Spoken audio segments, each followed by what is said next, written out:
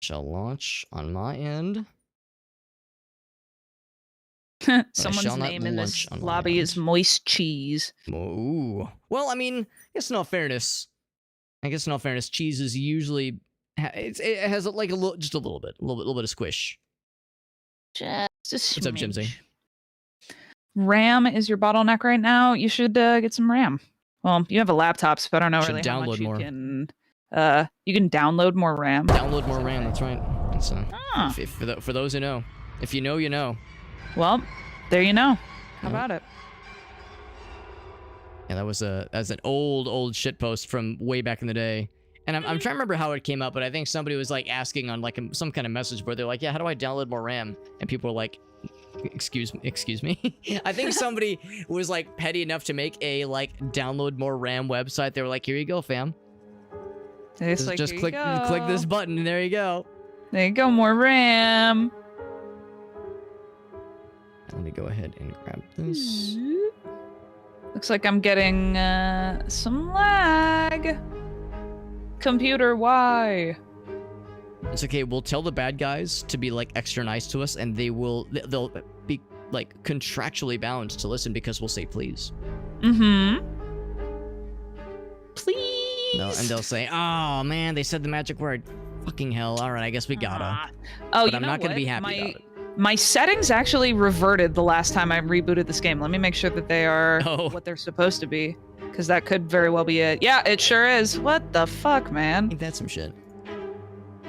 Why does it do that? Actually, for that matter, now it makes me want to check my stuff. Yeah, definitely check, because everything has been changed. Everything is different. Most of that was defaulted, so we should be good. It's good to see you. By the way, Jim. Yeah, Jim Zing.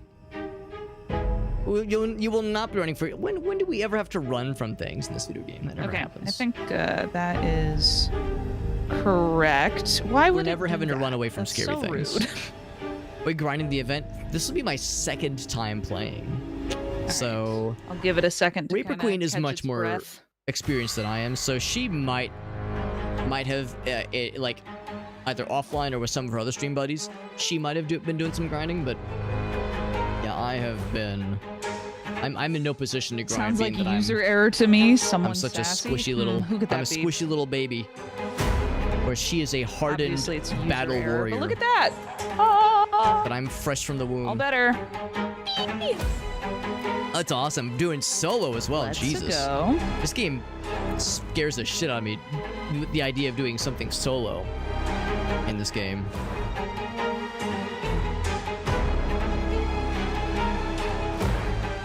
Okay. Are you in game? I'm in the menu. I'm actually looking on Steam. No, I got you. I got you on that Steam website. Nice, nice. Oh, it's Tuesday, isn't it? Tuesday. It's Tuesday. Time to chew on something. I think Steam would have done their thing already, though. Their maintenance, that kind of thing. Yeah. Are you? Let's see. You're in game right now, aren't you? I sure am. Spinning in circles. Let's see. If I can send you an invite, probably. Yeah, that might be easiest. I'm guessing you're probably online if I. Oh, there we go. Again, it just popped up. There we go. Just poop before you play solo, then you will avoid shit scarring. Shit scaring, at least. That sounds about right. Ooh, different intro, because last time I like emerged from the little like test facility area. This time I like awoke in a bed. It's all nice and made. Right. It's so cozy. I got the flower wallpaper. I like it. This is very cute, very quaint. I was like, what represents me the most as a person or as a hobbit, I suppose. As a hobbit, definitely this. We want to be authentic with these things. All right, are you ready? I am. Is Aiden not going to be able to join? Unfortunately not. He has a vocal lesson. Whoa, good for him. I know. Because you're also in a band, aren't you? I am not, but I am a vocalist. Okay. So I know you do the gaming YouTube, but also the music YouTube, which is dope AF. Hell yeah, thank you. Okay, so a different trial this time. Yeah, it's called Cleanse the Orphans. Does that sound appealing? Oh my. Have you done this one before? I have.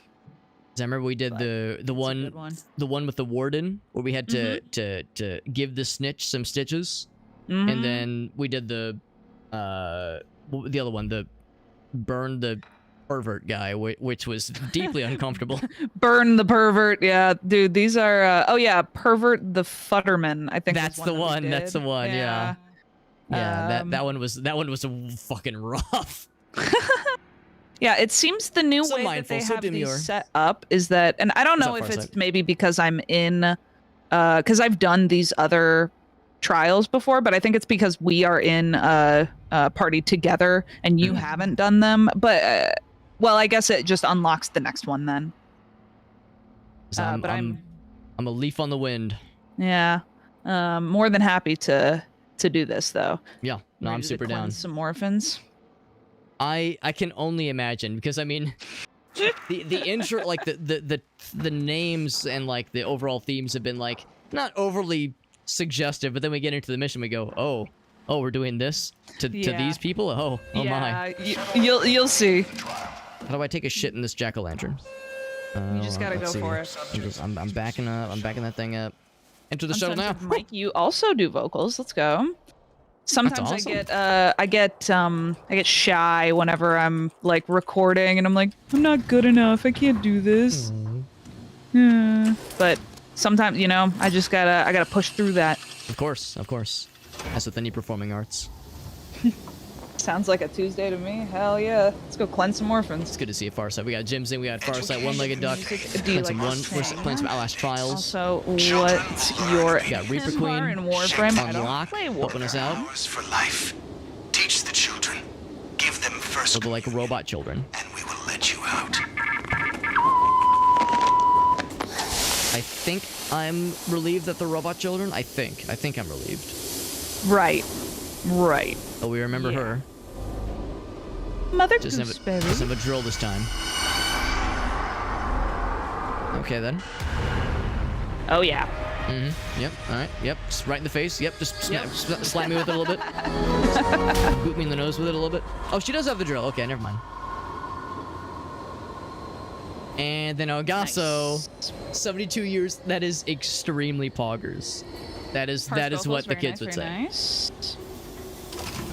And we're about to do a mission. What was the name of this mission? Cleanse the Orphans.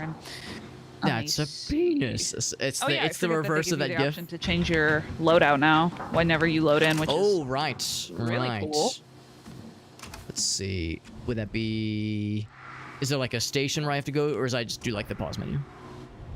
It just kind of popped up for me whenever I came out of that. There might be like press escape or something. It's probably because I only have one loadout. Maybe that's why they're like, Alex, you don't have anything else. They're like, don't bother with this, Alex. you putz.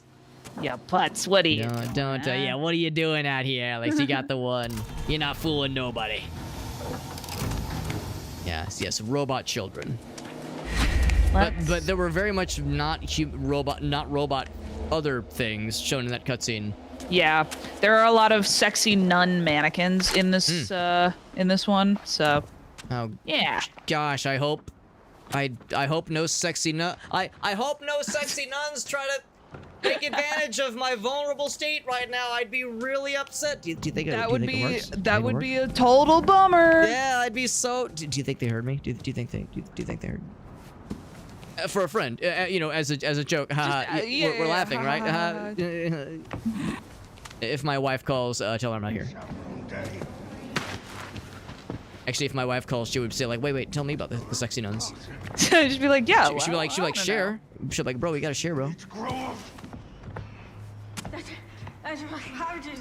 right, little lag. Crazy spike. Person is. Hopefully that'll just go away. Got the itchies. Oh, we got a poster. Got the itchies and scratchies. Ogasso, thank you, buddy. 72 months.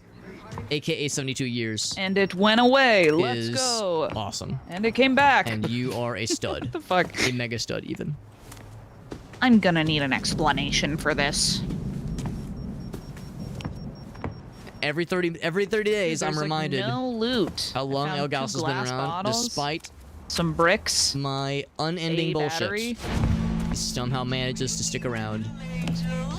Let's all enjoy some His capacity for dealing with my idiocy is truly impressive. Just gotta get some angel dust so we can worship Jesus, Ooh, right? now it's yeah, that's what that means, right? Let's see, health bevy. Ooh, I can open this. Oh, I can open it. It's a rig. Oh, that's right. Yeah, for our loadout thing. Indeed. The rig is like the cool tool. That's your special feature thing. Yes.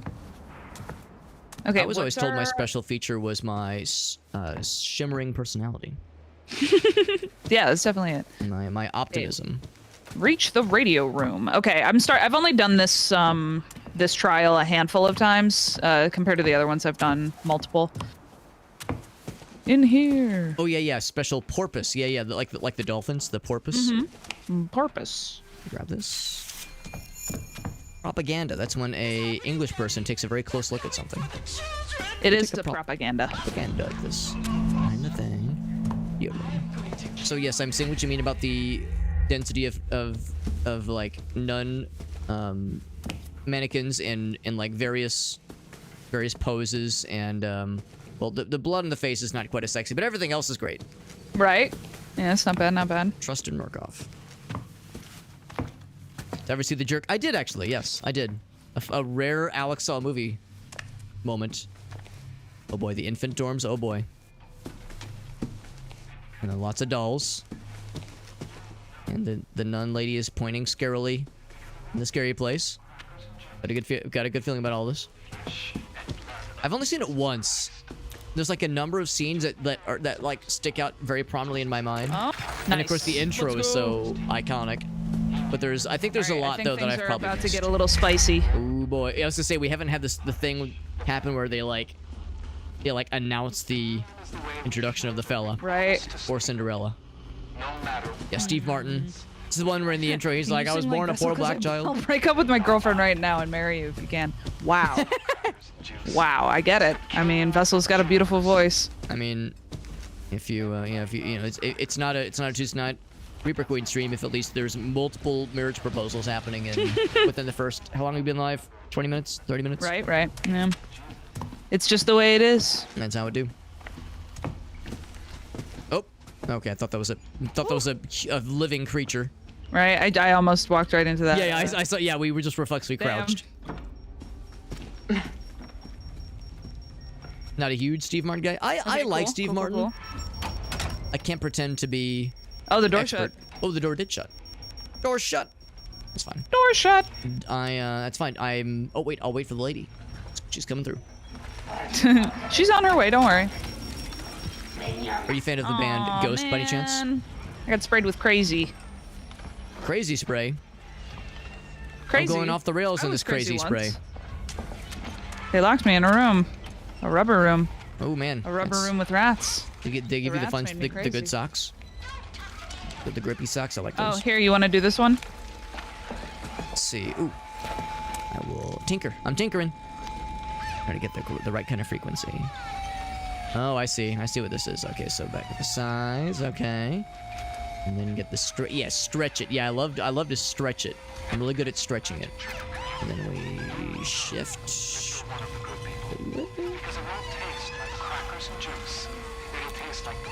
Closelier. Is that close enough? I feel there's probably like a sweet. There's like a pretty sweet spot here. Still trying to get used to non-harsh vocals. Gotten to the point where I can swap between harsh and clean. Very nice. That's pretty cool. That is very much a talent that I think a lot of people don't fully like appreciate. Mm-hmm. Is there a go button, or will it like just click when I've got it? Oh, there we go. Once you get close enough, it'll just like click. I'm getting real close. But no, that's awesome. Yeah, like going back and forth between harsh and like clean vocals. That's I do pride myself on being able to do that. Yeah. One of those things where like for the people that do it really good, it's so naturally they don't notice it. So it's like it's such an unsung talent. Mm-hmm. Just kind of gets brushed under the rug, which is a shame. Oh shit! No! Oh, I just saw something explode. Oh shit! Was it a booby trap? Oh no! There's another one. Oh! It's a comedy of errors. Okay, come with me. Oh, we have a friend. You've got a friend in me. Yeah, come through here. Got a brick. Wait, I'm gonna introduce her to my friend, Mr. Brick, and she takes a step closer. Fuck her up. Let me introduce you to my best friend. Oh, never mind. She's leaving. All right, she doesn't want to meet Mr. Brick. Can't say I blame her. Oh, I see. Okay, what is our objective? We need to turn on others. One more radio receiver in the doors. Oh, they're sending someone out.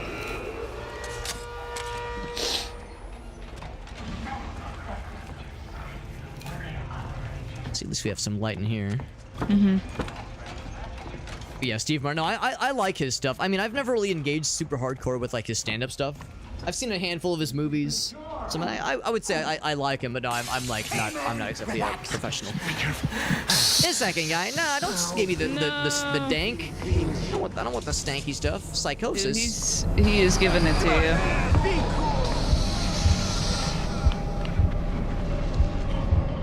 you. Can you maybe bash this with me if you are in psychosis? I'm doing it. Nice. Hey, we got it. Let's go. Whoa, you are not real. Oh, I thought it was real. Oh, there is a fake me right behind me. Yeah, I stunned him.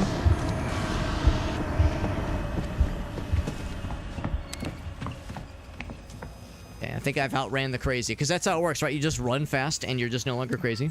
Yeah, but I found last time that I was able to just kind of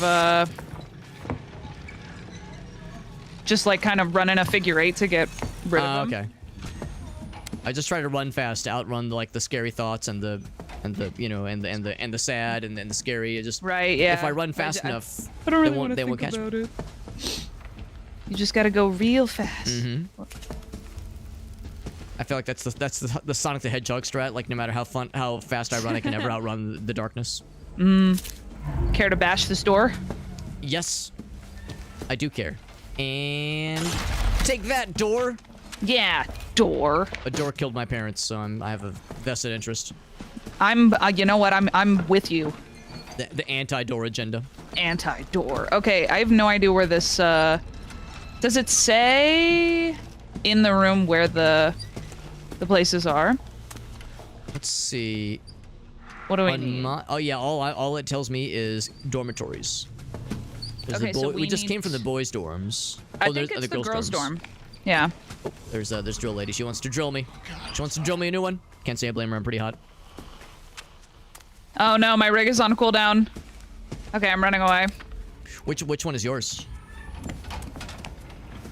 What's my rig? Mm-hmm. I have the stun. Oh, nice. Yeah. Just like regular stun. Oh, what? Dude, she came through that door. That was kind of nutty. She knew I was there somehow. Oh, man. She's sniffing us out. Joke's on her, I shut myself way earlier, right? There's no way she could smell me.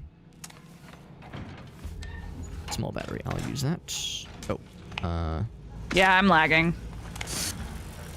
Womp womp. There we go, right click, there we go. Is there any downside to have it getting nudged by the scary nuns rotating around? I don't think so.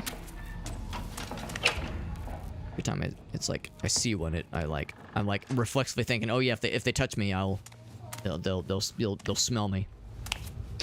Detection will begin. This door is barred shut. Bunch of naked mannequins, some blood, and the bathtub. Yeah, nothing out of the ordinary here. All right, we gotta find our way to the girls' dormitory. Oh, is that highlighted for us? I don't remember seeing that earlier. The little square, the little diamond thingy. Yeah. It's a very good question. Be extremely convenient if it was. Take that. It's very well possible that was here the whole time and I had no idea. I can lift. Yeah, I lift, bro. Yeah, my computer is throwing a hella tantrum. Not at this very moment in time, but in general. It's just angry. Yeah. All right, so now what is our objective? Return to the You got that one reception fast. desk. Good job. Oh yeah, we have to go back downstairs.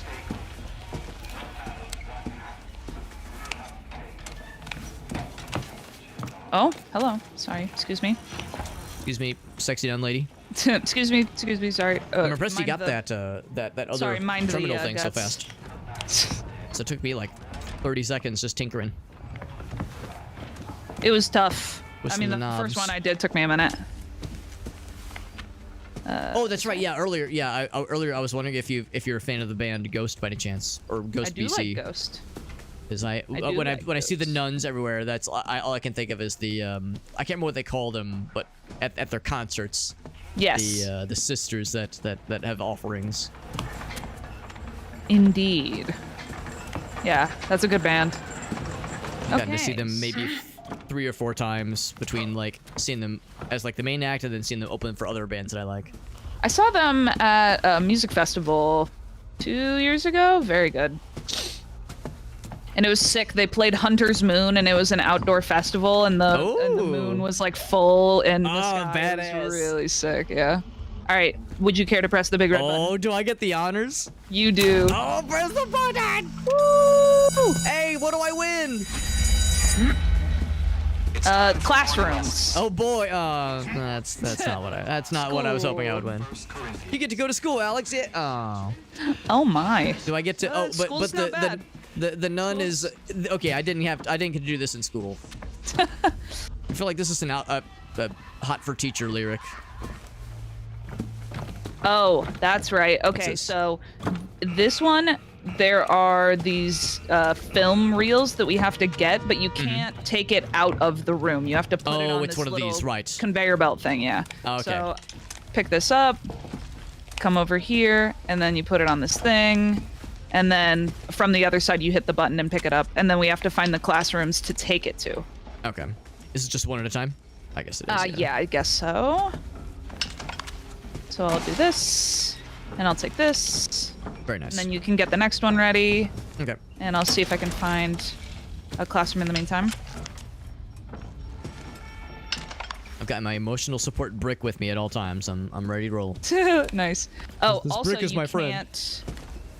It seems that you can't take it into the classroom either. It's like the same thing. Okay.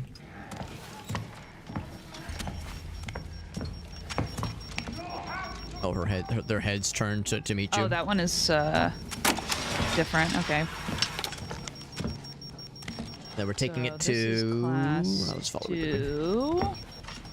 Well, let me just take this to class 1 then. Big red button. I need to get this game now. Yes. It's very satisfying. Get it for the big red button. Big red button. Wonder if I can get this to explode without getting hurt. Yes, I can. Nice.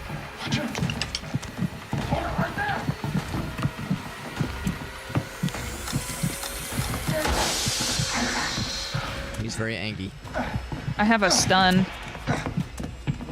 I don't think I can get to you though. No, I pulled the master strat where I stood still in the middle of the room and he got scared and left. Nice. Yeah, I think I intimidated him with my confidence. Thanks, Bob. Right there. Oh, he's coming back. Oh, he heard me talking shit. That's what I get. I talk shit, I'm getting hit. That's what happens.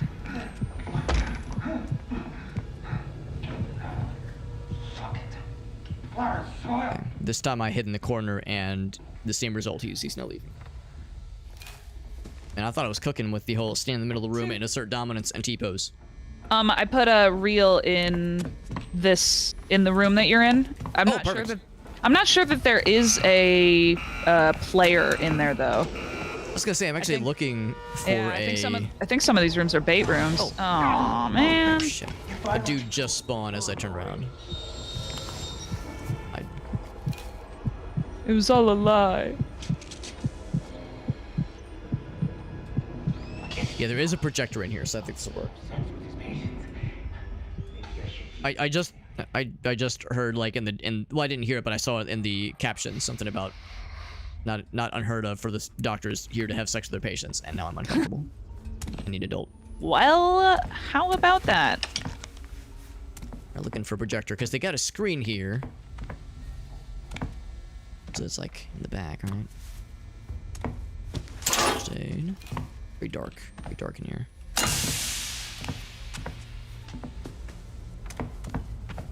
No way he can follow me through there. What the fuck? Maybe it's not a projector. Maybe it's... Well, no, it looks like a projector to me.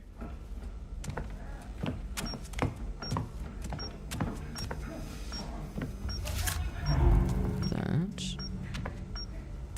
Like a big dummy. I feel like there's definitely a projector screen here, but I don't actually see like a thing to plug this in.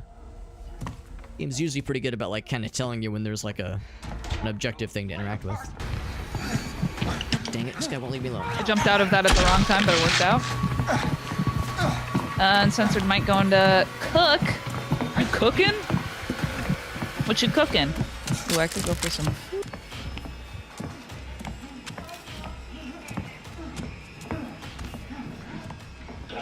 Okay, classroom 4, perhaps? Yeah, sure is. I can hear Mother Gooseberry singing about cocaine. Oh, well, now it's a party. They're close. Be careful.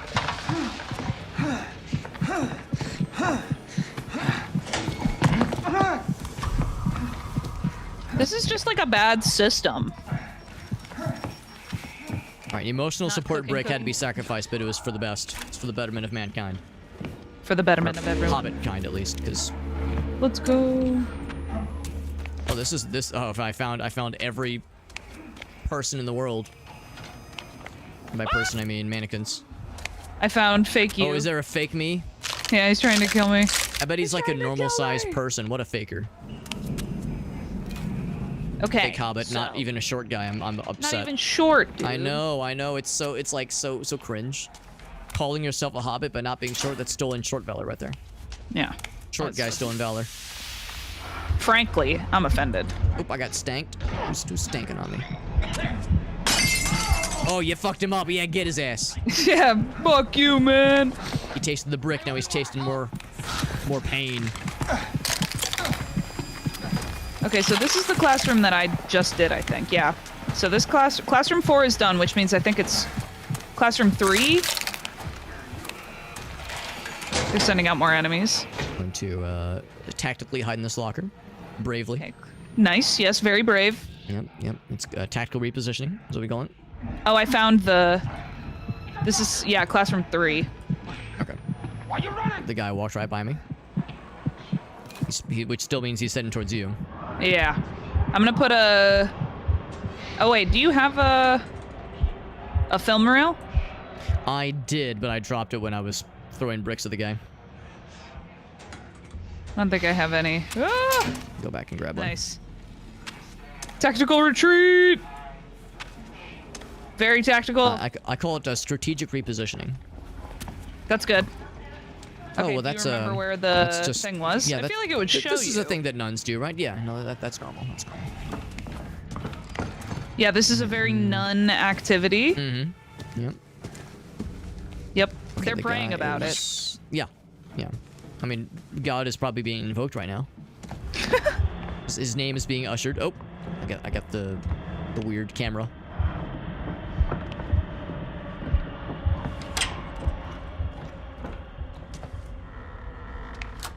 Okay, so this is normal. It's an upstairs area. Yeah, I wonder if I should go back and grab the reel that I dropped. Although I figured it would be on the map by now. That's what I'm saying. Like on the overlay. Wouldn't it have shown us where you dropped it? Otherwise, unless it resets. What if you forgot? I don't know. I just went back in there and I didn't see any. Let's see. You can place large object here. Yeah, I'm not seeing any in here. Check classroom 1. Nope. There's something here. I'm getting the heart pumping, heart beating. Okay, I've never been in here before.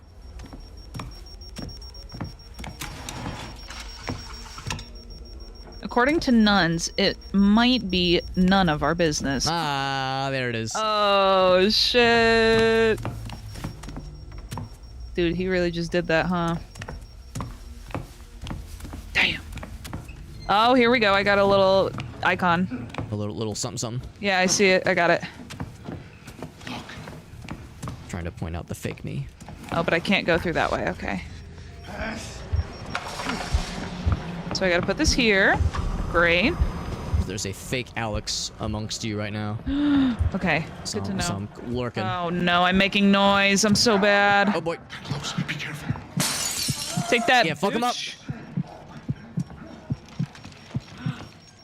What's up, Arctic? That is You don't want those the are the smoke, lyrics. dude. Those are absolutely the lyrics. I say as I get sprayed with crazy juice. You don't want the smoke. Oh Jesus. Oh damn. I did not think that was gonna take so much of my health. I got a friend behind me. I got a friend in me. Oh no! I am. Oh, and I ran into another friend. Ran into his open arms, his loving embrace. Dude, why is my GPU being such a bitch? Okay, classroom 3. I think I just passed classroom 3. Okay, I see a sign for it.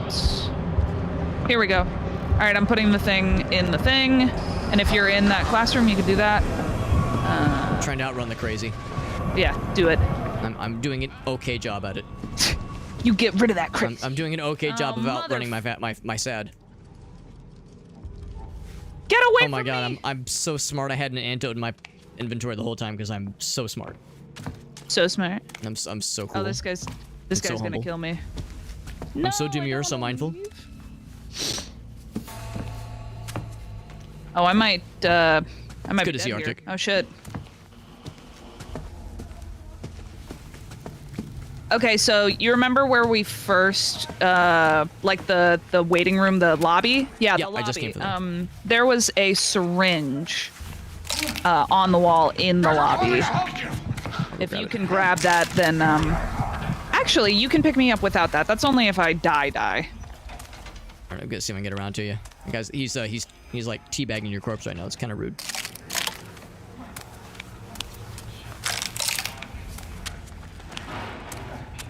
Hooray! Hooray! Thank you. I'm alive. When I do so this, is... Oh, nice. but then the so you scary see this music thing on the happened. wall right here? There's a second one somewhere that if we both hold them at the same time, it opens a We got a buddy. secret spot. So just keep an eye out for that. Maybe we can. Oh yeah, because we did that last time, and I think we. Yeah, because I remember we got a bunch of goodies. Don't think I'm scared of you.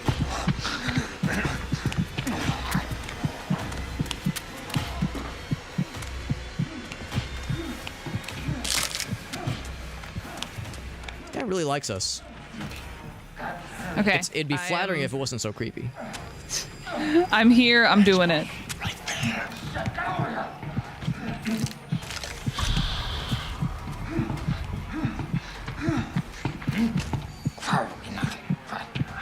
Yeah, I like her song. It's about doing cocaine, which is fun. There we go. What's up, Uncensored? Appreciate you popping in, bud. Playing some Outlast Trials. You can probably tell based on my experience level here that I'm a little bit new to this game. Play your part. Guy just keeps like angrily stomping back and forth. Nobody's family for this shit. What's he stomping for? And he's he like I guess he can smell me or some shit, but he keeps just walking back and forth in front of me. I'm like crouched hiding in a corner, very bravely. I'm gonna bait him away, or he's just gonna leave. Nice. He's schmoving. Yeah. All right. Hell yeah. What is our objective? Return to the reception desk. Ooh. We're there to receive something. I don't exactly. You're right. remember Yeah. how to Here's the get button. there. Yeah. I wonder where the other button is. We got goodies last time. Is this? Is this gonna? Oh no, wait. Lobby? Yeah, lobby this way.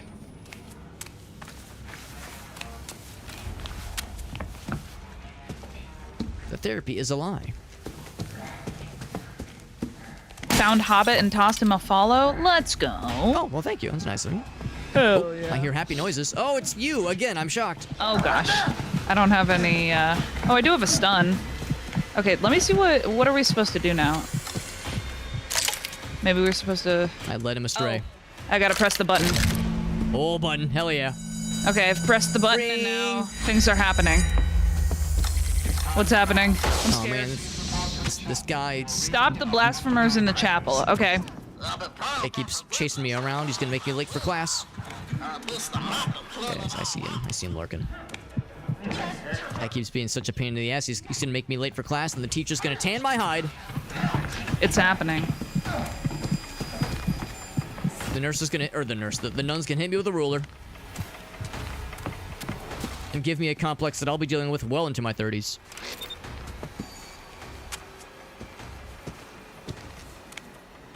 Some friends and I went to a haunted house.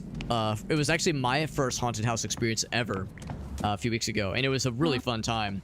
And it was like, instead of it being like one gigantic house, it was like several kind of smaller kind of themed areas, and one of them was themed around a school. So like, very cool. Seeing all the small mannequins reminds me of the kind of shit we saw in that haunted house. There was one in particular where there was like this animatronic child sitting at a desk, and from afar it looked like he was banging his head on the desk, but when you got close you saw there was like a bloodied pencil sticking up, and he was just like stabbing himself. I was like, oh it was fucked. Yeah, that's it was like I looked at my buddy Chuck, we were both like, what? Jeez. It was awesome. It was awesome and extremely morbid, but yeah, 10 out of 10 would watch animatronic children murder themselves again. Well, this guy. Here we are. Is this where all the sexy nuns are going to punish me for being naughty? This is the sexy nun map. Oh my! This is not what I was expecting. Yeah, welcome to the party. It's the number of disco balls I expected was going to be less than one. Well, and yet here we are. They're all just kind of hanging out. This is actually pretty cozy. I know you really hate disco balls, so I'm sorry for this to have happened. I know, this makes me very happy, actually. This is like the most cheerful thing to happen to this video game. Well, I'm about to ruin that. Well, we probably have to progress things, don't we? Yeah, I think things are happening. We're oh, wow, I wasn't expecting nice things. Apparently they are, oh, that's what's blasphemy, right. Smiling and being happy is blasphemy. This part is so awful. Oh boy. Well, I've got a good feeling about this. It's so bad. I mean, given the pervert one last time. Yeah. We had to do some stuff to that guy. Yeah. Okay, so we need to find the key clues. Okay. To figure out what. We gotta find the clues so that. Oh, did you uncensor? Right oh so no. Moon and diamond. So only search corpses that would have that. Yeah, I see. Blue. Yeah, I remember that kind of thing. Yeah. Yeah. That previous mission we did with the where we had to incinerate the guy. It's like, yeah, that was a time. Yeah, that was oof. Oh God, I'm just remembering him like on all the sequences. The conveyor belt thing. Yeah. Oh. That was really brutal. That's are we the baddies? These guys are fucked. Whoever the devs are of this game, they have some sick minds. So got a piece of it stuck in your hand. And you know what? I appreciate that. We respect the fact that that they're sacrificing their sanity for the making of this game. Let's see, what was it? I think I read something not too long ago about like moon. I think there was one of the devs or some of the devs for one of the latest Mortal Kombat games were like talking about like, yeah, we had to like do a lot of research of like seeing like dead bodies and like the kinds of, you know, brutal fucked up kind of violence that you see in like Mortal Kombat, like the fatalities and shit. It's like, yeah, it's like just get desensitized after a while. It's like could probably use some therapy for all the fucked up shit we've had to like look at and like videos of like things happening to corpses. It's like, yeah, it kind of like starts to wear on you after a while. Yeah, I bet. Might be a good way to open all the doors slowly, so I don't get slapped in the ass by. Right. Oh, I found it. A nice. trap. You found one? Yep.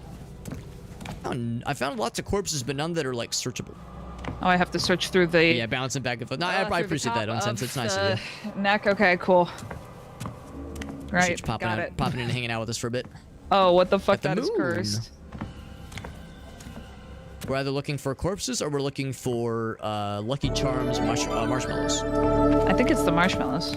Yellow stars and blue moons. Man. And that's Nitro. Nitro, a wholesome game for you to watch. Nitro, the last time you rated us, we were playing this game. Dude, there are so many batteries on this map. You're gonna start thinking like, wow, Alex, do you exclusively play this fucked up game? Hella batteries, damn. Like, I promise I play other things. We're gonna take a ride. Oh, this guy's a I'm nerd. hearing some noises I don't really like.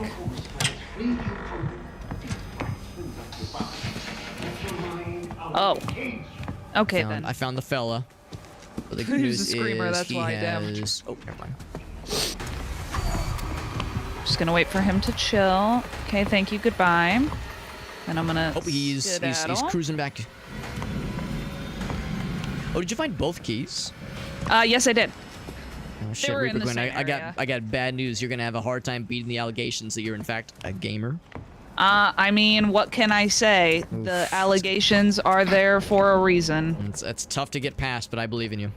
Yeah, it is really tough. I appreciate you for, you know, having that confidence in me. Yeah. It's I know you can move past these things. You know, Damn. we're not bro got me defined fucked by up. our most controversial qualities or quantities. Ouch. No. Good to see Ace. Run. And Nitro. Thank you, Nitro, for shouting out Nitro. Run. Okay, I'm gonna use my rig now. Boom. Light his ass up. Oh, he's real sad. Good. He should be sad. He should be. All right. Nice. So the keys are done. We're gonna have to try and lead him away from here to be able to do this part, though. I shall romance him this way. Okay. Oh, look at me. My flesh is so supple and nubile, just begging to be stabbed. I sure hope some big, strong, muscular villain guy doesn't come and try to fucking scramble my inside. Yes, this way. Yes. Come pop it. Ouch. Oh, fuck. I didn't think you'd actually reach me. Damn. Oh, no. I was having too much fun pretending to be like vulnerable, but actually was a vulnerable and virile stabby target. Oh, your fantasy became a was reality. Irresistible. Okay, circle back. Follow me. What are you? Oh, I think I went the wrong way. I see you. Yeah, I went the wrong way. Come with me. I got scared.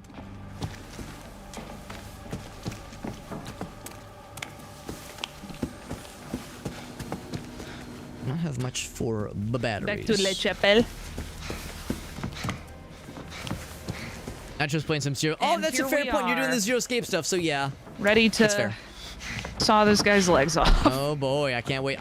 I mean, I was legitimately concerned what body part you were gonna say next, given the circumstances. So Of course. After that previous one. Oh, did we get to do this together? Yeah. Go Aw. up. Yay! Everybody wins. Come on, bro. I'm trying to do the objective. I don't want to do this, but I'll do the objective. Here, I'll get myself the antidote. Oh fuck. Okay, there we go. Yeah, he went away. Okay. All right, so now, yeah, so real friends help the Solinations. Maybe I'll just move the camera down. We don't need to see that. I mean, the sooner we get this over with, the better it'll be for everybody involved. Right.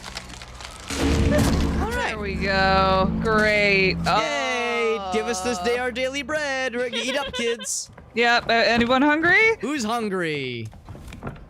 All right. Power up the generator in the basement. All right. Oh my god, fruit by the foot, uncensored. You're a gosh darn genius. Fruit by the foot. Too on the nose, but we'll allow it. Oh, that's actually good. pretty great. Damn. That's a good one. Damn, that's good. I'm mad I didn't think of it. Madge. We'll take that. He'd be Madge. We'll use it. Dark. Dark in here. Dark thematically and dark literally.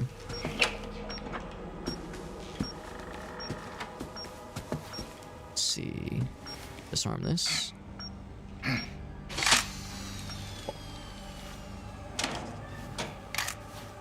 A small one? It's a small one. Me, I'm a small one. There we go. It's me. It's me. It's me. Let's see, generators. You're probably. Oh yeah. So we're looking for fuel.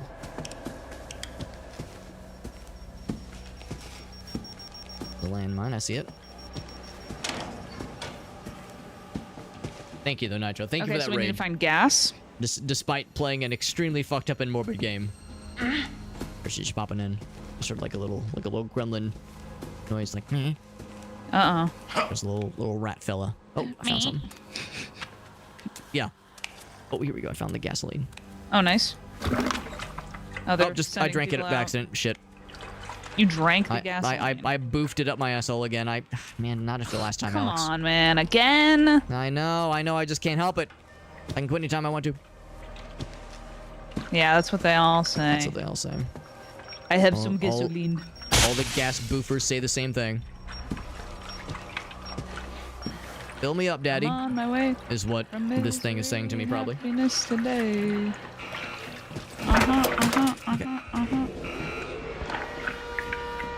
Okay, and then crank it. Yep. Shit. Uncensored Mike says, "Listen, Alex, I saw the sawing. Oh, this freaking dude. I don't have a stabby. No, you. Or a smashy. Nice. I got the generator on though. Let's go. You don't let anybody. I can't do much to stop this, but I do have healing to resolve it. Let's get out of here. Is this the right way? Oh, it's through here. I think he might have taken the hint. The hint that we don't like being stabbed. Yeah, I don't want to be It's a controversial stabbed, opinion. bro. Can you not stab me, dude? Yeah, there was such a nice time in this room. You know, there's a disco ball, the kids were partying, everybody was happy. Yeah, and then we had to go cut some dude's legs off. Yeah. I guess happiness Ruin all the is fun. considered blasphemy. But now we're now blessing with holy oil, holy water. Yeah. Blood. That's very holy. Oh, it really is blood, yep. All right, well, you know, there's a lesson to be learned here. The moral of the story is, They're going to take. oh, yes, don't get drilled, don't get drilled in front of the children. That's the moral of the story.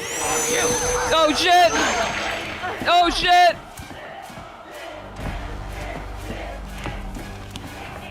Oh, I went the wrong way. All right, I'm out of here. We have to exit the trial. Just go back to spawn. Yep. I don't remember how to get there. I'm behind you. It's this way. This way? Yeah. Through here. And then... Wait a minute. Lobby?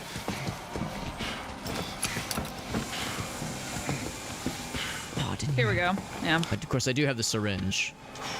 I guess the range for the heal is really, really close. You can't put off your dental hygiene forever. Dental hygiene, lady. All right, I have a stun, and I called the shuttle. Over there. Let's go! Run! We'll take it. Oh, it's open. I did have a syringe ready to go at a moment's notice if things were to get sour. Jeez. All right. Let's go. B-, not bad. Yeah, that's right. It was a blood shower, yeah. Dude, you did so good, though. You got an A-. Ooh, A-, baby. Let's go. I can't wait to see how many, what was the last time when I got like 34 or like 37 noise things like Right. alerted?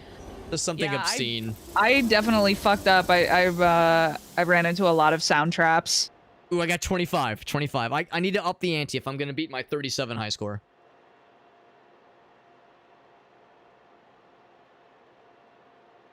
Very nice. I wonder if I can afford any new spooky cosmetics. They said I'm inept with how many sound things I triggered. It's like, no, I'm not inept. I'm just loud and stupid. Totally different. Totally different. Yeah, blood shower. Yeah, what a happy place. And then I'm gonna get evaluated. I need water. My goodness.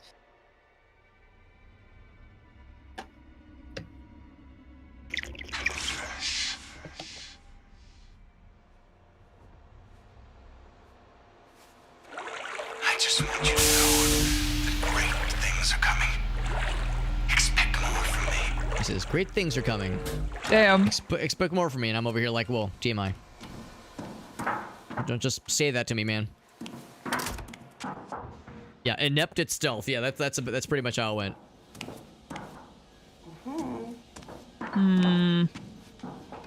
Listen, then you talk to this lady to get like other things unlocked.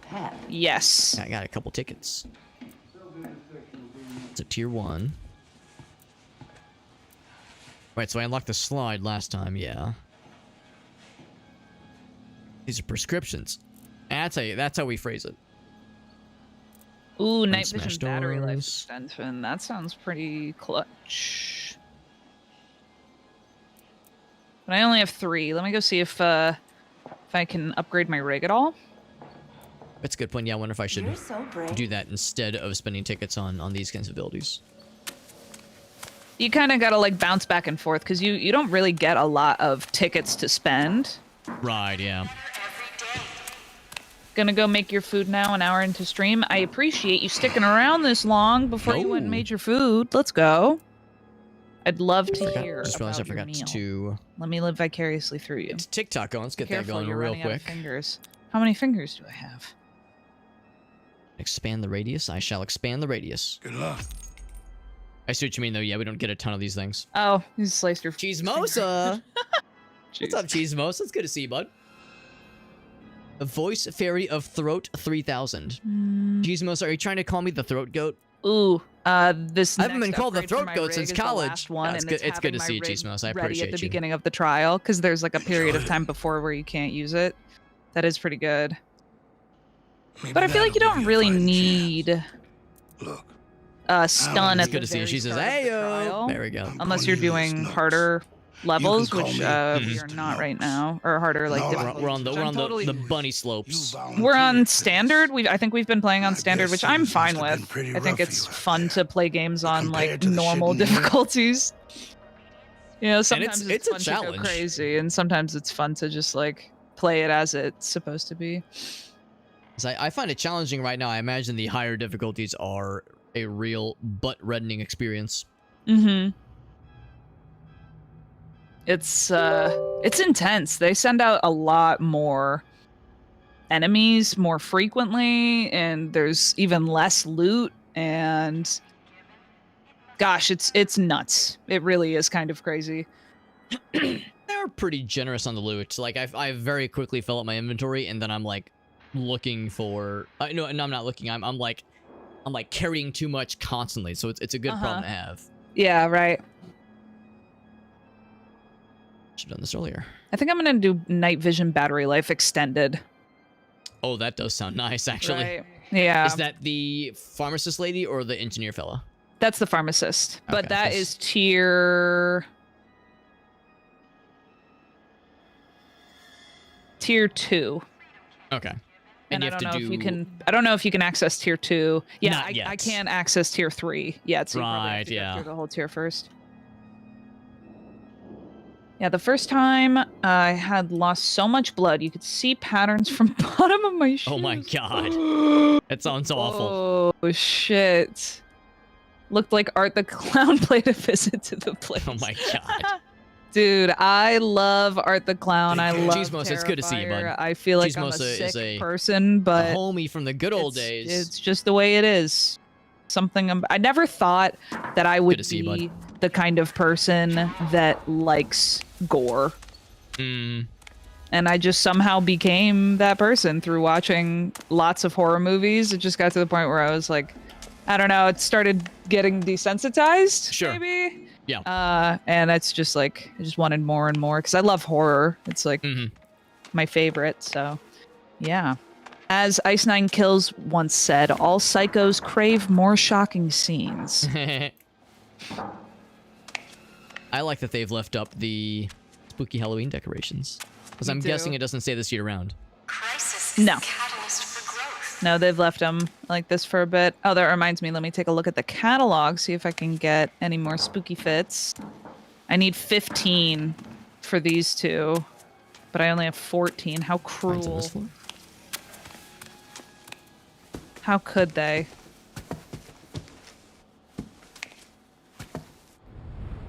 All right, are you ready to jump into another trial? Oh yeah.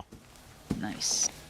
Mike says that, yeah, if given the choice to punch my way through extremely loudly and violently, I will 100% do so. As opposed to stealthily, is what he's saying. Just punch through with violence. I mean, there's a certain, gaming philosophy that says, if I kill everything in the city block, then there's nobody left to see me, therefore it's still stealthy.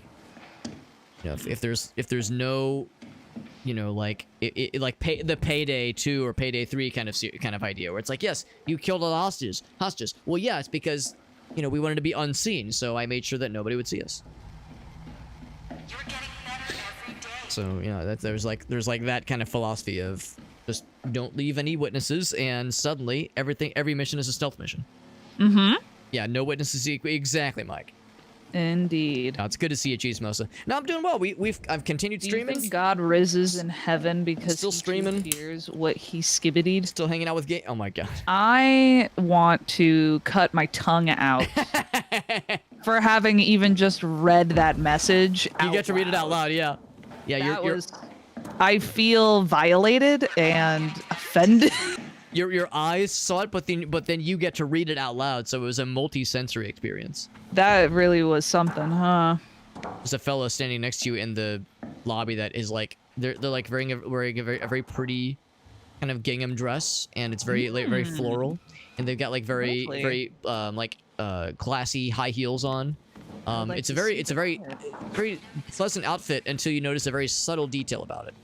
There's a subtle detail about this fit. Most people don't notice it at first. It's real subtle. Yeah, very subtle, very subtle. It's the nail color. It's the nail polish. It is. Yep, that's what it is. Color, isn't it? Oh, and yeah, you were saying, yeah, check the catalog. Yeah, it's not bad. Oh, and the tasks. Oh, yeah, I claim the thing. Oh, true. I claim my stamps, which kind of look like ravioli. I do be forgetting about it, and it does look like ravioli. Give me the formioli. Ravioli, ravioli, give me the formioli. Avoid getting grabbed by a pouncer. Dude, and I like this new system with the tasks. That's good. I like it. I guess it wasn't always there, was it? No, it wasn't. That was not always there. Cheesemosa has been a you always got XP. No, it's good to see you, Cheesemosa. No, like I said, I've been keeping up with streaming trials, but you didn't have those separate achievements, sort of. Right, that makes sense. That are the tasks, yeah. So that's cool. Cheesemosa, I'm trying to remember last time I got to hang out with you or see you. I did get married, by the way. Grind the bad apples. At the beginning of 2023. So it's been about almost 2 years. Misbehaving children. And of course, I live in our house. I'm in our little basement office right now. Root canal. Oh, I bet this is gonna be a really happy one. It's super fun. By the time I got to the hospital, my finger was still bleeding. Metal and gore also go hand in hand. This is very true. It's very metal. A metalhead, indeed. It sounds very unpleasant. Always thought metalheads inherently have a darker sense of humor. I would agree with that because generally, I feel like I've never really met a metalhead that wasn't on the same vibe. Yeah. You know? Some of those lyrics, yeah, we gotta. You are an adult. We have to be on that darker vibe. Will not obey our orders and must be corrected.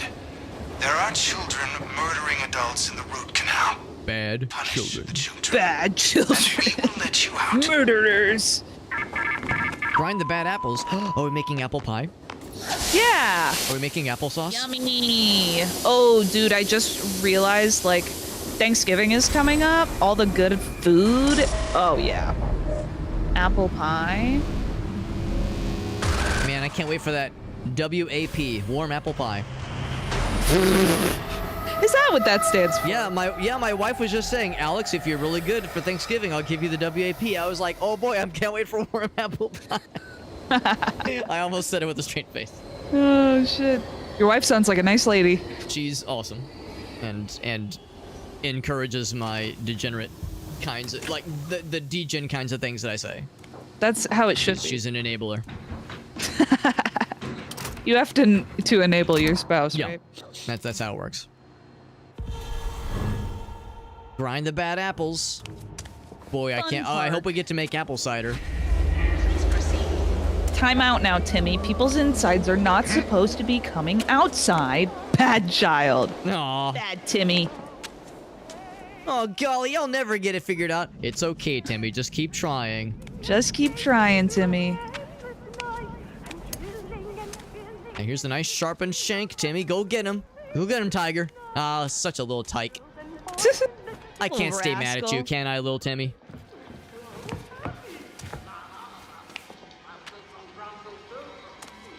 There's a brand of oil. You see her?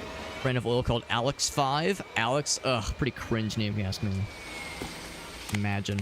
4 letters, ugh, gross. I'm gonna throw up. Honestly, and like So A, oh my god. Ugh, beginning of the alphabet. What a pick me, am I right, Mr. Oh, he's gonna be, wow. Yeah, he's gonna be at like the front of the class list. Ugh, cringe. Just throw him in the dumpster. Try again. Get a new child. Editor's note. Alex's name is Alex. So the bandages, that I think is a new thing. Oh, that's good to know. Like from like before it was just those the beverage, like beverage healing. Yeah. So I don't know what the difference is between the two. Maybe just the amount of heal. Maybe you can like quickly bandage your teammate. Right, and of course, like some things cause you to bleed. That's where the band-aid goes really are good. Indeed. Yo-Yo the Clown. It's Futterland's greatest. So Futterland is like the land we're in. I guess, yeah. Like the amusement park or just general area. Right. I really want, you know what? I'm gonna find a YouTube video about the lore. I want to know like what is up with this bitch. What is going on here? What I ought to do is just play the game, the other games. I didn't know there were other ones. I'm just thinking like Outlast 1 and 2, just because I assume it's part of the overall kind of universe of sorts. I mean, I assume. I know not. All right, you ready? Yes. Yeah, I've got a full inventory of various goods. Yeah, because, yeah, there was Outlast 1, and then the Whistleblower DLC, which I heard was also very good. And then I think there's an Outlast 2, but I can't remember. I'm assuming it's all connected somehow. Oh, we have a map here. Very nice. Root canal entrance. I wonder if these little things will light up for objectives. Oh, that'd be pretty nifty. Because it did for the whatever those like radio, the frequency thing. Yeah, you're absolutely right. Yeah, I didn't realize it until after the fact, but that was like they were like hinting on where the things were gonna be. Yeah. Okay, root canal. Okay, and of course we're getting the lady again, the drill lady. That explains why she was earlier. She was like, "Don't ignore your dental health." Oh, that's why she's. she's like, oh. She likes the dental stuff here. Explosive tarp.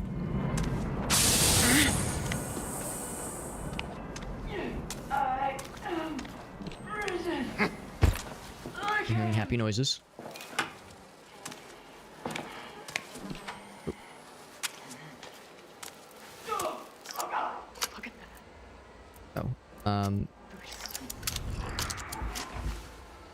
I actually didn't really want to use that, but sure.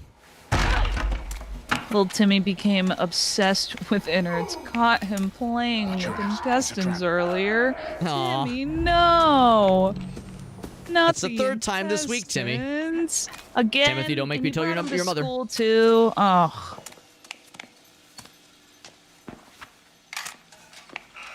Unbelievable, honestly. What's our objective? Reach the root canal ride. Yeah, I think we're trying to find the place. What's the action button to pee in the urinal? It's probably like 2 or something. Yes. You know, like an emote. Oh, I pressed the number 2, but now my guy just shit his pants. It's like, oh, I was off by 1. Oh, my bad. Yeah. That's okay. At least I didn't say number 3 and make it awkward for everybody. Oh, jeez, these dolls. Oh my god.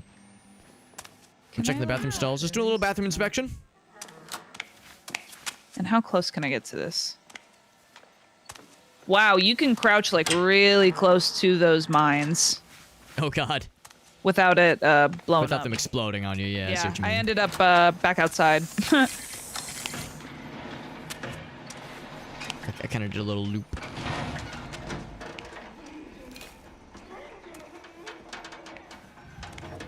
Yeah, I got my emotional support bottle. Ready to bash some bad guys if they get too close. Not as good as Mr. Brick, but Mr. Bottle will still get the job done. I see what you mean about that mine, though. Good lord, I was like tapping that thing's ass. What are you talking about? That mine, I had to get real close. I didn't want to get close, but I had to.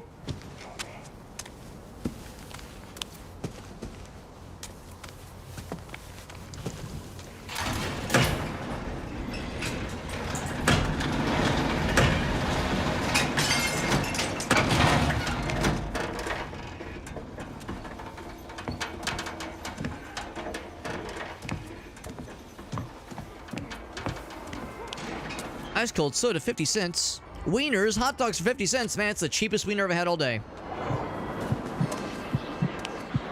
Okay, I think I found the way to the root canal. Maybe? I'm just moving. No, I wanted to lock it, not fucking open it. Bitch. Oh, I can't jump over that. Sucks. Casually looting while I'm getting chased. Mm-hmm. No big deal. You can multitask. Right. I found adrenaline. I'd say that's pretty good. That is quite good. Duck minefield. Oh! I'll show you. Oh, I got his ass. Oh yeah, I forgot there's this whole section with the diner and these hearts. Ugh. I introduced him to Mr. Bottle, but he recovered a lot faster than I thought he would. You don't belong here. Oh, I see. I went the wrong direction. Okay, here we go. There's a fella behind me, and he might be interested in being friends. By being friends, I mean violence.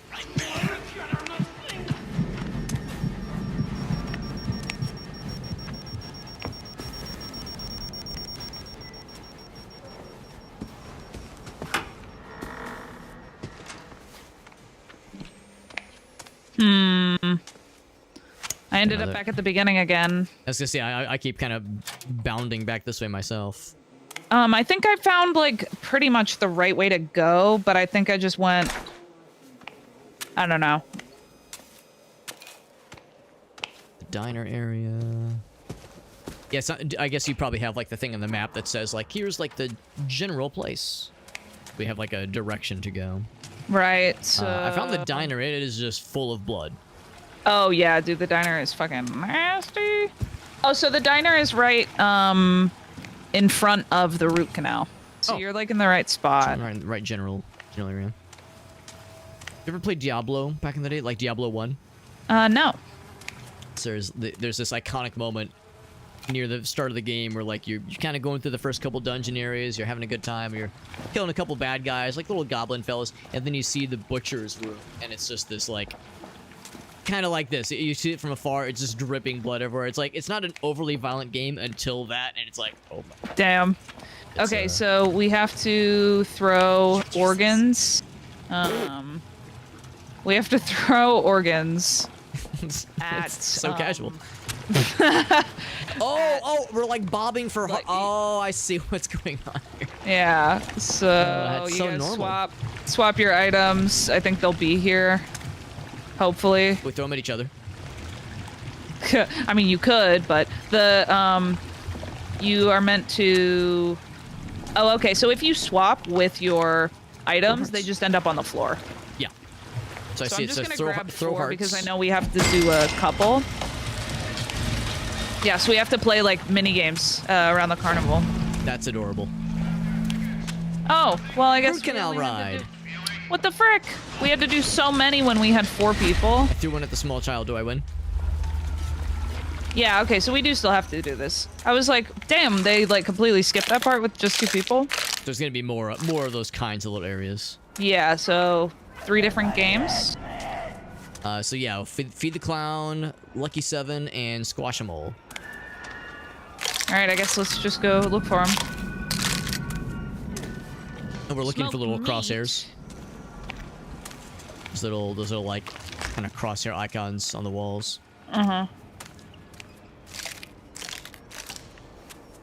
Squash-a-mole. Back in my day, we called it whack-a-mole. I'm guessing it'll be fairly obvious. Bitch.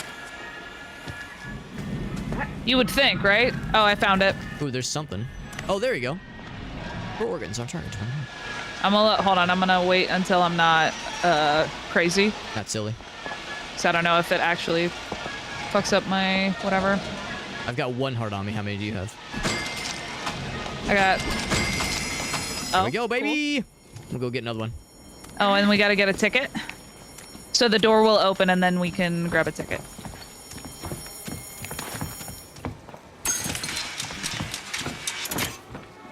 And now this is jumpable.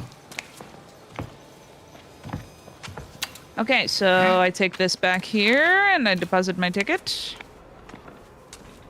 How many tickets does it take to get a giant teddy bear? Good question. No one way to find out.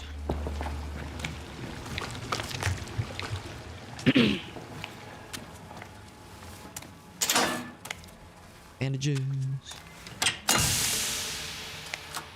Games available today. Oh, so yeah, that makes sense. There's probably like different games that are available depending on like how many times you play or the number of players in your group. Should be something down here.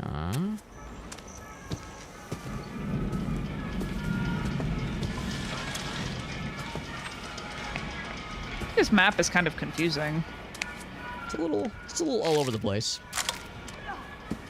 Some friends and I actually played Labyrinthine for the first time. I was about to say like, yeah, this is very Labyrinthine, but we played some Labyrinthine. It was very fun, but it's a very tough game. I found one of them, but I got making best friends with an enemy.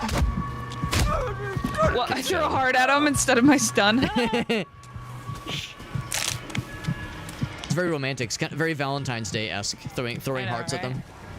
I could see this game doing like something like that. I'm a bit romantic. Okay, what am I supposed to throw it at? What? Just try and get 3 of the same, I guess. Oh, whoa. I avoided an explosive and I found another explosive. Whoa, I'm getting attacked. Ding. I need to grab 2 more. Go right here.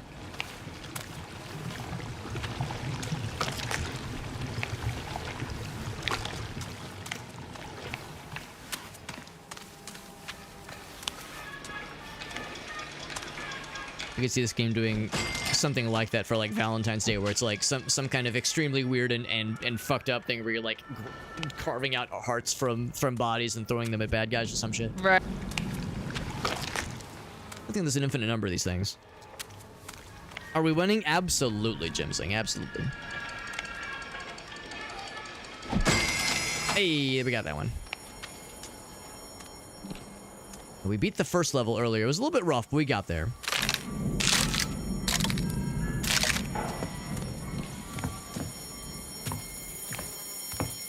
Do I get the ticket? I sure do. Okay, fuck, I feel like I was close.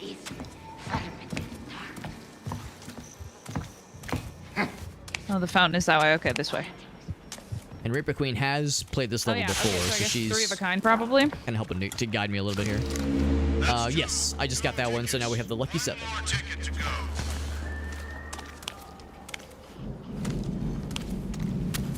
And I saw one of those little light-up maps not too long ago. I might consult that again for wisdom. Knowledge. Oh shit, that scared me. I just got jump scared. Damn.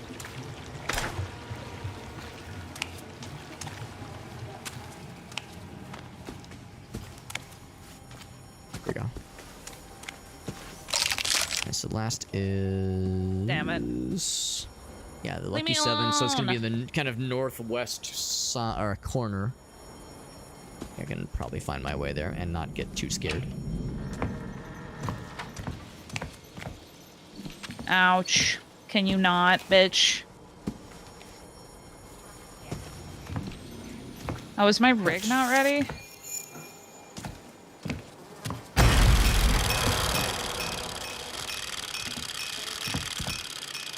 Oh. Why is it making noise? So this is a dead end. Okay, she just leaves. Cool.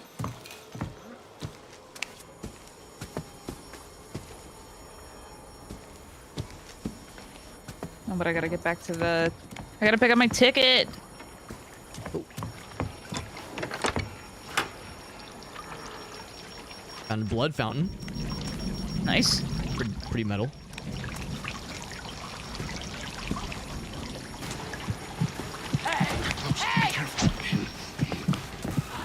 Also found a big buddy. He's very excited to see me. Just found fake me who's behind me. Nice. Oh, you got it. Nice.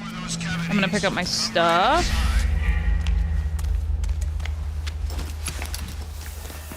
Nice. Let's go. So I got a charge of this thing, so I'm gonna use that shit.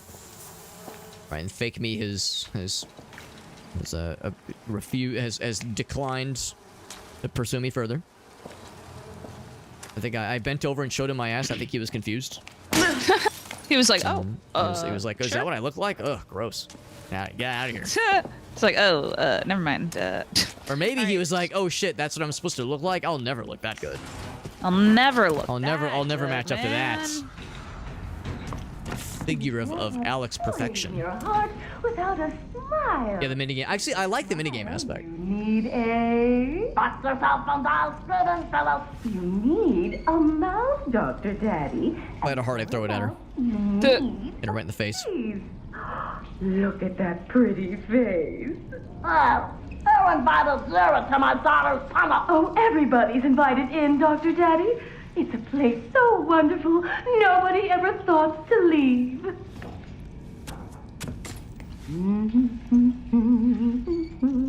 So pretty. I'm beginning to think the employees of this establishment do not have our health at the top of their priority list. Yeah, I would agree with that. Would you care to do I press get that motherfucking do I get to button? press the button? Press the button! I like that they have you like you slam. You like Slam that shit. you hit that button. Alrighty. Gotta push the boat. Get on back and push. All right, we're pushing the boat.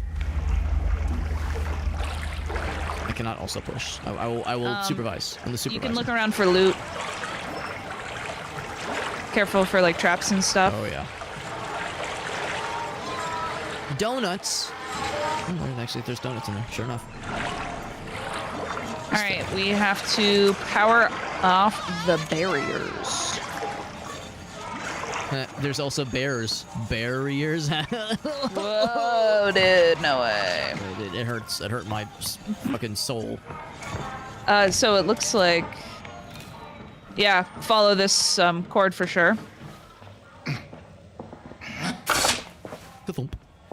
Nice. And you can take that battery too. I'm thinking like my battery's doing okay, but the small one has I've got room for the small one. Thump.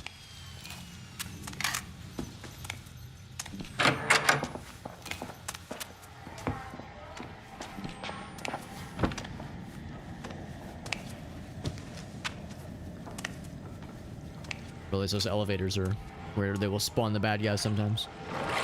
Ooh, they got a bunch of bricks. If you need an emotional support brick, we got like 4 of them over here. Always need an emotional support brick.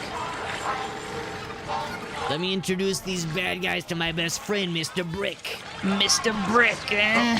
Dude, are you a fan of Big Mouth? I am, actually. I really love Coach Steve's Oh my god. badminton. Badminton, that's right. Yeah, I'm a badminton. Badminton.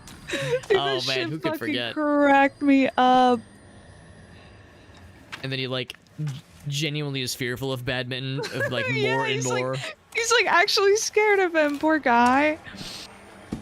He like just straight up gets abused by him at one point. It's like, Coach, you need some help with badminton. Whoa!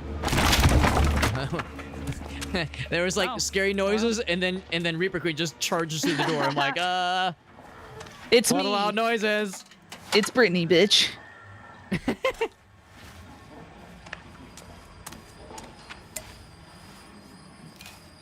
dark areas. My night vision's getting lots of juice. So lots of use and lots of juice. Use and juice. Still looking for those barriers. I feel like I'll... Aw, bitch. I hate whenever they trigger like the crazy stuff after you open something. Like you loot and then it's a trap. Oh, I just realized that we can just go ahead and push this thing. There's probably another barrier still. Oh, that is probably why we can't. I'm like looking for another one. Yeah, I was looking, but at one point I was like, wait, I wonder if this is just pushable. We haven't like triggered that part yet. Yeah. I guess. Because the objective was like, the little diamond was like kind of pointing us here, but yeah, there's no others. These children really love stabbing this guy, and I think, how do I tell them that I think he's dead? I'm not sure they'll Up the ramp really they go. understand. You need to clean your eyeballs, mister, said one of them. Pump room. It's Brittany, bitch. Whoa, what is happening right now? Am I on fire? It's Brittany, bitch was my hello world. It's Brittany, bitch. Would we want to climb up Mike, what's the food? What do you got? Let us know. Ooh, yeah, I want to hear it. Take that, door. Bitch. Careful, there's a duck. He likes to explode. So you can get them to explode without injuring yourself if you just get like right on the edge. Yeah. Kind of edge them. Yeah. Yeah, you gotta edge it. Gotta edge the duck. Edge it real good. Edging the duck is one letter away from being something very different. Whoa. I know. Yeah. Dock. That's the other word. Yep. That's it, Alex. I wanna edge the dock. Good job, Alex. You did it. Oh, careful. There's nothing. Oh. I'm low on the juice. We got a co-op thing over here. I know you could just jump over them. Yep. Let's see. Oh, yes, climb. Discovered that recently. This button. There we go. Oh, thank you. And then can I like bring you? There we go. Uh-huh. I got my hands handheld high or low. Maybe I have to. Oh, I see. There we go. So it's M1 for one of them and then space for the other. That's what throws me sometimes.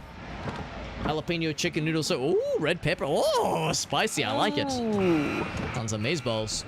Did you bring enough for the rest of the class? That sounds so good. That does sound good. Here, if you hold it up close to the... Oh, god damn it. No, I do not want the stank. Do not give me the stank. Oh, fucking hell. It's a fella. Yeah, I gave myself the anti-fella juice. I think it worked. But anyway, yeah, if you hold it up really close to the screen and I lick my webcam, I'll pretend I'll be able to taste it. Oh, there's a fake fella. Get his ass. Got him. I got his ass. Fuck you. He's very sad. Okay, so we gotta follow the thing. We gotta follow looking for the barrier power off Majig. Here it is. Oh, that was easy. That was easy. That was easy. Oh, I found the explosive. I found it. Don't worry, I found it. Duck is probably your favorite typo. Oh. I protected us by finding it. Nice, thank you. I'm helping. I like saying "what the frick." That's a good one. What the frick? I think I might have started saying that because of lean beef patty. If you know who that is. I'll confess I don't know the name. There was another step before we could do that. It's weird because I would have assumed there was only just the one barrier, but yeah, I just kind of broke another one in the game, and it seemed like that was a good thing. So whatever we did, we're too good for our own good. Yeah, lean beef patty. Yeah, I don't think I recognize that name. Yeah, she's a not enough water. Aw. All right, time to start pissing. She's a like fitness influencer, and she's just a total dork, and I really like her content. I think she seems like such a down-to-earth person. Aww. And she's really weird, and she just is like, she has such a large audience for someone to just be. I feel like she is, I don't know, just really herself, which is like cool. a fun goober. Yeah. Okay. I can appreciate a fun goober. Find and open B and C. I really appreciate the different perspectives I'm getting, because Reaper Queen is like, man, she's like a really like genuine, fun, and like cool person. And then Ogaso, one of my mods, goes, Alex, she's super hot. She is. So I appreciate This like is I'm getting like different, you know, aspects being focused, and right. and I'm sure they're both correct. Let's be real. Yeah, she's very, very attractive. Oh, not this dude. No, I don't want to be best friends I'm with hungry too. this guy. I want to fucking eat. I'm hungry. Oh no! Oh, you're making best friends too? Oh, what the hell? Holy 3 encounters in like 10 seconds. Get out of here. Get the fuck out of here. Son of a bitch! Watch out. Oh, almost exploded my entire asshole. Here, I'm just gonna. What was it? What were we calling it earlier? Tactical repositioning. Okay, pump C. Si, senor. We have to follow the pipe. All right. Through here? Oh, written in blood. Very good. Oh, here we go. Very nice. Oh yeah, dude, I had fucking chili tonight. That's what I had for dinner. Oh, I get to eat more of that? Wow. That is a good thing to celebrate. Oh, wow. Yay. Okay. So we gotta follow the right one, but there are 2 red. Let's see. Yeah, B and C. Yeah, there's we get like question marks as well. Oh, Jesus. Dang. Get out of here, bitch.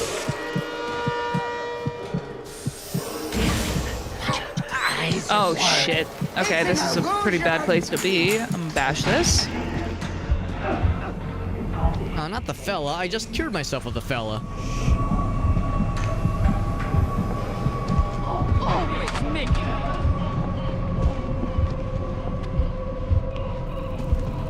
Damn it, now I have psychosis.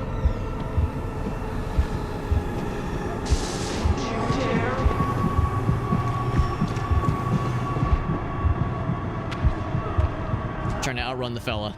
Yeah, me too. I think I did a good job. I put a little almost ran into those put a little dirt Nope. under my pillow for the dirt man.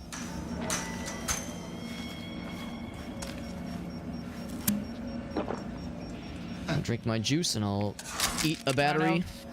I don't know if this is the right one. Wrong valve. I'm already crazy, so whatever. Ooh, I'll try this one. I got one right here. I'm clasping. Hey, wrong valve. Whoa! More crazy. Oh heck! Oh, I found myself, and I'm stabbed myself apparently. No! I guess you could say I really found myself today. That's weird. I thought it said B. Oh, the correct B. Oh, okay. The correct B valve. Thanks, game. There's multiple B valves. So that one I tried was B6, and it was Japes. And it was also mean. And it So made me I'm sad. back at the room that we started in. Mhm. But how do we know? B6 was a fakie. Which one's the right one? Because I can't follow it. Because I can't see which one is the right one. We're all crazy. Adding more to it just makes it all makes sense. More psychosis. We're all just a little cuckoo. It's okay. It's all good, man.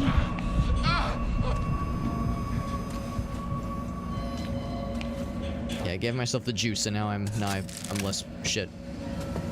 Maybe I'm less shit. All right, so what's this one? This is found a pump, but a valve, but I'm too scared to try because I'm looking for a label. I'm just a little confused. Which one is it supposed to be? C? B and C. I think B and C. Yeah. But we're meant to follow it, but like I don't know where the start is. And I would assume it's the place that we were when it said to follow, but I didn't see like a starting position. You know what I mean? Yeah, it's like I'm trying to think of what the previous objective was. Also, Wiggles, it's good to see you, bud.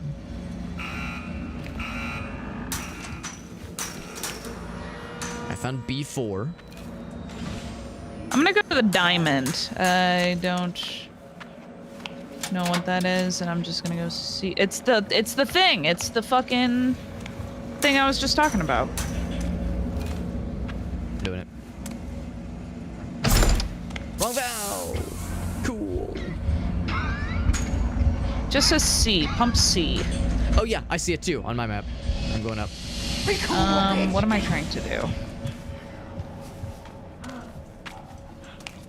Maybe the objective is get every wrong valve possible, and that's Right. when you know you win. Oh, I do have a medicine. Let's go. Oh Jesus! Okay, Leo. I was hiding in a barrel. Okay, you guys see what I'm saying? Like pump C, follow it, follow.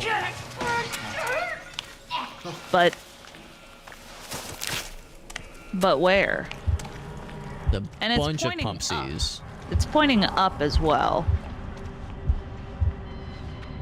Unless that's so stupid, why would they point at that?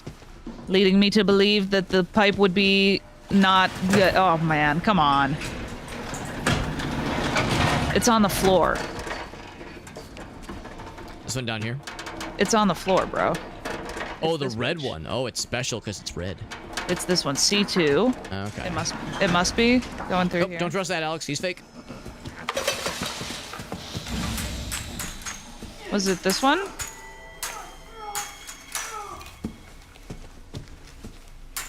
C4. Wait.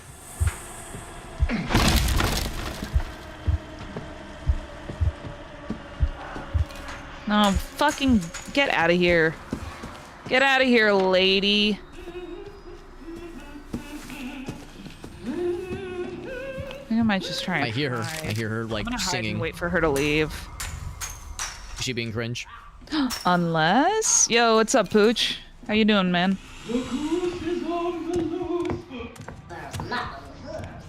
Just out of curiosity, which do we prefer, Cocoa Puffs or Reese's Puffs? Oh, I'm a Reese's guy personally. Reese's Puffs, Reese's Puffs. Peanut butter chocolate flavor. I feel like that says it all. Yeah. I haven't had cereal in a long time, but yeah, if forced to choose, that's my choice. I'm gonna get a fucking Captain Berry Crunch. I've been craving it. I'm getting it. As a kid, I loved that peanut butter crunch. That's my go-to. Count Cracula.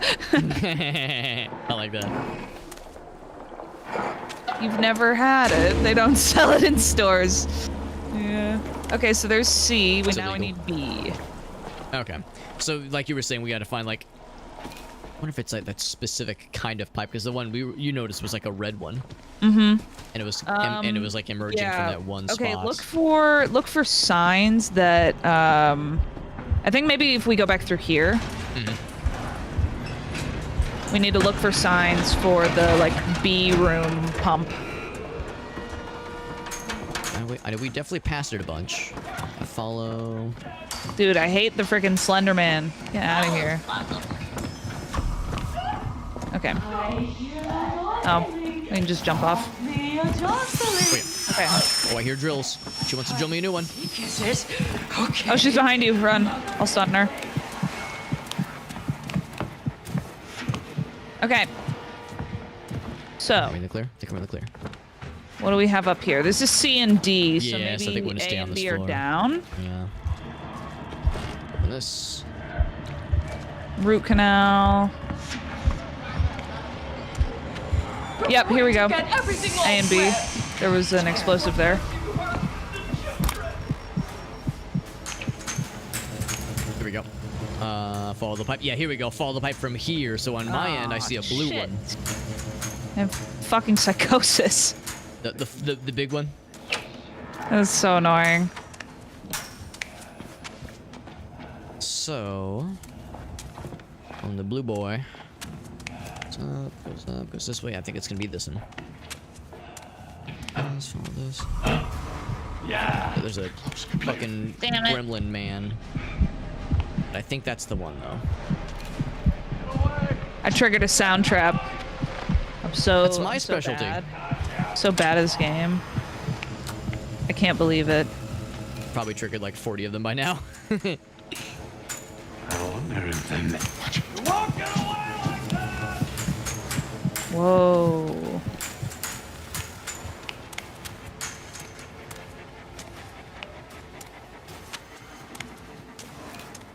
If that guy would stop camping the objective, I would be able to help. You afraid of the dark? Oof. You can run. I don't mind. What? Okay, B. Oh, okay, so the way that... I see. The way the enemy is. Great. Yeah, I was gonna say, I got a guy who's like doing a very good job of being an absolute pisser right now. Not a partial pisser, an absolute one. Okay, They're close. Be careful. Going past him. I'm gonna try to. What's up, ball cap? What's up, buddy? here. I have a battery? I got a battery. Okay. I'll take the juice. There we go. We're playing some... Ooh, I should probably... Playing some Outlast Trials with some friends, or with a friend, rather, with Reaper Queen. We got to play with a few folks last time, but this time it's just the two of us playing. It's a fun time, though. It's a tough game, but, and I don't think I would do very good to play this by myself, but playing with friends is definitely the way to do it. Okay, I finally think I kited that guy away. If I can retrace my steps, because I know I was like getting close to finding the real McCoy. Yeah, I think I'm probably close. That one meanie just would not leave me alone, and you know, if he wasn't trying to kill me, I was thinking he was like, you know how it is in like grade school, middle school, like, oh, they're probably bullying you because they like you. So I would think he was in like with me. The way he was like really, you know, give me the business. I think I found it. Nice. Yeah. Oh, there's a guy here though. He's gonna hit me. Oh man.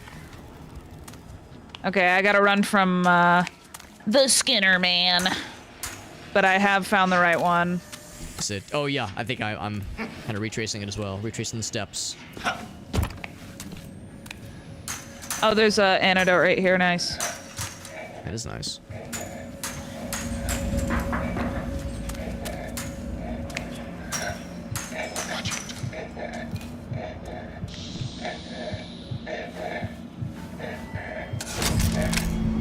You got it! Nice. He's just kind of chilling, by the way, this guy. He's just like staring at the ceiling like a weirdo. Thank you, Agastor, starting up all cap game. We're doing some Evil Within. Another kind of spooky game. What do you want to make your ringtone? Something from this game? Interesting. Oh god. Close. Be careful. Interesting. There's a lot of weird visual stuff. I'm trying to think of a weird like audio clip or Right. like quote that somebody says.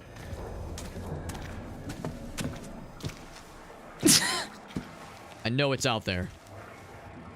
What's that? I know, dude. Why is she screaming like that, honestly?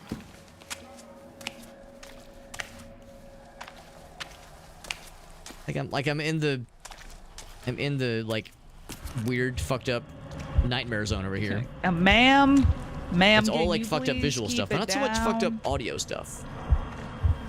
Back down to the boat. But thank you though, Ball Cap Gamer, for that I raid. know. Why is it kind of sus? If there was any clips you wanted to share, you've probably heard me give the spiel before. Whenever somebody raids, I'm always down to ask if anybody has stuff to share. Nice. They are. Take that, glass. They're doing it. All right. And I guess I can go this way. Aw, of course I fucking run into the cans. What a bitch. What hit me? Something hit me.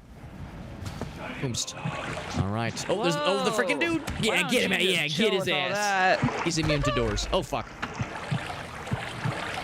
I thought doors were his nemesis. Come get me, bitch. Come on. I'll get my emotional support bottle. Gonna leave?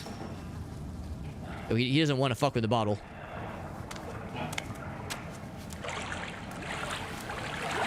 It's the ultimate disrespect. I will shut the door on him.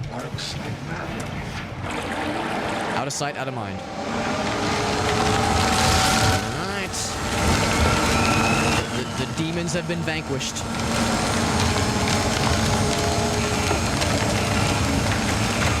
Please don't. I'm scared.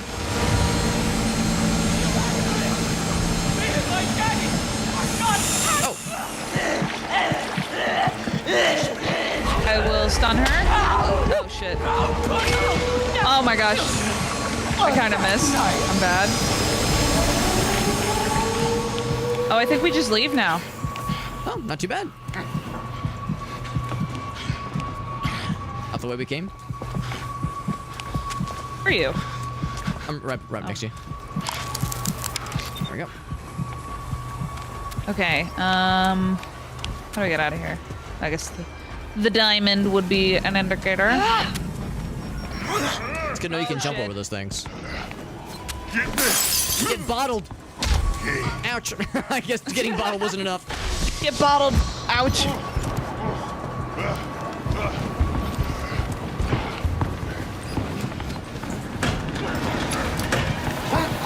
Fell right on our tail here. Obama. My heart can't take this damage. For this grilled cheese Obama sandwich. I'm here holding the thing. Are you? I was trying to dodge that big boy. Do you know that you can slide? I think I just executed one actually, and I was very proud of myself. Except I did not limber up previously, and I think I pulled something, and I might have shit myself a little bit. Ooh, ouch. Okay, yep. But it was worth it. It was worth it. Oh, my rig is on a cooldown. This freaking lady. Oh, fuck.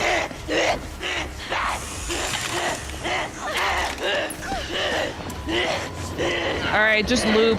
Wait, ring around the rosy here. Yeah. Actually, she really likes you. She's just drilling for you. Nice. I have no more bottles really to throw at her. Looping. I do It is play open. Dead by Daylight. Let's fucking go. Woo! Easy peasy. Yeah, boy. Not flawless execution. Not a single issue.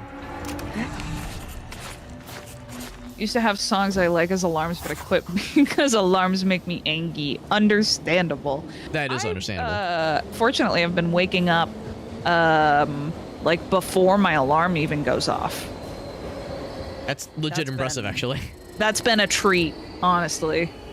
39 sound traps. Let's fucking go, baby. Yes. Way. Incompetent. I received a lot of damage, lost a lot of sanity. Yeah.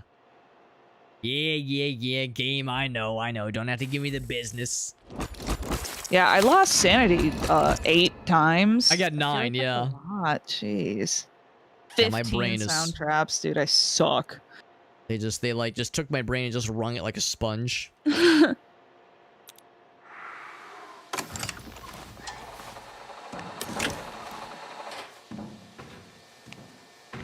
This game is good, but it goes fucking hard. Silence, dude. That is such an intense song to wake up to. Oh my god, that is an intense one. You know that song? Wake up! I've like, I think I get to see them. If it was Suicide Silence, I got to see it. It was like I want to say like 10, maybe 15 years ago. It was like several bands opening for Megadeth. I'm pretty sure they were one of them. Yeah, they're not my jam. I like them, but I don't really listen to their music. I've received a group invitation. Like, bro, I'm already gaming. Dude, I'm gaming, dude.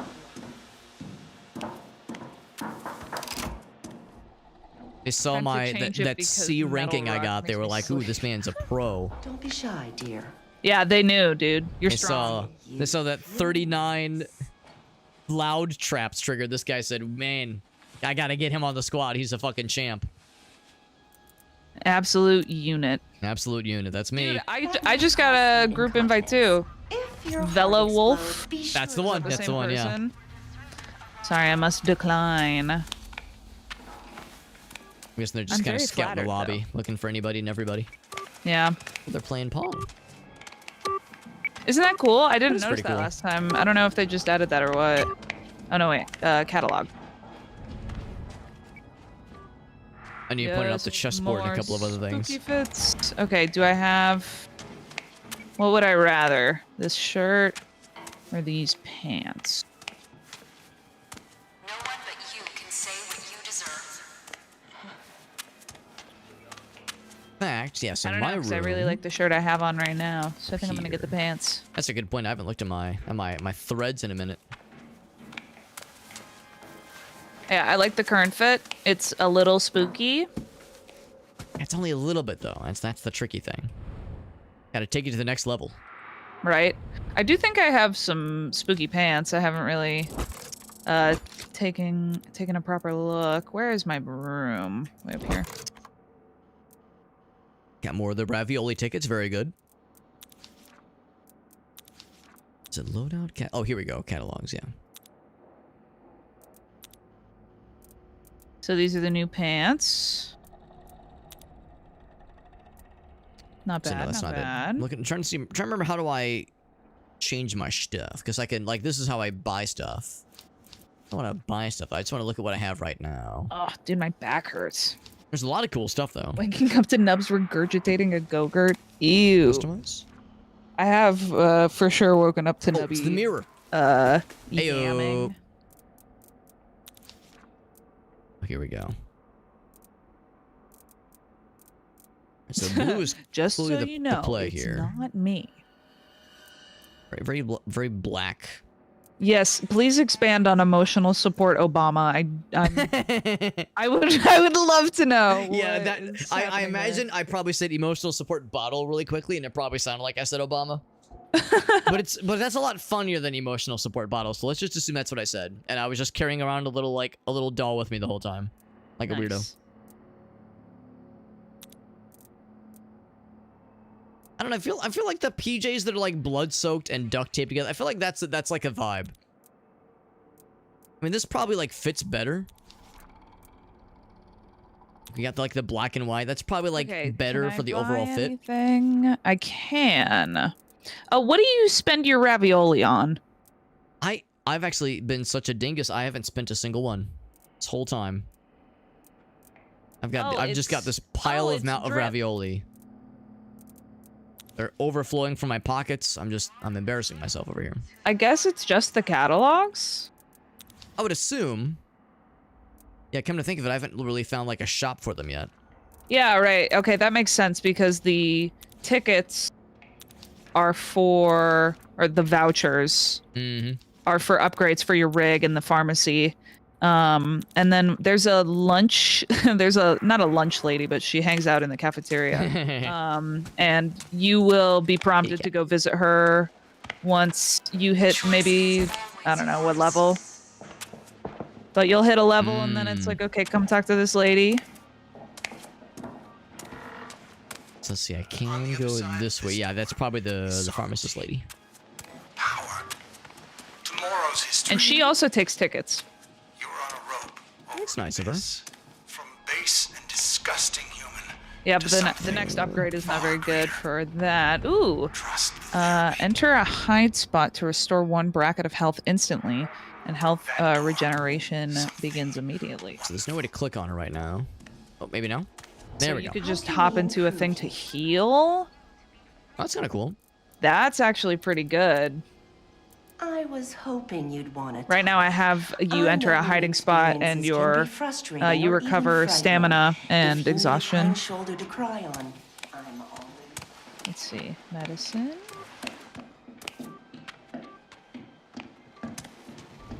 Ooh, regain full sanity after some time. When I go to the catalog, will last half as long. There's the little that spoon. Oh wait, I see it now. I see it now. Because I didn't realize that was the same. Is just currency. annoying.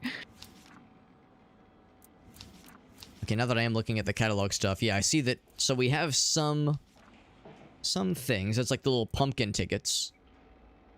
Yeah, so that is specifically for the event, I guess. Geister. Mm-hmm. The event catalog. Yeah, there's like a bunch of tabs, but I only have the first tab that is doable. I guess you have to do it in order, don't you? Yeah, but the that full fit is it's pretty dope. 50. My goodness. You have to get the entire page before you can purchase that one, so it's I guess, yeah. a little spicy. So you have to get the whole page, then him, and then you can go to the second page.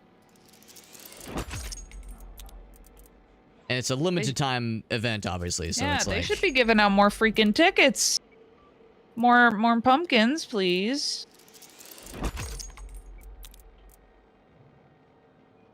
Maybe the people that like really play this game burn through trials. I think that's exactly it. Right? Especially when there's like a seasonal event going on, that's when it's like time to power through. Yeah. So I guess it would make sense, like, if you have a objective that is taking us forever, but if you just did like a couple trials back to back, it'd be done. And then the deluxe catalog, I'm guessing that's like DLC. What's up, Gory? What DLC? I'm looking in the catalog. There's a deluxe catalog, the Project Lupara. Oh wait, you can buy it with some other kind of currency. Yes, that's the ravioli one. Oh, that's the because that's what I'm looking for. I'm looking to see where I would spend those things. A new you. That's ravioli. I'm just gonna start buying shit. Oh, this one. Yeah, here we go.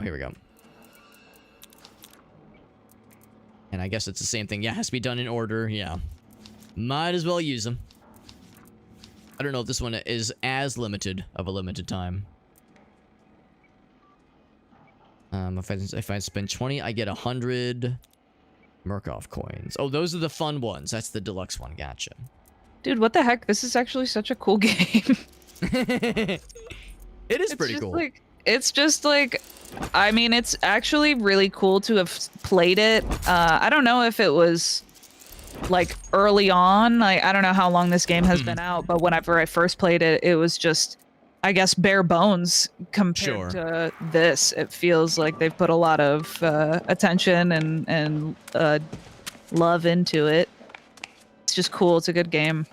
Come to think of it, I feel like when the game first launched, which I guess was, maybe it was early access, I can't remember, but it was like 2 or 3 years ago, and I remember hearing like, it's good, but there were people that were like, it could be better. So yeah. I think there was probably, I think the devs kind of picked up on some of that. They were like, all right, we should like, let's sex it up a little bit. Yeah. I don't want to be a pumpkin fellow. Completely upgrade the stun rig. Let's go. I maxed out my stun rig. Oh, that's good. That is very good. That was a lot of XP. Hooray! Are you shopping? I'm done shopping now. I'm dripping myself up as Halloween strange pajama man. Oh, and I wonder if I have an Aesop that is the right color. Oh, I got an orange Aesop. Hell yeah. Dude, I'm gonna be the prettiest girl at the ball. Oh my gosh. Oh, yo, the fucking pumpkin drip. That's what's up. Yes. Let's go. I'm looking forward to eventually unlocking shoes, so I'm not just like stepping on broken glass like an idiot. You don't have any shoes? Oh, yeah. No shoesies. I feel like my shoes are a part of my pants. Like you get. That's what I'm hoping. Yeah. I'm hoping like I'll eventually find pants that have something attached. So far, I'm just stepping on broken glass and just generally making life hell for myself. Oh wait, no, here we go. I have. Oh god, these. All right, I have exactly one pair of pants that gives me shoes, and it's these.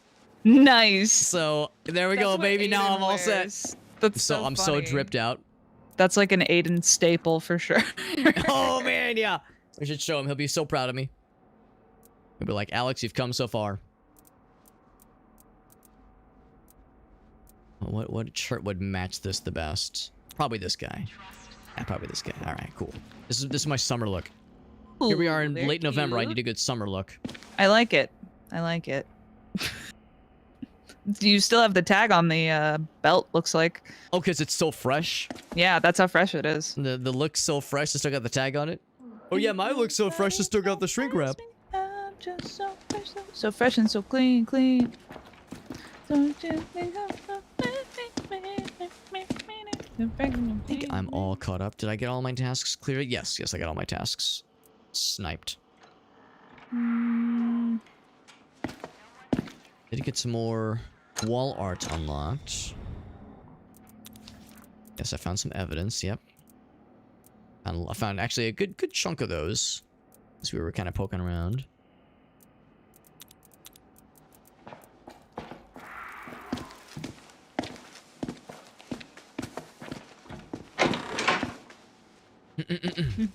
Silk tush. The absorbent soft white toilet tissue. Here we go. Soft as silk.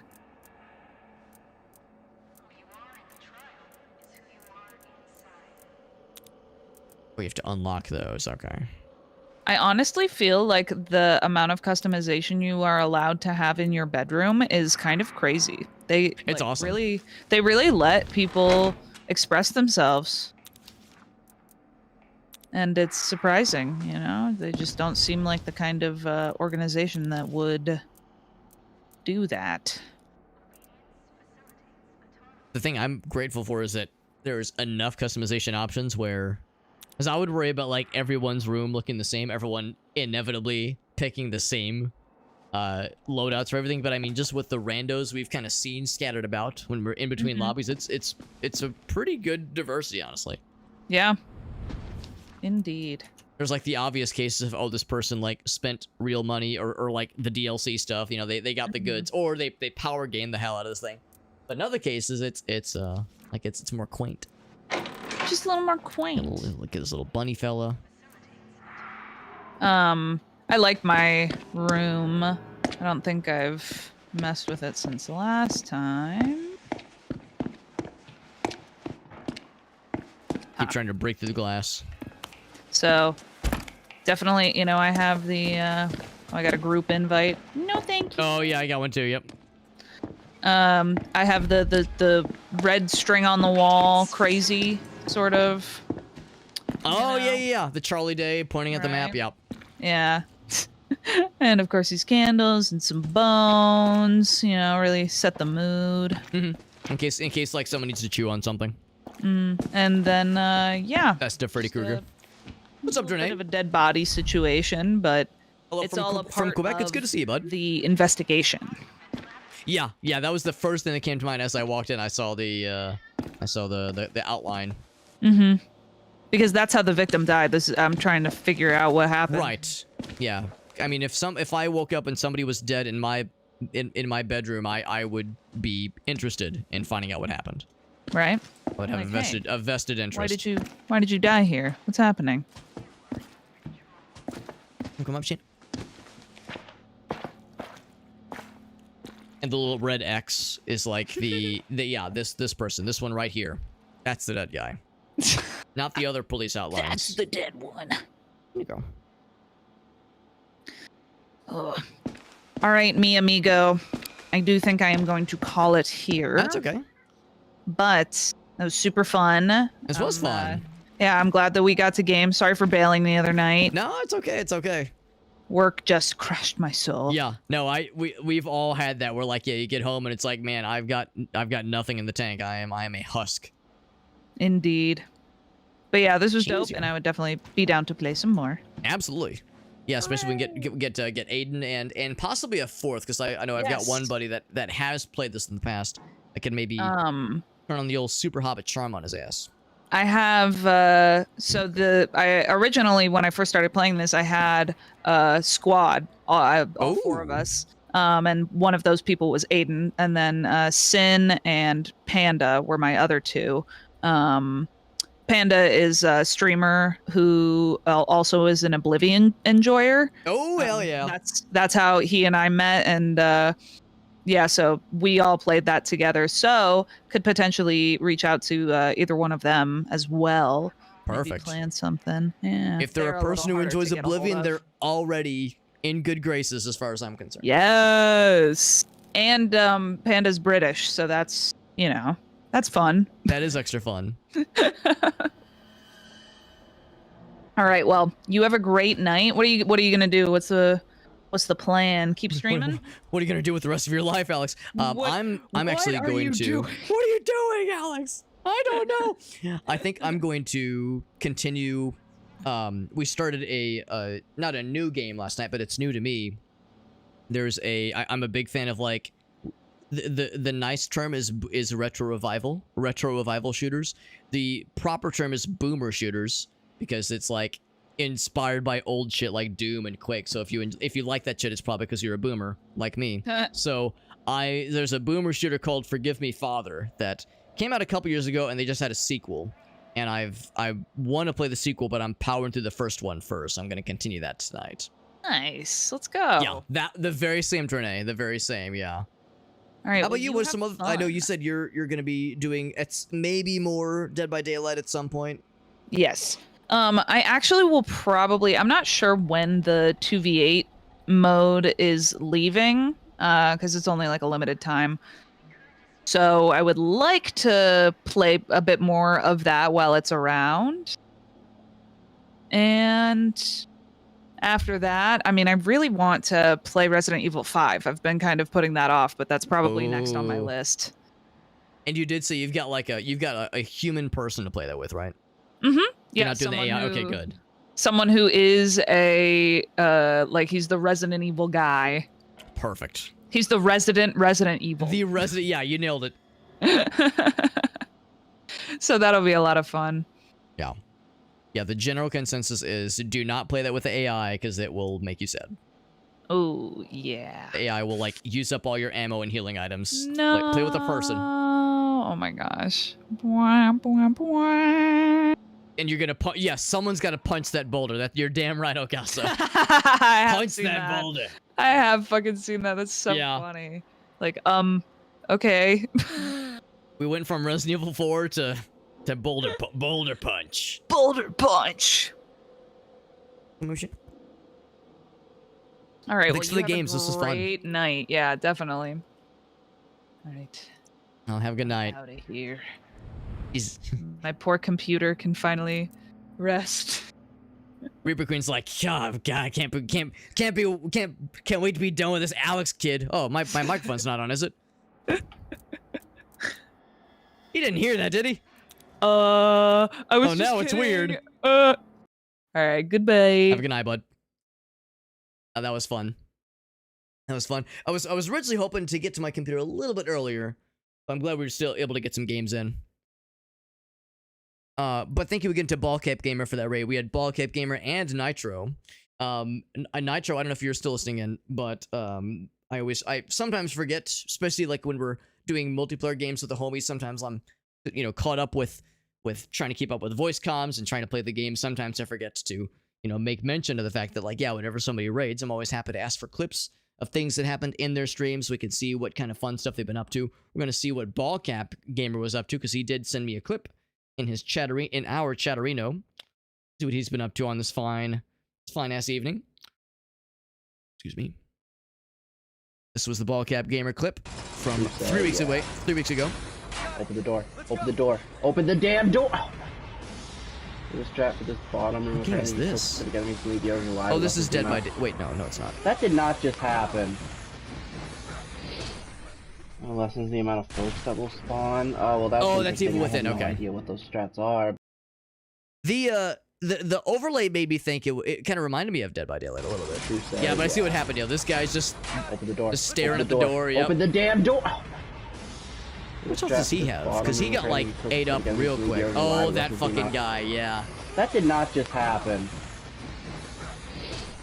There it is. Yeah. So in he gets two tapped. Yeah, which is unfortunate. But that is how it goes. Oh, see, Elgasa says, here's the lean beef patty dichotomy.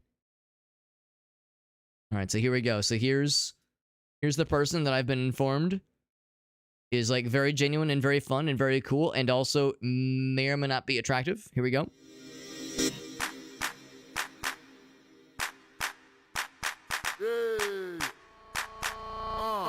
She's definitely got the Goofy Goober vibes. And she's a fucking badass. So there you go.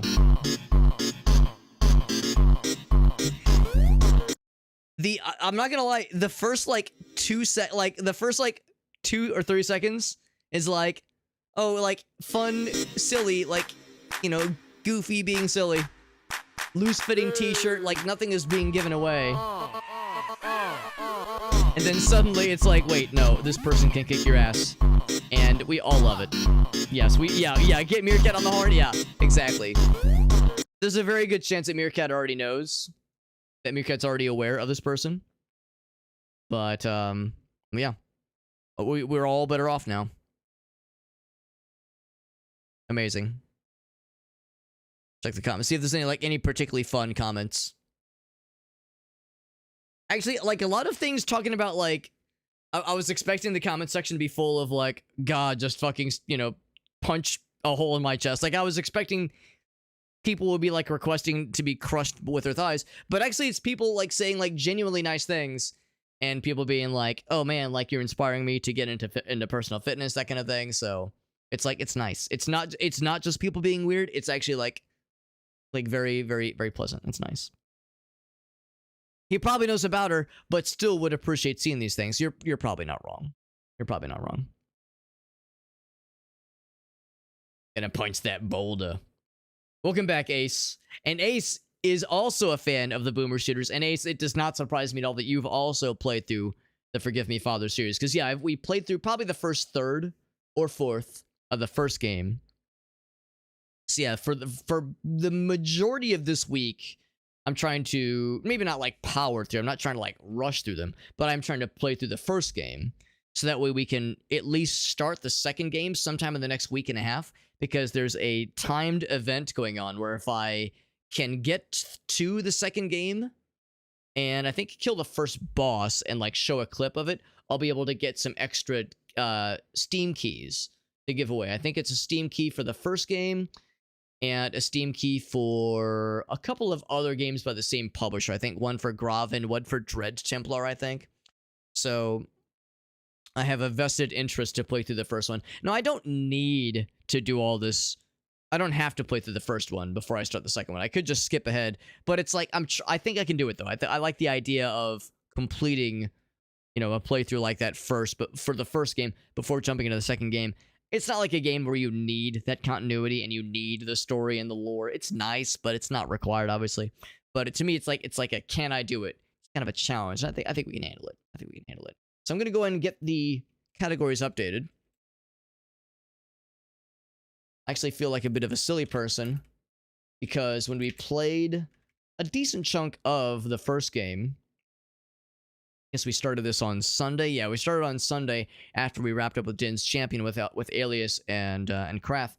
I had mistakenly entered the wrong category as we were streaming under the category for the second game, which probably like isn't a terrible thing to do.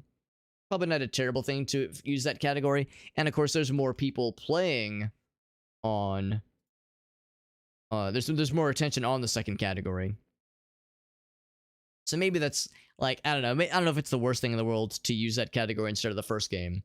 But like I went through the entirety, or rather the second half of the stream on Sunday with the incorrect category set. And I only realized when we raided into 420 Blazed, he was like, oh yeah, you're playing the sequel, Alex. I want to play that one. It's like, oh shit. I didn't actually realize. So...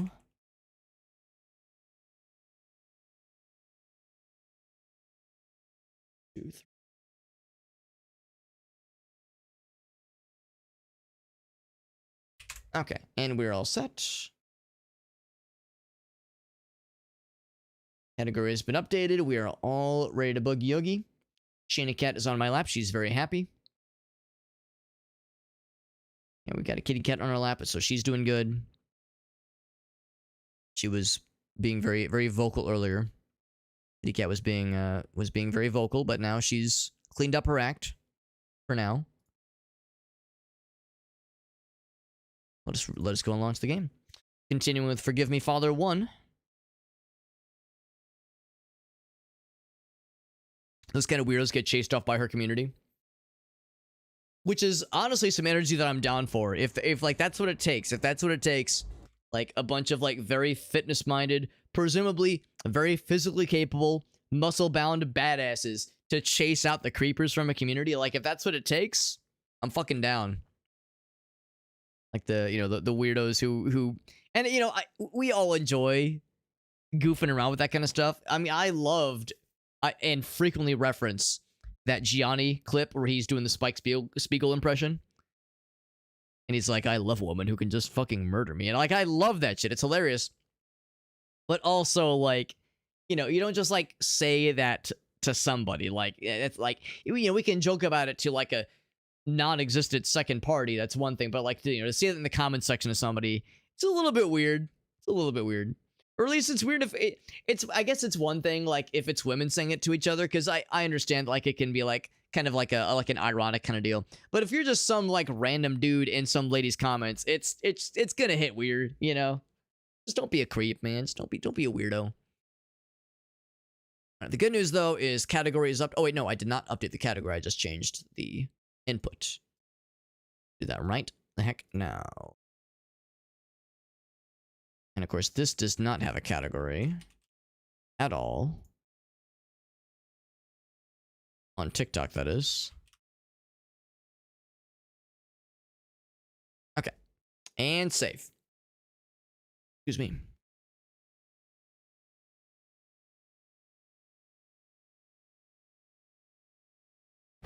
Game is launched. Renee says, I'm a shawty. Yeah, I'm in the same boat, Renee. We've probably talked shop before. You're 4'11". Yeah, I'm 5'3" on a good day. 5'3" on a good day, which is, the generous measurement. I'm probably like 5'2.5", honestly. Like, if I'm being real. If I'm being, like, honest with myself and those around me. Yeah, so I'm in the same boat. Like, I'm not convincing anybody. I can't really be too intimidating. I learned from a very, very young age where it's like, Alex, sometimes, like, you're going to be in situations where, like, where like, oh shit, I'm going to have to defend myself. Either defend yourself or, like, diplomacy your way out of a situation. It's like there will be moments in your life where that has to happen. So it's like you either have to, like, be physically intimidating or at least be physically capable, or be a way to, like, riz your way out of a negative situation. Like, make people like you in some way. And, I mean, I'm not gonna lie to you and say, oh, everybody loves me, because that's fucking impossible, obviously. But I learned from a very young age, it's like, all right, well, I like to think I'm okay at, like, being maybe not even a likable person, but a non-threatening person. I go to great lengths to never, like, be, like, oppressing or intimidating or, like, talking down. I go to very great lengths to, like, be a chill dude, because I've been pretty successful. I've never been in, like, an honest to goodness fight before, and it's because people they either like me or they see me as such a non-threat. They're like, it's just Alex. What's he gonna fucking do? I'll just put my hand on his forehead and I'll be doing that thing where I'm like, man, my short arms can't reach. So it's worked out well for me. And like, at some point, and when I was young, I kind of saw the writing on the wall. I was like, all right, I'm not gonna get much taller, so I gotta fucking work with the hand I'm dealt, because that is the reality of our situation. The reality of a situation. That's a fair point too, Drenay. The dynamics are probably different between guys and girls. Because my wife is about as short as you are, Drenay. She's probably like, either 4'11" or maybe 5'0". And yeah, she's always been a shorty. So yeah, that's just kind of how it is. And like there's a number of her family members that are also fairly short. So she kind of also had an idea. Put you on the counter? Right, yeah, because he couldn't get back down. That's exactly it. Exactly it. What's up, Iggle Wiggles? Am I in the wrong I was going back and forth on that earlier. I don't know if this is, like, bad Twitch form. Maybe I should just set it to be in the right category. Because, like, there's gonna be more attention on the second game. So maybe, like, should I be a sneaky little hobbit man and set it to the second category, even though I'm playing the first one? Nah, I'll be a good boy. I'll set it to the first category. Like, you know, the greater likelihood of bringing in some newbies. If like, oh, hey, here's a person playing the newer game. Because the newer game just came out like a few weeks ago, I think. Well, or it came out of early access. There we go. Is it going to work this time? There we go. Now it worked. I had to click it twice. It's like, I'll be a good boy. I'll be a good hobbit. What's up? We got Todd in the house. What's up, Pooba? He says, yo, the way I tower over people. Metaphorically, of course. We're talking about metaphorically towering. I've had the pleasure of meeting Todd in person. Mr. Pooba. He can tell you what I can, the intimidating, powerful presence that I bring to the party, that I bring to the table that I can't reach. Shorties will rule the world eventually. It's because, like, you know, the people that are really tall, they are the ones that are more likely to, like, over time develop back problems and back pain because they're hunched over for everything, right? You know, when it comes to, like, driving in cars or riding in airplanes, buses, that kind of thing, ducking underneath, you know, fucking chandeliers and shit. Just in general, you know, the tall people are the ones that are more likely to, like, have to, like, hunch over for things. Whereas us shorties, we don't gotta hunch over nothing. In fact, we have to hunch up to reach things. We have the opposite problem. So, you know, I'm not gonna say that it, like, guarantees a longer lifespan, but it definitely doesn't hurt. Does not hurt. All your brothers are tall? Well, sounds like you drew the short straw. Wink. The short end of the stick, if you catch my drift. Yeah. Yeah, that's exactly it, Iggle Wiggles. I think in the grand scheme of things, it's like probably looked down upon and technically against TOS, but it's like, we're not exactly like pulling like a grand scale scam of any kind of variety. I was thinking about that one dude on Twitch. This was like a year or two ago. There was some really like it was kind of similar to the Jake Paul fucking boxing match from like a couple days ago. I guess it was on Saturday. Mike Tyson, Jake Paul. It was one of those kinds of like big celebrity boxing match things. It was just like big, well advertised deal. Anyway, there was a dude that was watching one of those like big celebrity matches, but he was watching it and he had a controller like visibly on screen, and the category he was streaming to was a fighting game, and he was making it look like he was like, oh yeah, I'm playing the game, blah blah blah blah blah, trying to like get past like the automated moderation settings, because, you know, if a dude's just sitting there watching a match, if any sort of automated tool will be able to like very obviously see that he's not actually playing the game, let's ban his ass. But he was like sitting there and he racked up like thousands of views doing this for like a few hours or however long the match went until he finally got ban hammered. They finally caught up on it, but it was pretty smart, unfortunately. That's like pretty impressive.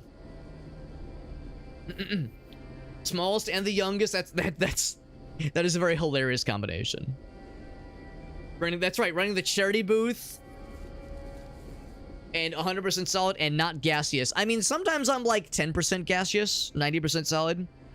Sometimes it's like maybe 75% solid, 10% gas, and 15% liquid. It depends. Good to see you guys. Thank you for joining in. Let's continue with this cool little game. Like I was saying, we kind of started. I think we played through basically the first fourth of the game. I think there's 4 bosses in this game. And can I get in there? I want to get in there. There's a dead guy. You know, there's a lot of dead things in this game for sure. Yeah. Taco Bell does that to a person. It really does. Taco Bell will do that to a person. I actually had Taco Bell for the first time in a long time. A few weeks ago, and I was hanging out with a buddy, and he was like, "Yeah, let's get like just a bunch of tacos." And I was like, "Yeah, that actually sounds pretty cool." Like, at least there, it's like I can get them without cheese. Because my issue with Taco Bell so much of the time is like everything in their menu is just fucking drenched in cheese, or it has a bunch of it like kind of mixed in. But tacos are like pretty harmless, you know, in the grand scheme of things. And yeah, and again, it's like you can get it really cheap. So yeah, we got a bunch of tacos, and it costs like, you know, $10 to get like 20 of them, obviously. But like even still, I remember, and we were both pretty hungry, so I like went ahead and downed one of them, and I was like, yeah, having a good time. And then I was also like halfway through the second one, I was like, man, I realize how spoiled I am, because there's a lot of like really good like Mexican places around me that do really banging street tacos. We're talking like just chorizo street tacos that are just out of this world. And they're like not that expensive, and there's a bunch of places near me that do just really, really good street tacos, like really good stuff. So I'm so spoiled. So like halfway through my second taco from this Taco Bell kind of battle chest of tacos, I'm just like, man, like I'll keep eating it, but in my mind I'm like, oh, it's not the same. And of course I knew it wouldn't be, but I was surprised and not surprised by like just the juxtaposition of like just in general quality. I was like, man, like just you can really taste the like the drop off in quality. Holy canoe. But it was still like a fun thing. But I'm just like, man, I know people that if given the choice would eat Taco Bell at least once a week, or I'm sorry, at least once a day. Listen to me, once a week, at least once a day. And I'm over here like, man, I don't think I can do this more than once a year, honestly.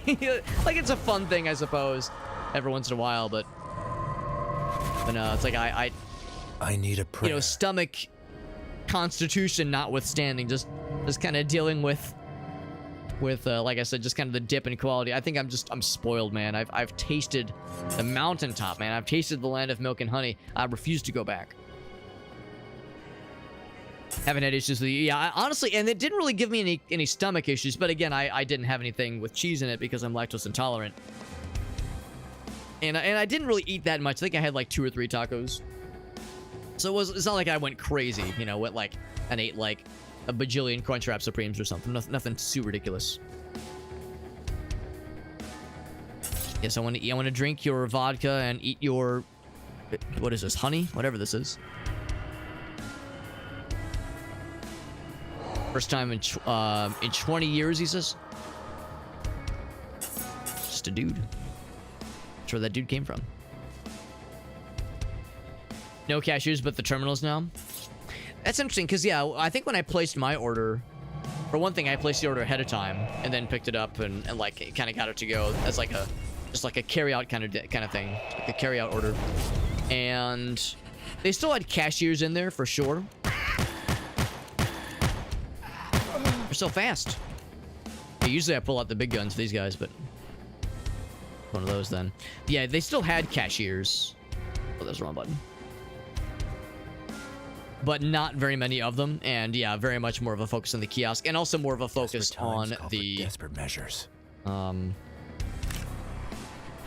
He is still moving, yeah. Dark Bane, what is you exactly? How much health do you have? Quite a bit. Oh, you have a lot of health. Okay, so you like damage him and he goes away for a little bit, but he'll come back. But yeah, there's more of a focus on carry-out orders and ordering online and that kind of thing. Less on walking up to a cashier and placing an order by oneself. I'm guessing that that's like a sign that we're gonna have to like deal with this dude every so often. It'll kind of warp in, we'll damage him, he'll leave. He has a bajillion health, so I don't know if we're just not expected to be able to kill him.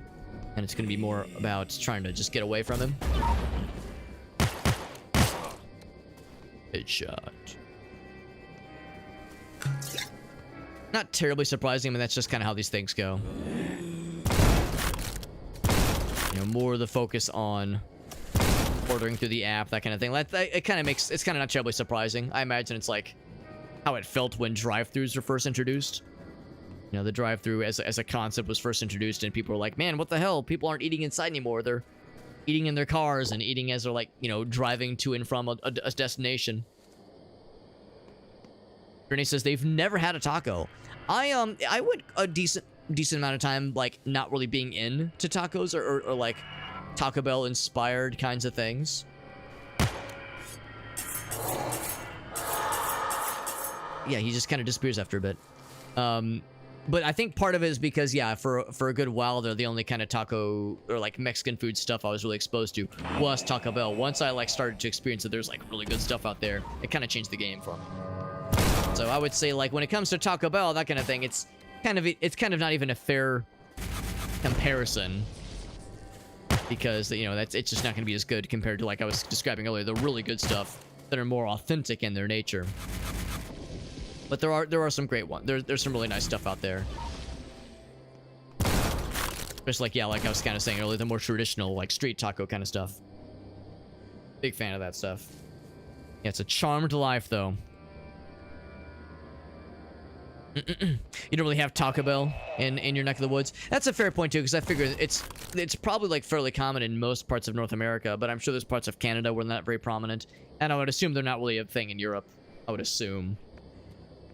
I mean, I know McDonald's is like pretty well established in most parts of the world, but I assume there's plenty of places that don't have other chains that we have here.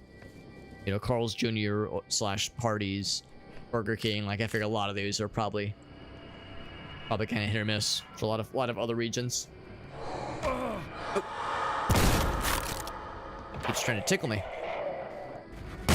Doesn't do a lot of damage though. He's just kind of vaguely annoying.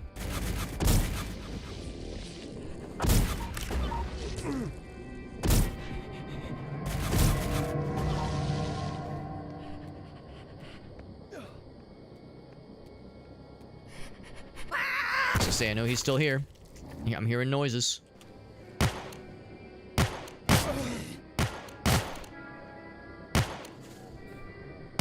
Those guys, you can pretty much pop them.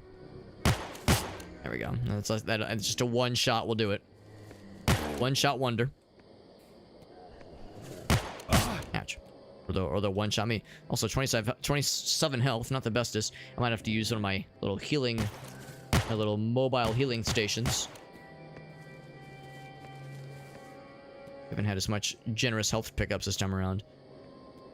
What I'm going to do is I'm going to do exactly that. I'm gonna... Is it F? Pay respects? No, that's not it. Q. Go and save. Your assistance is invaluable. Is it Q to heal? Q to heal. There we go. I couldn't remember which one it was. I was in Canada a few months ago. That sounds... Oh, shit. I wanted to read the chat. I want to read the chat, and I got 8. I got my ass 8.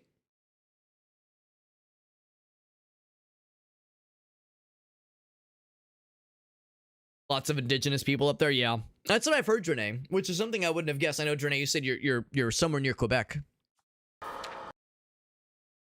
It says checkpoint. Of course, I just did a manual save. Does that count?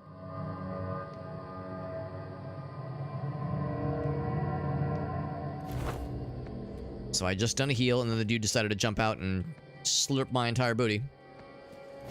I'll do another heal.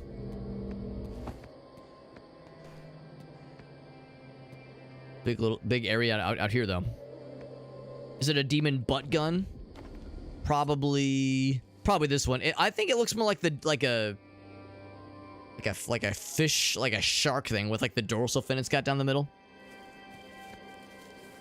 A lot of different culture between, yeah, like within and between the different tribes. That makes perfect sense. I think Puba's right. I think there's probably like an assumption that a lot of it's like fairly same. I pressed the wrong goddamn button. That a lot of it's probably fairly samesies. But yeah, I think Todd's right. I think there's probably a lot more diversity kind of within those camps than some folks might think. There we go. So we do have some health right here, so I didn't have to spend a bunch of this stuff there. Oh, I was trying to learn how to read.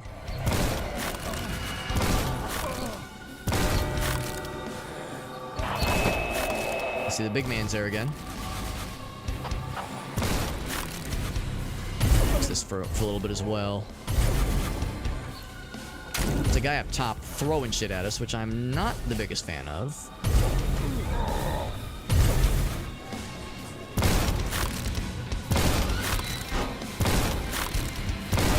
With that little fella. Oh, except he got a bunch of his health back. What a cheater. Wrong button. Or not the wrong button, wrong weapon.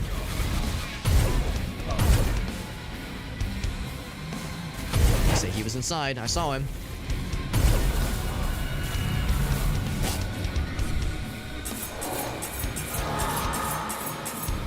Seems like that's the best way to dispose of those guys, just when they start to spawn in, because it seems like they just have infinite health. Now that I know that they heal. Ooh, there's stuff up there. Probably a way to get up there. Is this game Lovecraftian?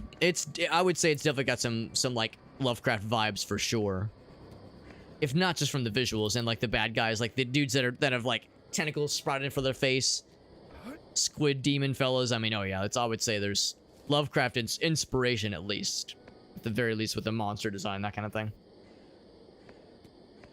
Carl's Jr. is not Hardee's. I've never been to a Carl's Jr. location, and I haven't been to a Hardee's location in years, but I've at least been to Hardee's over the years. But yeah, I've never like gotten to set foot into a Carl's Jr. So I have no idea how different they may or may not be. You know, I can get up there. Maybe if I like on this thing somehow. Oh, let's look at this fucking guy. Can I headshot him? Stab, stab, stab, stab, stab. I wonder if you can, like, what happens if you eventually kill him? Like, if you can even kill him. I don't want to spend too much time on this because that guy's going to keep respawning and he's going to be a big old meanie and he's going to be a stupid head. But, oh, here we go. Jump on this guy. Also, I've got my knife out because it's like Counter-Strike, right? If you have your knife out, you jump higher and run faster. That was. I always run fast with my knife out. Yeah, I can't do it. Ah, well, whatever's up there, I'm sure it's overrated. I'm sure it's nothing amazing. Unless I can, like a secret. See nothing. Let's just keep going. Let's look and see if there's just like a secret wall or something like that. What's up, Sin Schism? Sin Schism says, I am Sin. Schism. Good to see you, bud.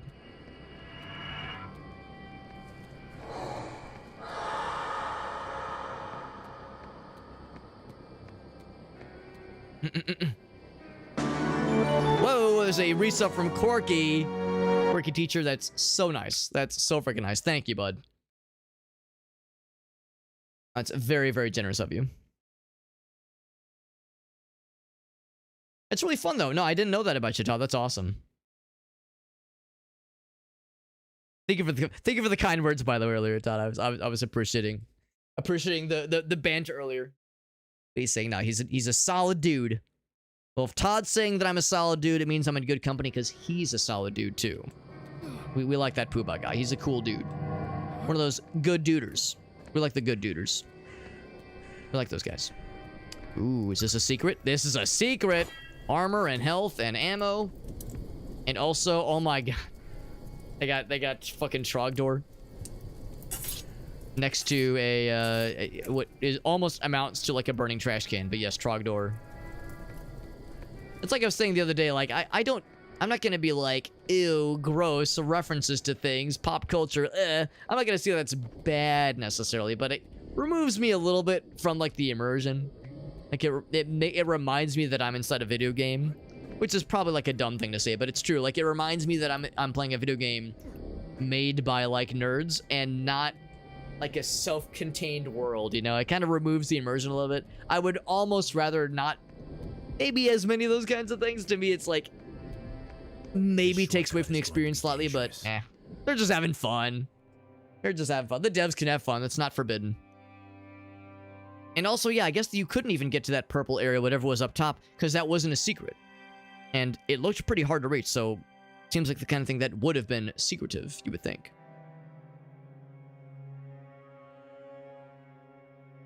Appreciate you popping in, Sin Schism. And we got Quirky Teacher with the resub. Quirky Teacher, 31 years. 31 months. 31 years. That's amazing. Thank you for being here, Quirky. Elgaso resubbed earlier. His was like 72 months. Quirky here, 31. Like, man, some long-standing subs here. That's super freaking nice. People that, despite all my weird nonsense, seem to keep returning against their better judgment.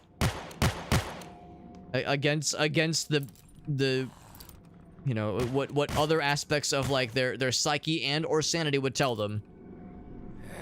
They can't resist. They keep being brought back for more. So I guess we have to kill the things that are like spawning them. It's like station thing. Yeah, get it. I wonder if that means like if you just sit here and farm kills. I mean, I don't know if you're really getting much more experience from killing them. But if you farm the kills, if it can cause the like the number of kills at the end to overinflate, where it says like you've killed 100 out of 73 bad guys, like, to exceed the maximum. Also, I like the close quarters. Reminds me a little bit of the grave, like the catacomb levels in Painkiller. Throwback from Painkiller, which I liked, like that first one. Solid guy. I'm more of a superheated fluid. I'm a non-Newtonian. Augusta says, no fun allowed, ever. Looks like Shogoth. Yeah, I think that is very much by design. Shogoth and what are the ones that it's like the fishmen? Trying to remember what they were, but yeah, the fish lads. The fish lads are like the crap. I can't remember his name. But yeah, like of the various Lovecraftian like elder gods. Deep Ones is the name for like their underlings, but like I'm trying to remember the name of like the guy on top, the guy that rules over the Deep Ones. Sin says, I have a weird piece of news. I'm happy to hear it if you're okay to share it, Sinskism. I do remember when I was in your stream a few weeks ago when we waited NT, you'd mentioned that there was like some shit that went down, unfortunately, relating to one of the hurricanes you guys were in. Each 8th grade, no sanity left, valid. Dagon, that's it. Thank you, Drene. Dagon, yeah. Dagon presides over the Deep Ones. Got a medallion, by the way. Will make weapons not consume ammo. Oh, that's kind of nice. That is pretty cool. So we've got all these like really cool superpowers that are great. And, you know, we charge little by little. Oh, he's got a lot of health. We charge little by little as we kill bad guys and gain madness, the opposite of sanity. And stuff we really haven't used a whole lot, and we did some heals a bit earlier. But yeah, like we got all these really cool superpowers, and there might eventually come a time when I do find that we need to use them. We're not playing on the super hard difficulty, we're playing on just normal. But yeah, there might come a time when I have to lean on those more, because so far it's been pretty chill. Also, I just noticed the Han Solo. Just noticed it. Midnight Monitor Anomaly Watch. Oh, that's cool. And now a developer, that is awesome, Sinskism. I know you've done like development stuff in the past, but it's a delightful bit of kind of happenstance. So that just kind of fell into your lap like that. But that's fantastic. These monsters made a cozy. In fact, I seem to recall you told me about something kind of somewhat similar that happened not too long ago, where you got like kind of, I shouldn't say roped in, but you kind of like got involved a little bit with like a developer, maybe not a developer, but some kind of project. With maybe it was with another streamer. I can't remember how it worked, but like it was kind of like a random situation where yeah, you like kind of made a connection with somebody, and the next thing you know, you're like, well, yeah, maybe you were modding for them, maybe you were like helping them with some other kind of pet project. Some people, in Sinskism, you're one of these people, like have a knack for like being a very helpful person, and like people can sense that from you. So whether you like it or not, people are like able to tell like, oh yeah, this dude is trustworthy and is knowledgeable and is like super chill. And it's like, well shit, now I'm helping this person with this project. And of course, Sinskism is always down for a collaboration, always down to like, you know, work with people. So your willingness to dive into stuff is admirable, and I suspect this is a function of that. I know your mother is fond of the Deep Ones. Says, oh god, that's a pretty good one, actually. It's pretty good. House guest situation, right? Because I remember you described that to me when we were in your chat the other day, or I guess it was a week or two ago, and that sounded pretty unfortunate. But I'm glad that I'm glad that they're under your roof and that you're taking care of them, because it's a crappy situation for everybody involved for sure. So there's a red key. There's also a blue key somewhere.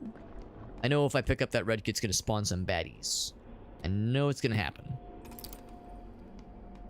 Mother Hydra rules over the Deep Ones. Oh, Dagon's a dude. Yeah, there was. That actually kind of sounds familiar. I thought there was a second elder entity. Esoteric Order of Dagon. That's right. I need it. Big fan of the mythos of Lovecraftian things. Yeah, I've never read any Lovecraft. I've played a lot of games that are inspired by Lovecraft. I've watched a handful of things that were inspired by them, but yeah, it's by his work, that is. But I'm far from an expert. I really ought to read some of his stuff, because I think I would enjoy it quite a bit.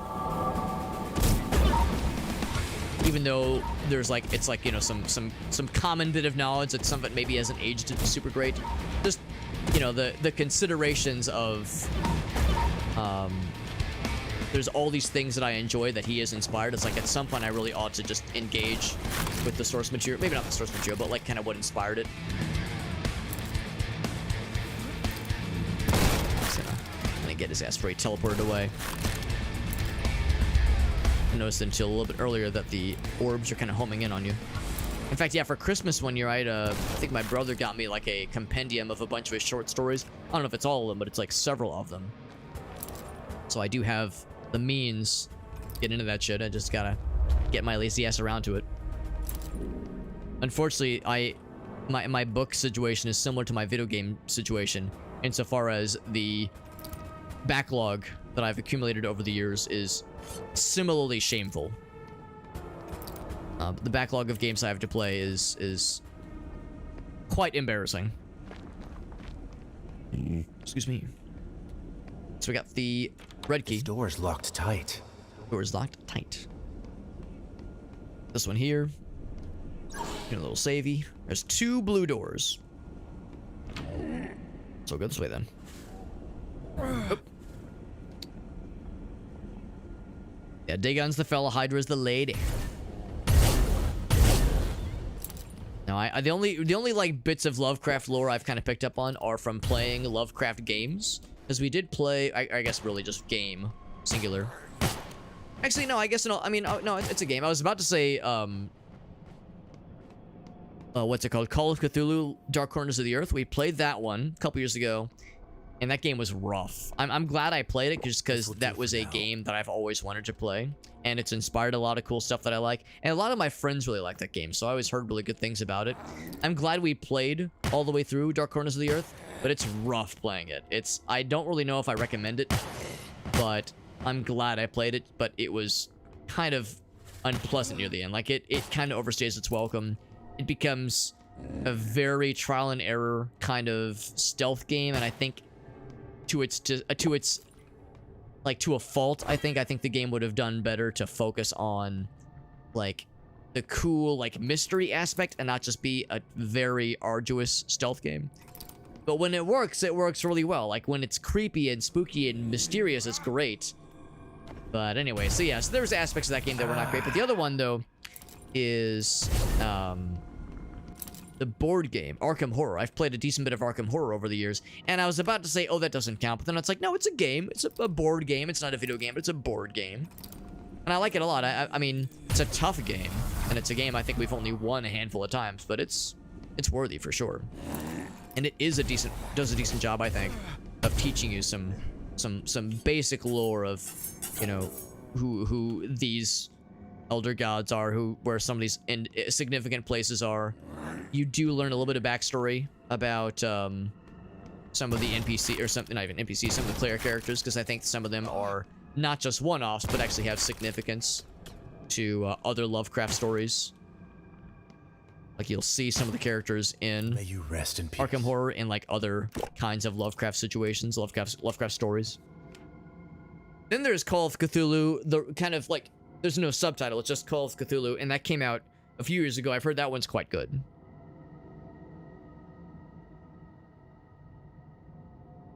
Dagon. That's right, that's right. That's right, Todd. Nyarlathotep. Got it on the old Xbox. Yeah, I played on PC, and maybe that was where I fucked up. Maybe I shouldn't play it on PC. Because the PC port is infamously awful. It is a very, very unplayable, like hard, I don't even mean like unplayable mess because it's like, you know, bad or anything, but unplayable because the game just won't run. Unless you have like a billion DLLs and like community patches, and even then it won't work all the way. It's rough. It's rough. Maybe what I should have done was, yeah, tried to like find a used copy and play on the original Xbox. That probably would have been the way to do it.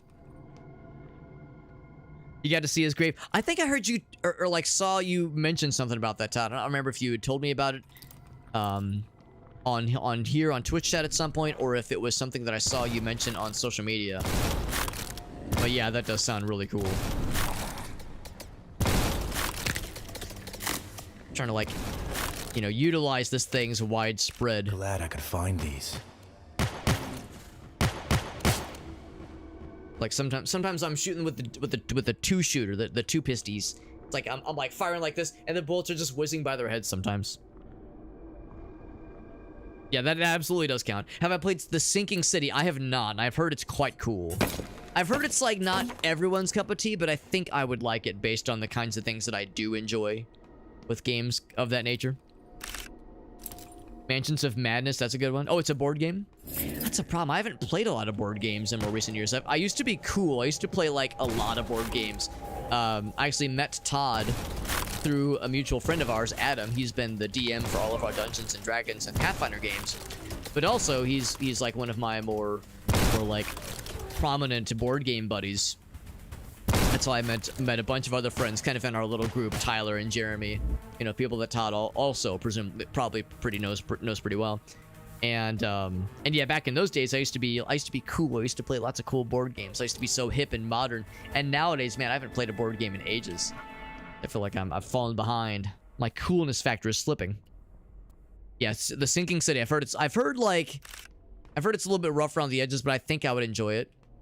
The things that I've heard people say they don't like about the game are not deal breakers for me. And the things that people like, I think, are things that I would really like. So yeah, I get the impression it's something I think I would enjoy quite a bit. So we got the blue door. This probably leads us back to the starting area. I'm going to see where else this rabbit hole leads. Training the next couple days. Time to read a book. Oh yeah, no, it's totally fine, Quirky. I appreciate you popping in, and thank you for listening in. I won't be offended if you have to hop off just because I don't want to distract from you know, being a responsible adult as I spout profane nonsense.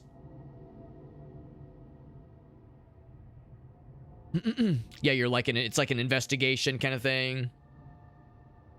Yeah, it's probably more survival horror in that aspect, in that sense. Yeah, less like fight and more, yeah, run from bad guys, which I'm okay with. You know, I can very much vibe with games where you have to avoid combat and avoid scary things. We played through Silent Hill 1 all the way through. It was a couple years ago. I guess it was about 3 years ago by now. And I liked it a lot, except for the very, very, very, like, last sequence where if you've played the game, and I'll avoid any major spoilers here, but if you've played the game, you probably know what I'm talking about, like the last kind of major area where you're kind of permanently in the fucking meat grinder zone, if you know what I mean. You're, like, just stuck there. And the bad guys, I don't know if they're infinitely respawning or what, but there's, like, so fucking many of them. And by that point in the game, you've like gotten a pretty good job probably of being able to like get around bad guys. So avoiding them is not too hard, but there's like key quest items that you need to get in those sequences that will where if you do not get those quest items, you'll be locked out from getting the best endings.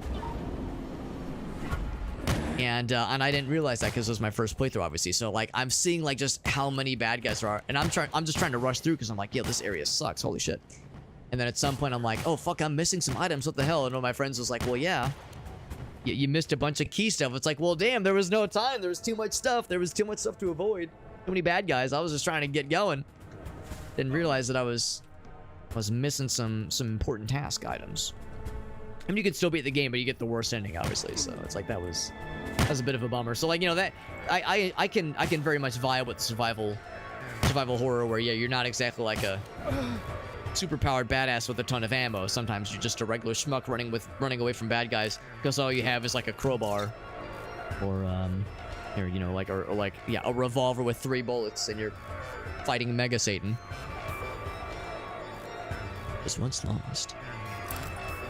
Yeah, that was like a wake-up call. It's like, damn, like I thought like I had cut my teeth on pretty legit survival horror, but when I saw how tough that one was, damn, Silent Hill 1's got hands. I really ought to go back and replay it though, so I can get like one of the more reasonable endings, because I've heard that it leads well into Silent Hill 2, which I also ought to play at some point. But I'm kind of weird. I kind of want to play the original Silent Hill 2 before I play the remake, so we'll see. Of course, playing the original Silent Hill is tricky because there's no digital way to purchase it. You either have to sail the seven seas or emulate, or, you know, hope you can find a used copy without it costing a freaking arm and a leg. I've heard Moons of Madness is really good. I've heard that's really good. That's on my list for sure. And that one came out pretty recently, didn't it? It's if it's a game I'm thinking it is, I've heard it's very good, and I've also heard that it's like made by a very small developer. Wasn't that the one that is kind of like Starfield in a way? Hard time getting that guy. It's the one I'm thinking it of. It's kind of like Starfield, but well, for one thing, you actually have vehicles. Setbacks are fleeting. Starfield's like will succeed. Allergic to giving you vehicles, which is one of the main sticking points for a lot of folks.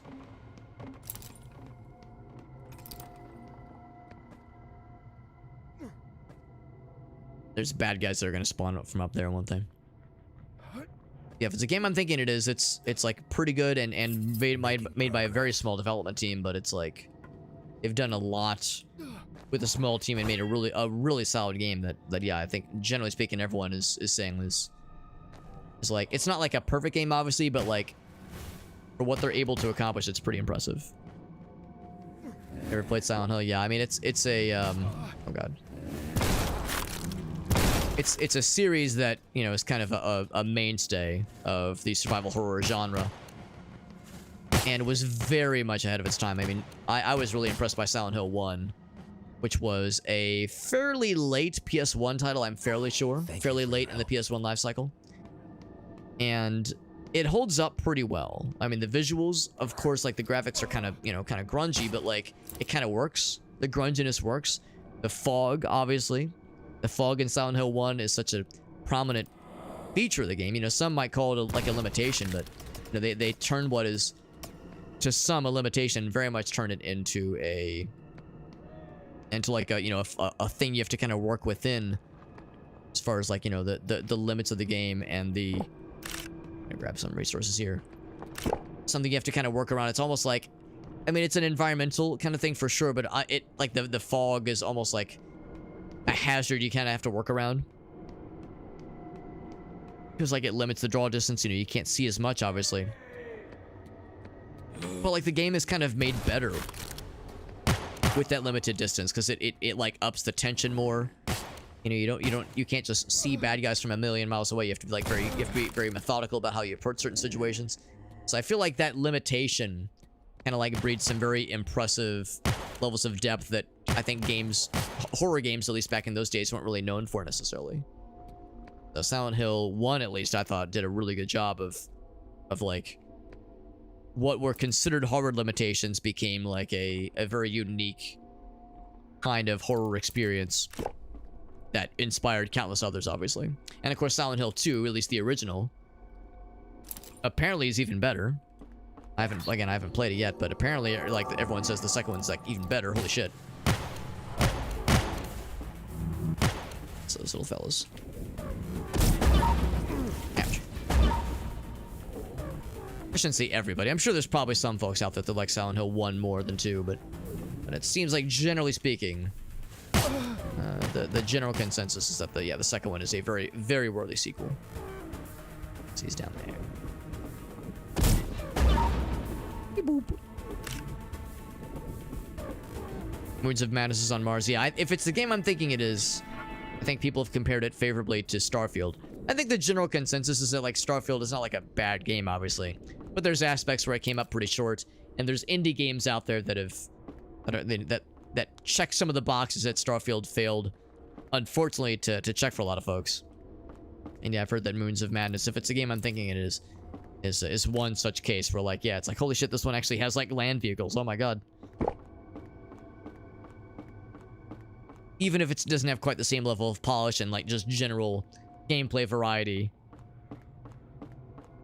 it's kind of an easy thing to dog on, I suppose. So I got more health, which is great. I'll confess. Oh, here we go. I can go down. Here we go. You saw this area from above. Oh, there's gonna be a door down here or something like that. Too young to know Silent Hill. I don't think it's a young. Well, for one thing, one thing, the remake, of course. That's one thing that's really been nice, actually, is that the remake has apparently just done generally really well. I think most people agree, either if you've played the original games before, like back in the heyday, or if you're playing the remake just as a standalone experience for the first time, and this is your first Silent Hill experience. Generally speaking, it sounds like a lot of folks really, really like the remake. There's always like the downside whenever there's a remake of an old game like that. You know, how do you satisfy the old guard? How do you satisfy the old gamers that played the original and make it like a worthy experience, but also make it modern so that, you know, the younger kids who are used to, you know, newer games, it doesn't feel archaic and bizarre. Like, how do you straddle that line? And it sounds like the remake for Silent Hill 2 did a pretty darn good job, which is really impressive, because I think it's really hard to do. So the good news is there's like, it's never too late necessarily, but at the same time though, yeah, when it comes to the original games, yeah, they're old, and again, they are famously impossible to play nowadays unless you have a physical copy of the original game at a PS1 or emulator. Now, you know, for legal purposes, I'm supposed to say even if you have an emulator, you need to have a legally sourced ROM of the game, you know, for better or for worse. So emulation, of course, is a multi-step process, and having the hardware for like a physical copy. What's this? It's a sewer creature. Wait for him to pop up.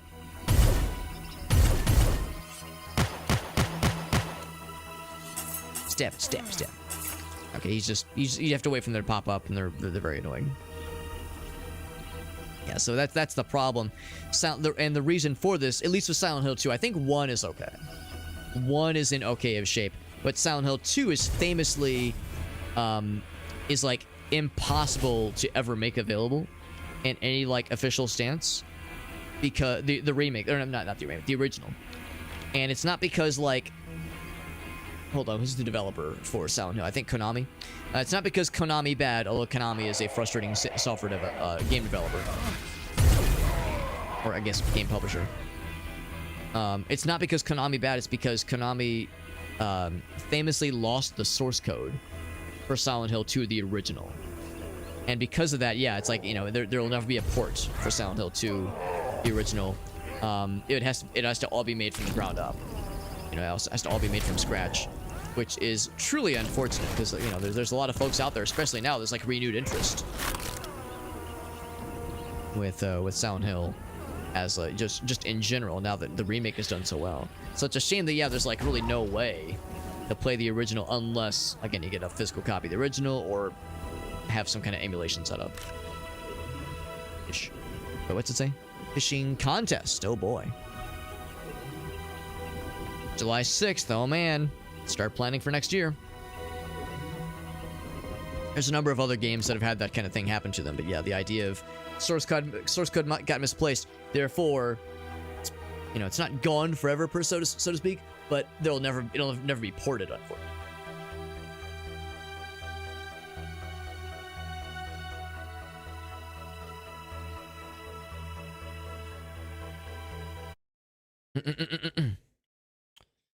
Let's see if I can check one thing real quick. Yeah, what's that game? Oh, I lost my cursor. I think I'm not allowed to Alt-Tab on the screen. I think that's the issue. There we go. Now I have a cursor.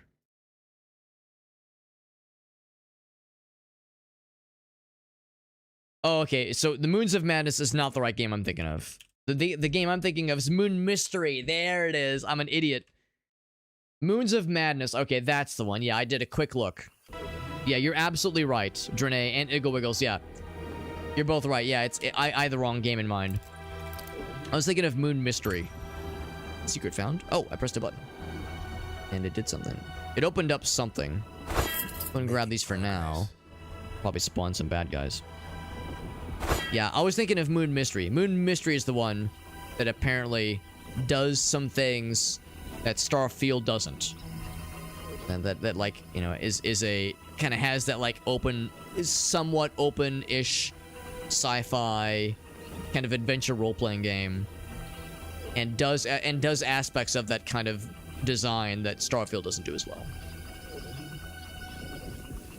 Yeah, Dead Space remake, yeah. Yeah, I've heard the remake for Dead Space is pretty good. Generally speaking, pretty good. Again, there will always be those that prefer the original, which is fine. Nothing wrong with that, obviously. He's throwing more shit at me. Exploding fish. I mean, lots of stuff. And more story. Yeah, I think the general consensus is that, yeah, that's a pretty good remake as well. Did they lose the source code for their own game? I think lose is, like, not a good word for it. I probably shouldn't have described it that way. But they didn't maintain it. They didn't, like, back it up. The issue is, like, Silent Hill 1 is such an old game. It was made at a time where there really wasn't, like, from a software development perspective, there really weren't widespread sources for, like, what we call, like, versioning of software, source control, and like some kind of repository where things can be edited and maintained, and changes can be tracked easily from like user to user. Back in those days, it was much more of a manual process, and because of that, it wasn't uncommon for game development companies, to like, oh yeah, crap, the hard drive that we had that had all of our source code from like 3 games ago, oh, someone lost it, or, hard drives will get corrupted over time. Hard drives have a limited shelf life. Like, oh yeah, the person that had that hard drive, they forgot to back it up, it got corrupted, or like something otherwise, there was some otherwise issue for it, and we didn't have any other backups, so that's just, that them's the breaks, and that's just how it goes. It wasn't uncommon for that to happen back in those days. And Silent Hill 2 is not the only case. There's been a number of Capcom games, I think, where the similar thing has kind of happened. And yeah, the general consensus is like, yeah, that's... Some of those games will never be officially ported unless they were fully remade from scratch. That's actually where the Silent Hill 2 remake is particularly nice to have, actually, because yes, they did remake that game fully from scratch for the remake, and thank goodness they did. At least now we have an official and pretty easily available, implementation of Silent Hill 2 that we can enjoy. Although it's not the original, it's better than nothing. Mass Effect Legendary Edition DLC couldn't be added. Yeah, I mean that's particularly a bummer, because Mass Effect is a much newer series. I mean, I guess the first one came out in like 2006, 2007, but still, the basic gist is still the same, where it's easy for that thing to happen if proper version control protocols aren't put in place. In the 90s, again, Silent Hill 2, back in the 90s, that kind of thing was more common. It's still frustrating, but it's like, a little bit more forgivable. But with Mass Effect, man, that one stings, because, it could have been, didn't have to be that way. That could have been handled better. It's unfortunate. Oh, it fell through the floor? All right. Okay. Canoe rent, shooting, hot dog, and then something is $100.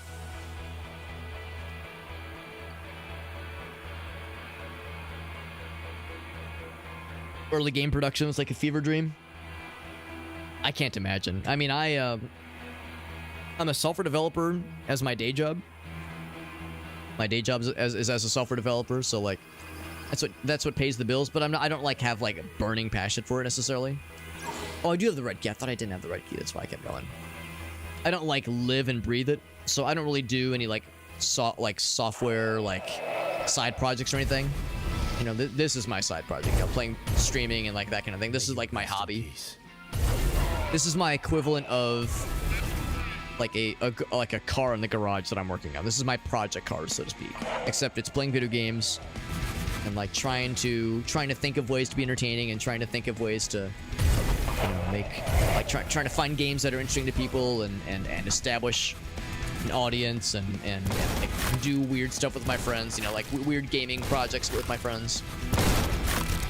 This is my all that is my equivalent of like a project car in the garage. But with some of my friends that are software developers, their project car, so to speak, is like a homebrew game project that they're working on solo, or maybe it's a game project with friends, but or it's an app that they're working on, like a smartphone app or a desktop application or a web app. A lot of my friends are into that kind of thing, and I think it's great. I think it's awesome that people, of this discipline are able to like hone that energy and use it to like make cool shit just on their free time. Because to me, like software development and coding, that's work. Like I don't want to do work when I'm not at work. I want to do fun stuff like playing games and like, or in this case, something that like, yeah, it takes energy, but like it's also like very fulfilling. It's fulfilling to me doing something like this. Whereas like doing software development, even game development, it to me is a lot of work. And it's even modern game development is intimidating and feels like it would be exhausting. And yeah, I don't really, it's not something I want to engage with myself, but thank goodness that there are those that do, because there have been some really cool indie projects that have started as like humble, modest little hobby projects that have, you know, taken on a life of their own. I mean, Vampire Survivors was a one-person project, which is pretty remarkable. And that game invented an entire new genre of games on its own. We call them survivor-likes now. So, you know, it's wild to me that we have these, you know, pretty remarkable success stories. See, there's something flying around. There's a fella. Oh, there's the fella. Really been harping a lot. Oh, is that a ladder? Oh, I can climb that ladder. Maybe. I can climb that ladder. I can break those cuffs. I get up there. I did read this, right? 1990s was forever ago. It's wild to think it was 30 plus years ago. It is pretty fucking wild. What's up, Shock Value? Flight Sim, that's right. I find it a little bit weird. I respect it. I think it's cool that someone, because to me it's like a sign that they're into it, you know? It's a sign that they're like into this thing that they do. Like they're into it. They're not like some people might be like, oh, what a nerd, but I think it's kind of fun. I think it's like a cool, like, yeah, it's nerdy, but I think it's very positive. I think it's very constructive. The idea of like being so into one's craft that they want to do things relating to or like pertaining to their craft outside of work, outside of the of working hours. I think that's pretty cool.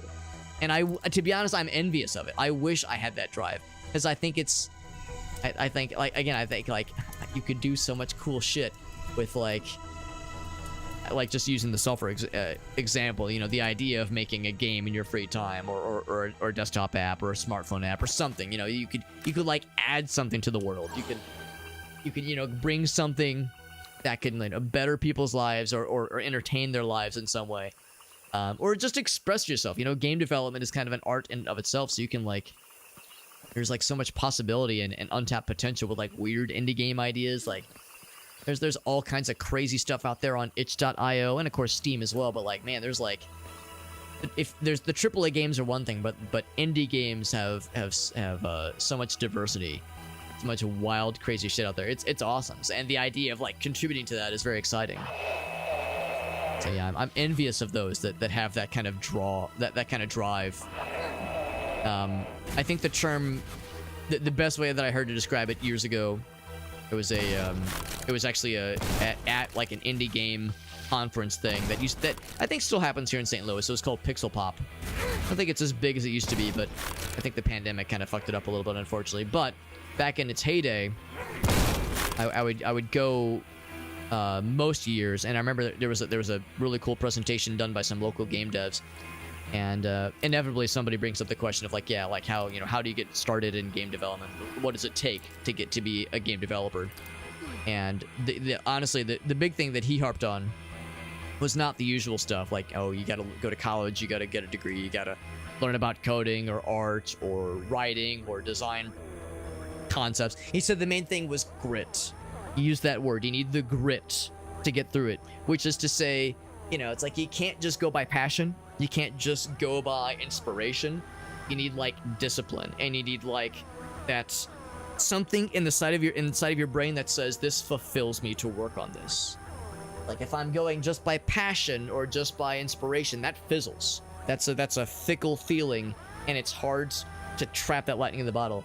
That you have to have that grit. And I think you could apply that to a lot of things in life, where it's like you need that thing, that malfunction in your brain that says this is fulfilling to me, not just temporarily, but I want to keep doing this, and I want to do it until I am passing out of my desk. that's like the sign that you've got what it takes. And he was saying like that's like the most important thing. And that always stuck with me. He can go into great details. I mean, honestly, yeah. His type of crowd eats it up, shock value. He should stream. If he doesn't, he should stream because there's absolutely an audience for that the kind of person, the kind of like expert even that can describe not only a great deal of what they're doing, but also related to like real life circumstances or tell stories based on, you know, what they've experienced with their job, that kind of thing. I think that's a very unique perspective. IT tech, yeah. This was a temple, but now I want nothing to do with it. Now, shock value, you're one of my Noita buddies, right? You're one of the Noita buddies who is like, man, I can't fucking stand this game. I'm noticing a trend here. It's like this thing drives me up to a goddamn wall now. First aid.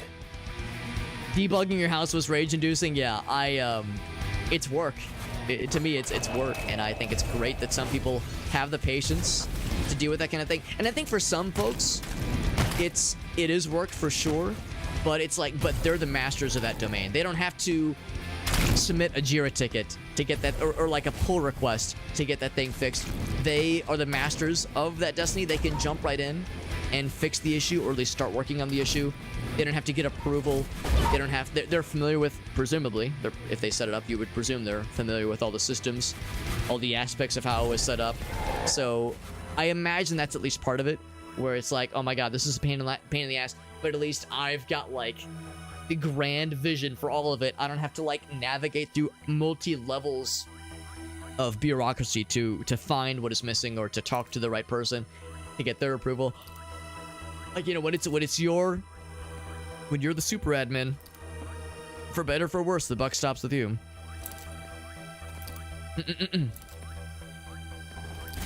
Yeah. Okay, so not quite the same situation. It wasn't that you were like, obviously with the IT stuff, it's not that you're bad at it, obviously, but yeah, just, I was thinking it was more of like, with like the Noita thing, there was more of like, oh my god, I don't have like the patience and or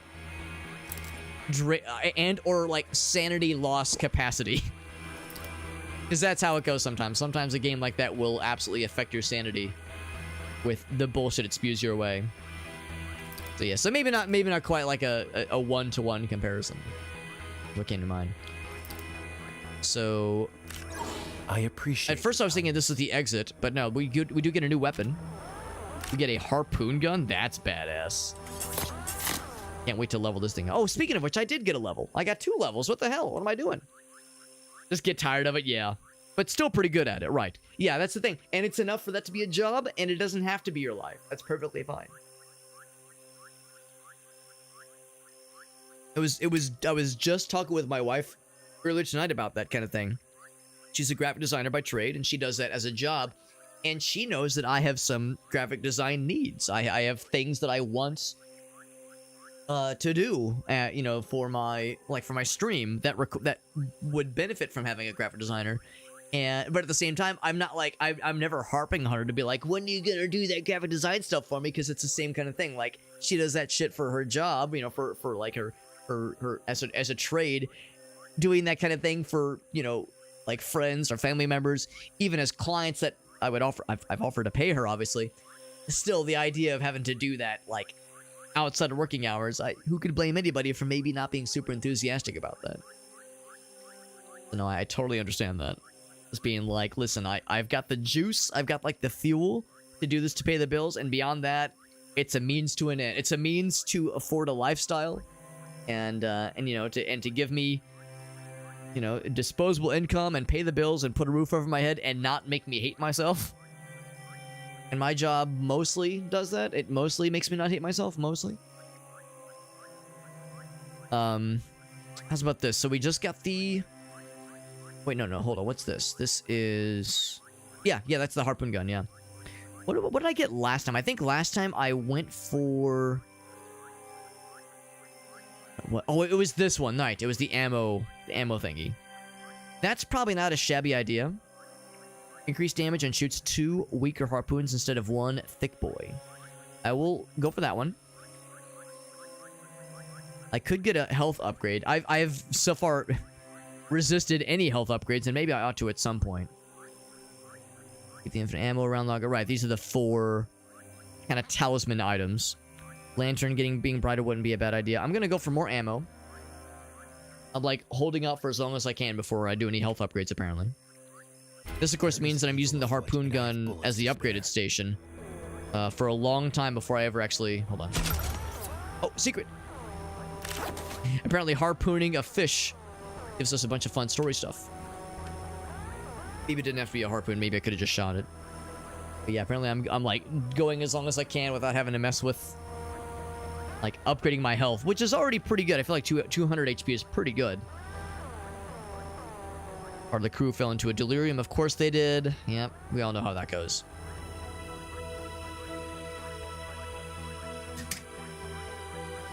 We all know how that goes. Can I follow the boats? No. Speaking of my job, I kind of debated whether or not I wanted to mention this. Some of you might have noticed. Alex, you cracked open a soda. It's Tuesday. It's Tuesday night. What the hell's wrong with you?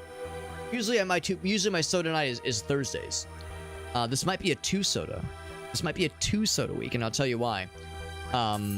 There was we got word. We got word coming down from the top, from the helm. About 2 weeks ago, saying like, yo, we don't want to do this, but the big LO is happening. There's gonna be some layoffs. They said there weren't gonna be a very lot of them. Not very many of them. But they were like, there will be some layoffs announced soon. And it's the usual, like, kind of... Oh, also, we got a key to unlock a door, and that door had another key. You know, the usual kind of corporate kind of nonsense where it's like, listen, we don't want to do this, and we're going to minimize it, and we're going to, like, be as cool about this as possible, but it's going to suck. You know, some of you will be affected, and that's a bummer. To be honest, I wasn't too worried about it. I wasn't losing any sleep over it, and honestly, at the end of the day, if I were to lose my job, it wouldn't be the end of the world. I can always find another one. It's fine. But they basically said, like, yeah, the notifications will be happening sometime over the next, you know, few weeks, and we won't announce who gets affected, but we will announce when the affected parties have been notified. So, like, you know, beyond a certain point, if you haven't heard anything, you can assume you're in the clear. So the email went out earlier today saying, all right, the notified parties have been notified. The affected parties have been notified. If you're reading this message, then you're in the clear. So that means I'm in the clear. So that means I'm still gainfully employed. So it's a 2 soda week kind of week because the one tonight was, I guess, as a celebration that I passed the test. I passed the audition. And my employment lives to see another day, or another year or week, or I don't know. I mean, there could always be more layoffs. There's always a chance, but no. So it means I passed the round of purging, at least for now. But that's the great thing though, is that you're never fully safe because there could always be more. And we'll see. We'll see if it ever comes to that. But like I said, I wasn't losing any sleep, and I didn't. I wasn't like really too worried about it. And of course, you know, I told Gracie about it too. I was like, you know, this is a heads up. This is a thing that's allegedly kind of in the background right now, but same thing I told her. It's like, but I'm not too worried about it. And she wasn't worried either. The CEO can't afford his 3rd limo. Yeah, that's right. Or Lambo, rather. Yeah. Yeah, it was one of those situations where it was not terribly surprising. We all kind of knew it was coming. We all kind of saw it coming. But, and I wasn't really worried. In fact, I don't think anybody certainly nobody on my team got affected, because I feel like I would have heard about it by then. And I don't think anybody, like, in, like, the teams adjacent to me got affected. So I question, like, how much of it even, like, tickled, like, the software people around me. It might have been more of, like a financial, because, like, you know how it is, like, every corporation, they got, like, you know, like, there's, like, the finance, there's, like, the HR, there's the finance folks, there's accounting, there's this, there's that, there's lawyer, like, there's always, like, multiple disciplines being represented. I have a decent suspicion that there was not really much of anything that affected, you know, our kind of camp that involves like the software people that I work with, at least. And we finished the level. I never got to use my cool new weapon. I got my cool new harpoon gun. I never got to use this thing. So, but like I said, so it was a celebratory drink in my case, because it means like I said, I passed the purge. But yeah, so but like I said, it hasn't really been weighing down on me. It was like I saw the email, I was like, okay, good enough for me. I have to get used to this bloodshed. Get used to this bloodshed. The harpoon gun's pretty cool. Like that spread shot with the 2-shotter. Boom, baby. Okay, so that answers the question of what goes in the 4 slot. It's that that grenade launcher.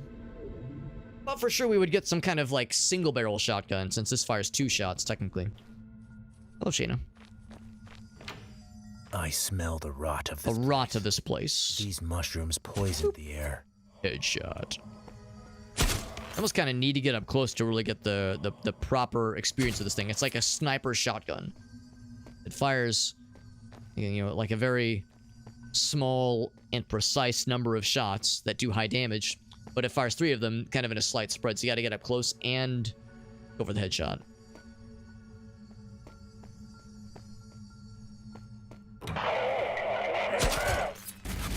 So those guys have a nice wide hitbox.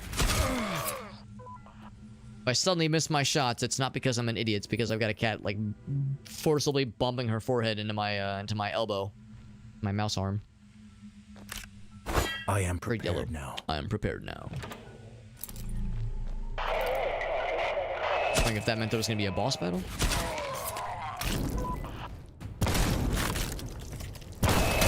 Ouch. Shotgun continues to be my favorite, by the way. I mean, I like a lot of the a lot of the weapons in this game. I mean, really, it's not a single one that I dislike actively. But yeah, the shotgun, especially the fully leveled up bouncy boy shotgun, I freaking love this thing. There is friendly fire. There we go. I kind of had a feeling. We've seen instances earlier where I was like wondering if it was a friendly fire incident. But seeing it more on the nose like that is reassuring.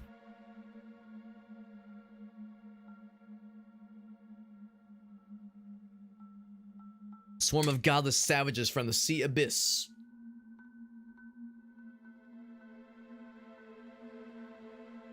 Was a symbol on the back, he says. Hourglass, time, and eternity. I'm gonna read all this out loud, just kind of getting the highlights. Then children and Anne out of town. And kind of unclear. We'll use this thing. You bump. Cousin, I hope to find you alive. Cargo, blue squid. It says cotton. Wonder if it's, well, that's the thing. We've seen this before where there's mention of like, oh yes, we're shipping cotton, we're shipping seafood, such and such, and then you look at the boxes, the content of the crates, and it's very clearly vodka or alcohol. Of course, this all takes place in the 1920s, so prohibition is in full swing, faux show.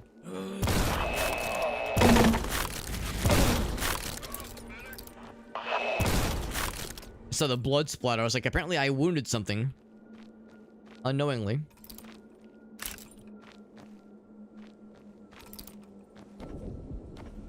We have 17 shots for this guy, 160 for this guy. I should be using this more often.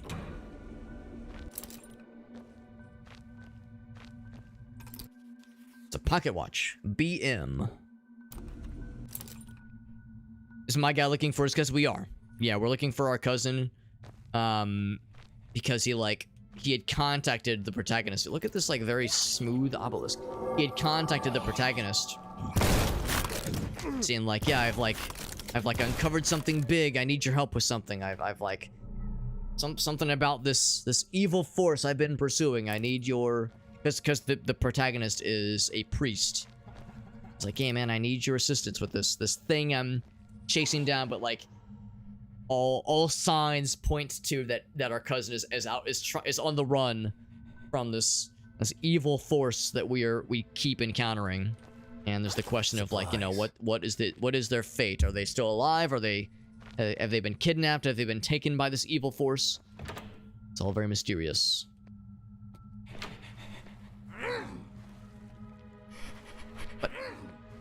Oh, he's like throwing shit at us.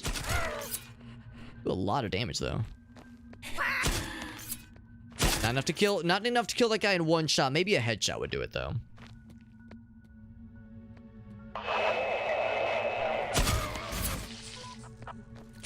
This weapon kind of fucks though. I'm pretty impressed. It's not as like spectacular and flashy as the shotgun. Shotgun, you hit somebody and they fucking paint the entire zip code with their blood. This thing is more of like a subtle, like a zip.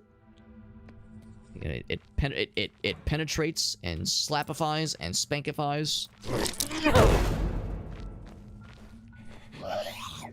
This thing's messy, and I like it. I like that it's messy. Yeah, bolt to the head. You would think it would be enough in pretty much all cases.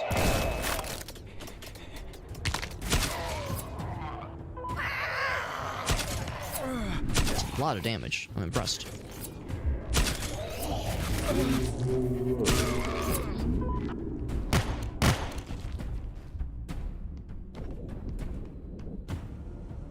Still got full ammo for this guy, which I've just kind of been ignoring. I like the pulse gun a lot. I feel like I've been neglecting it for other things. For the cool, shiny new weapons we just got.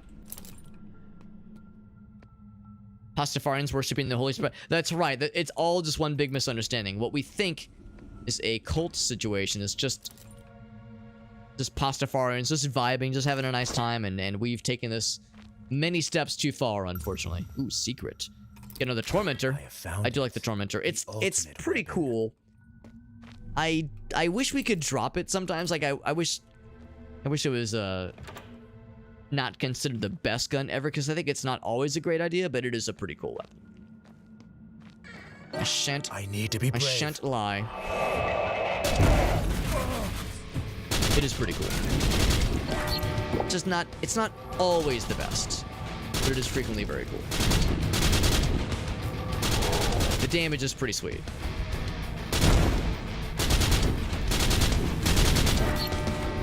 We have 40 shots, and only when the shots are expelled can we use our other guns. So it kind of goes on top of all the other weapons. We're almost out of juice. We're out of juice. Now we are fully madnessed up, which means we can do really good damage. Ouch! That was healthy. All of his, he ate his vitamins. Ate all of his Wheaties. Yeah, when your madness meter is full like that, you do extra damage and you take less damage for a small amount of time, which is nice. So whenever things get really spicy like that, we get spicy. Amazing pictures that would be good for a redeem. Oh, you mean like the MS Paint challenges, Farsight? Like pictures of Pastafarians wearing the colanders? I'll never forget the day that I closed on my condo. The old condo I used to live in. From like 2017 to like 2016? 2016, I think. 2016 to 2023. When I got married to Gracie. And moved into our house together. The day that I closed on that old condo, the real estate lady with whom I closed on buying that thing, she was a little bit late to the appointment, because it was one of those things where, like, you know, you had to sign a bunch of stuff. The selling agent, real estate agent, is there, and the buying real estate agent is there as well, signing a bunch of stuff, and, you know, signing your life away to a 30-year mortgage. You know how it is. And she was like, "Yeah, sorry I'm late. I just wrapped up another appointment with a guy," and she was tickled pink because he was like, "Yeah, the dude, the client that I just finished up with was a Pastafarian, and there's I don't know if it's a Missouri state law of some variety, but there's some kind of requirement that says, like, okay, you can claim Pastafarian as your official religion only if, at least in some circumstances or in certain states, only if you, like, every official documentation of you has you wearing the ceremonial colander on his head." And sure enough, she didn't show it to me, obviously, but sure enough, this dude that she was helping closing a sale with, rather, his driver's license had him with the colander on his head and everything, and she'd never heard of it before. She had never, like, she's a normie. You know, that's the phrase I would use to describe this person. She was not a person who was terminally online, so she'd never heard of this kind of thing before. And so she was like very, very tickled by the whole notion. I was like, yeah, that's very much a thing online. So she was, she thought that was hilarious.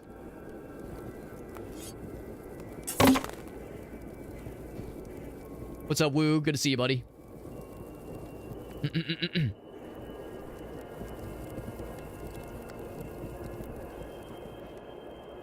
As long as you allow my people from the craft worlds, safe passage. Craft worlds.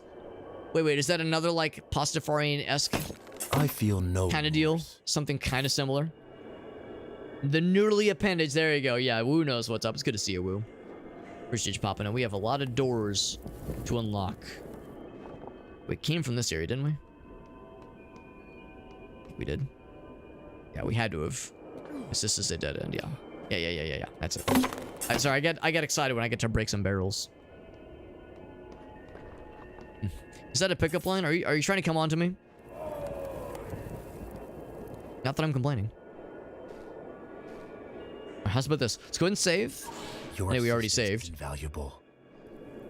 And we'll jump into that room next, this one right here. But first, we got a few redemptions, actually. The first one is the MS Paint Challenge. And while we're doing that, Woo asks, Alex, what's your favorite video game?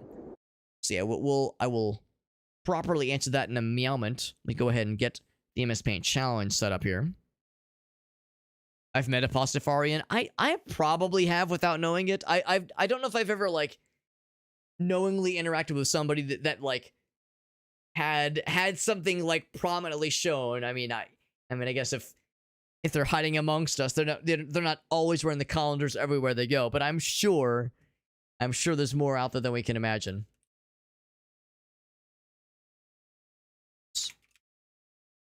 Clock app. We'll just do it this way. Seems like it's still the easiest way to do this. Boop.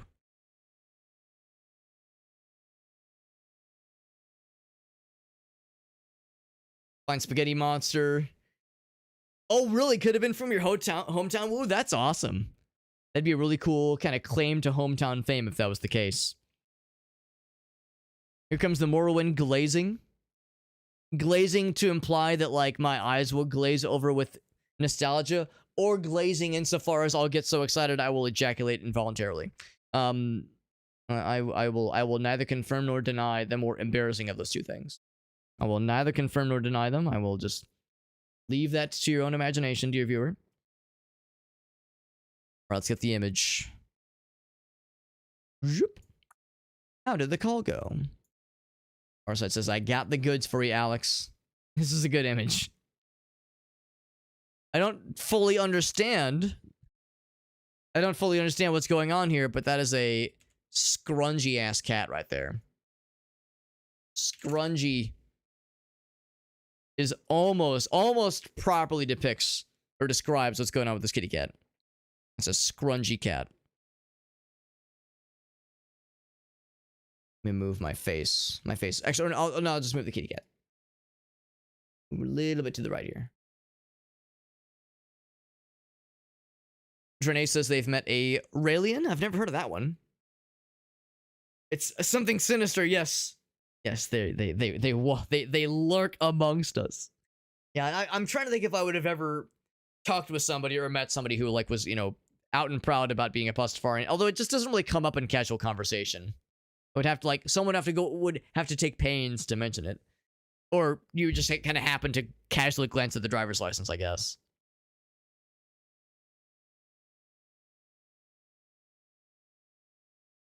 A UFO cult. Topless walks to attract new members. Huh. I'm gonna hit you with. Hold up. Let me see. Let's see if I can find the clip.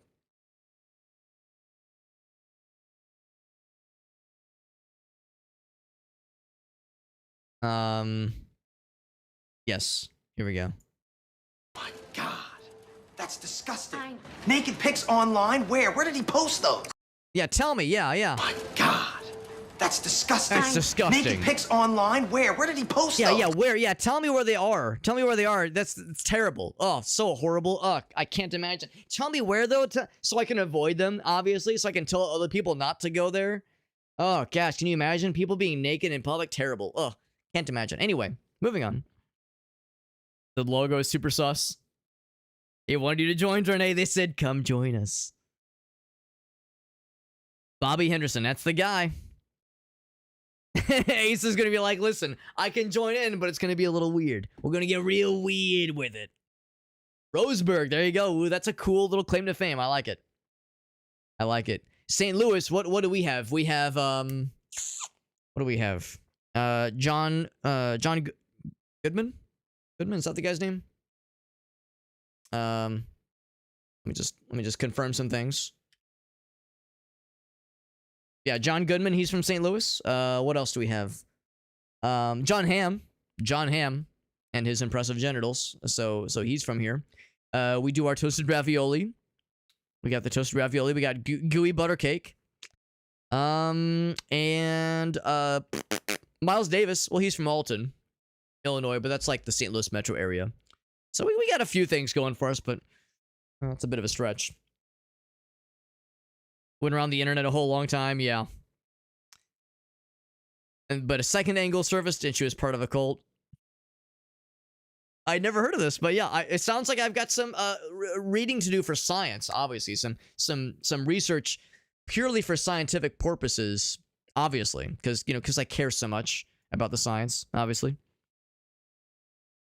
all boobs are good boobs. You're not wrong. You're not wrong, Ace. When you're right, you're right. All right, friends, we got MS Paint Challenge coming in hot. Thank you again to Farsight for the redemption. It's this scrungy little cat. I don't know why it says June. I don't know why he's making that face. I don't know. I mean, granted, this past summer was a very hot summer, so maybe this is just kind of how we all felt throughout the entire month. Very well possible. Let's go ahead and kick this off, and then while we're doing this, I'll also talk about the thing that Farsight redeemed. I'm sorry, Woo redeemed, rather, which was to ask about my favorite video games. Here we go. 3 minutes on the clock to recreate this image in MS Paint. Here we go. 3, 2, 1. Here we go. And also my favorite video game. It's a tricky question because I have a lot of favorite video games, and the answer kind of changes, with the season sometimes. Farsight is correct. One of them is absolutely going to be Morrowind, no question. Love me some Morrowind. I love that game in all of its stupid, scrungy, clunky, jankety, in all of the jankety ways. It's not a game that's like for everybody. Obviously, it's a great. I think it's a great game. Yeah, I think that's correct. I think it's a great game, but it's not for everybody, and I get that. So it's not. I never like hold it against somebody if they're like Morrowind, because it's like, yeah, I get it. It's an old and clunky and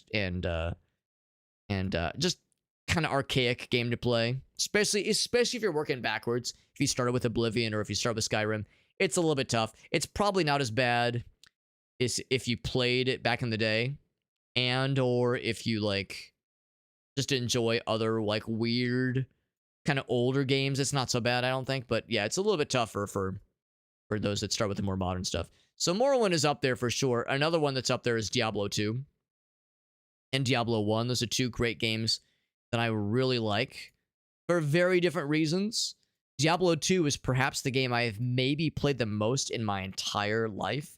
And it's not that there was like a point in time where I played it nonstop for like years of my life, but it's a game I've come back to a lot over the years, where I'd play it for like maybe a few weeks, kind of on and off, like maybe put like 12 hours into it over the course of like, I'm actually going to give, I realize I've neglected a double chin opportunity. I'm gonna change this nose slightly so I can give this guy a double chin. Double chin's very important here. So it kind of comes around like that, and then this kind of comes down. I want to do this right because it's a very important part of the image. There we go. There we go. Nailed it. This is going to be a very strange little fella. A very strange little fella indeed. It's pretty good though. It's pretty good. I'll go ahead and like do one of these just so he has some kind of body. He probably has legs, maybe. I don't know. I don't know if he has legs. Let's go ahead and color this in. So yeah, there's a number of those kinds of games that's like, you know, they're important to me for like one reason or another. But I probably like stop short of saying that they're my favoritist of, you know, of all the games I mentioned just now. I will, yeah, if forced to choose a single favorite game, it would probably be Bomberman 64. And not because I think it's an amazing game. I think it's a good game, but it's not a great game. That's another one where it's like, yeah, it's not for everybody. And it also is kind of clunky, and it's like kind of hard to play by today's standards. Now, granted, back in the day, I think it was fine. It was like a good game that like blended well with other N64 titles. Whoops.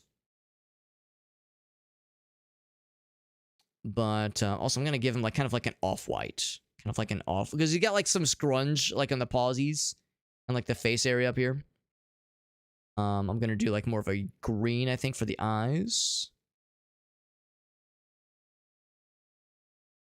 I'll have a pink hand holding him. And there we go. There we go. Looks like what a strange little panther creature I've made. Oh, the ears. I gotta like give the ears some. Oh, and we gotta give him lots of whiskeys. Let's give him some whiskeys. Meow, meow, meow, meow, meow, meow, and make some meow noises apparently. But yeah, no, but yeah, Bomberman though, Bomberman 64 specifically. I never really played the old school Bomberman games that was more like the grid style. But as a kid, I played a bunch of the more adventure style 3D, like kind of 3D adventure style games that were more platforming and puzzle centric. As opposed to, yeah, like I suppose like the old school battle royale, where it's like more grid based and like in some and more multiplayer focused. Of course, there was like the Super Nintendo Bomberman games that did have proper campaigns and even boss battles, but even still, it was always around with like within that grid view. So I was raised on Bomberman 64 and Bomberman Hero Second Attack, and I loved that shit. I ate it up and I loved it. But yeah, so I would say my answer is probably Bomberman 64. And again, it's not a great game. I think it's a good game, but I blame nobody when they say they didn't really like it, or if they tried it and it didn't really vibe to them, because it's, even I think at the time when it came out, it's kind of a 6 out of 10 kind of game, honestly. It the music I thought was cool. The controls, once you figure them out, were I think like pretty fair, but I think the game didn't always convey things the best. It wasn't always like super clear how to approach certain puzzles. The whole bomb jumping mechanic I think was great and very deep once you figured it out, but like you kind of needed someone or like a guide to tell you exactly how to do it. The game didn't do a good job of like conveying to you how to pull off some of those like more like higher level strategies. We'll call this junecat.png. Going into the Discord server. But let me this. Okay, we're good. But anyway, the reason I like it so much is because it was the first game, and well, I'll also say this is very much nostalgia goggles talking. I think the game is good, but it's more of like, it's my favorite game ever, not because I think it's a 10 out of 10 amazing game that everyone should play. It's like, it means a lot to me personally. It means a lot to me personally, like what the game taught me and what the game inspired, or like how it inspired me, is something that like no other game could possibly do, because like I played it at like the perfect time in my life. After, like, by that point I'd played a few other games, but I didn't have like I didn't have like the best expectations of like what some games were capable of, how they could like tell you a story, how they could lead you on an adventure. And Bomberman 64 was one of those first games that here, let's also tag. It's been posted to the Discord server, by the way. It's in the Discord server. It was one of those games that kind of like for me personally, not even just like the, well, yes, the aesthetics. Like the aesthetics, so much of the game is like floating islands and like has a cool like kind of a fantasy vibe that I think is really cool. There's so much of the game looks like a Pink Floyd album cover. I like that kind of like landscape. I like that kind of visual aesthetic. I love the music, but the thing that I always come back to is there's so many parts of the game where you're playing the game, you're killing the bad guys, you're killing bosses, and you'll see platforms that just seem impossible to get to. You're like, man, there's stuff up there. How the fuck do I get up there? Like, there's no obvious way to do so. And you can go throughout the majority of the game without ever having to touch those like really tough challenge areas. But there's always stuff in your first playthrough, at least, of that game that's just out of reach. That's an indication that there's like more beyond like just the surface. There's like more that you can get to just versus just like playing the game normally, just playing the game casually. You know, you play through the first 4 levels, you go to the Black Fortress, you kill Altar. There's like references by other characters to like stuff that is beyond the veil, but like you could play through the entire game and think that's all well, maybe not the entire game. You could like do just a normal playthrough, just a normie play through the game, and think that's there's all to see, and not realize that there's a whole nother like bonus world that you can only unlock by collecting all the golden cards. And the golden cards are in those like upper kind of hard to reach, those areas you can see, but you're like, man, how the fuck do I reach them? And the answer is that bomb jumping technique that I'd mentioned, where you where like you have to like do these very elaborate setups where you have to like use the bombs to jump across platforms, because there is no jump button, so it's not really a platformer in the standard sense of the word. So I just love that sense of wonder. At the end of the day, it comes to that, it's that sense of wonder that I love so much. There's times where I'd be playing the game now, I think, fuck man, there's stuff out there. What is it? Like, what's in there? Or what's in these platforms? What's in these areas that are far off? It could be anything. It could be a whole nother level. It could be a boss battle. It could be the answer to everything with this game's lore. And that sense of wonder is something that I think is hard to tap into nowadays. Because, you know, we have the internet, of course. We have answers to everything. But as a kid, I played that game at like the perfect moment in time where I had a little indication of what video games were capable of, but I didn't have the full vision of what was possible. So, you know, you see those faraway areas, you see these things you just can't quite reach yet. There's like skills you still need to hone, there's things you still need to like learn about and discover. And that was like a cool feeling. And it was cool playing it casually and wondering about that. And then a couple years later, going back and using a guide, actually reaching some of those areas and getting all the gold cards and reaching the true ending of the game and having my mind blown. So it was a multifaceted learning experience that I'll treasure forever. So anyway, that's my favorite game. That's my favorite game, purely for sentimental reasons and like what it means to me personally and what it taught me, as opposed to, you know, the usual kind of reasons like, oh, it's a 10 out of 10, amazing game. So it's not a 10 out of 10. It's a 6 out of 10 kind of game, honestly. Like, you know, it means a lot to me, and that's why Bomberman is featured so prominently with my decorations here, with my raid notifications, my subscription noises. Like that is why it is so prominently featured. Let's get caught up on chat here.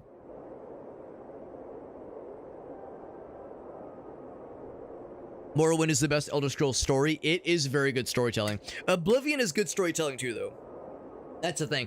I loved Oblivion storytelling. I'm more partial to Morrowind, but Oblivion is worthy of storytelling. So if you like Morrowind for the story, you should at least check out Oblivion if you haven't already. We got Perry, by the way, asking if that was one of our kitty cats. It is. We have 2 cats. Really, they're more prominently my wife's cats.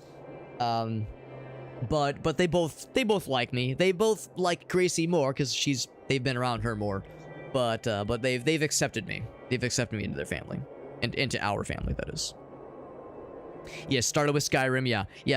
Starting with Skyrim and going to Oblivion is not too weird, I don't think. But going all the way back to Morrowind is a little sketchy. If you like old games and you like some clunk and some you like some clunkiness, you like some jank, you like some aspects that are maybe not always super well polished, plus it's a Bethesda game, then it's great. But yeah, it's if you're bothered by like old kind of clunky controls, opposed dice roll mechanics, and crappy graphics, well, I shouldn't say crappy, but dated graphics, excuse me, then yeah, Morrowind's a little bit rough, but if you have a stomach for those things, then there's a really special experience that Oblivion and Skyrim can never properly give you, because Morrowind you have so much freedom with like the spells you can create and the kinds of builds you can work towards. You can blow the game wide open very easily, and the game lets you.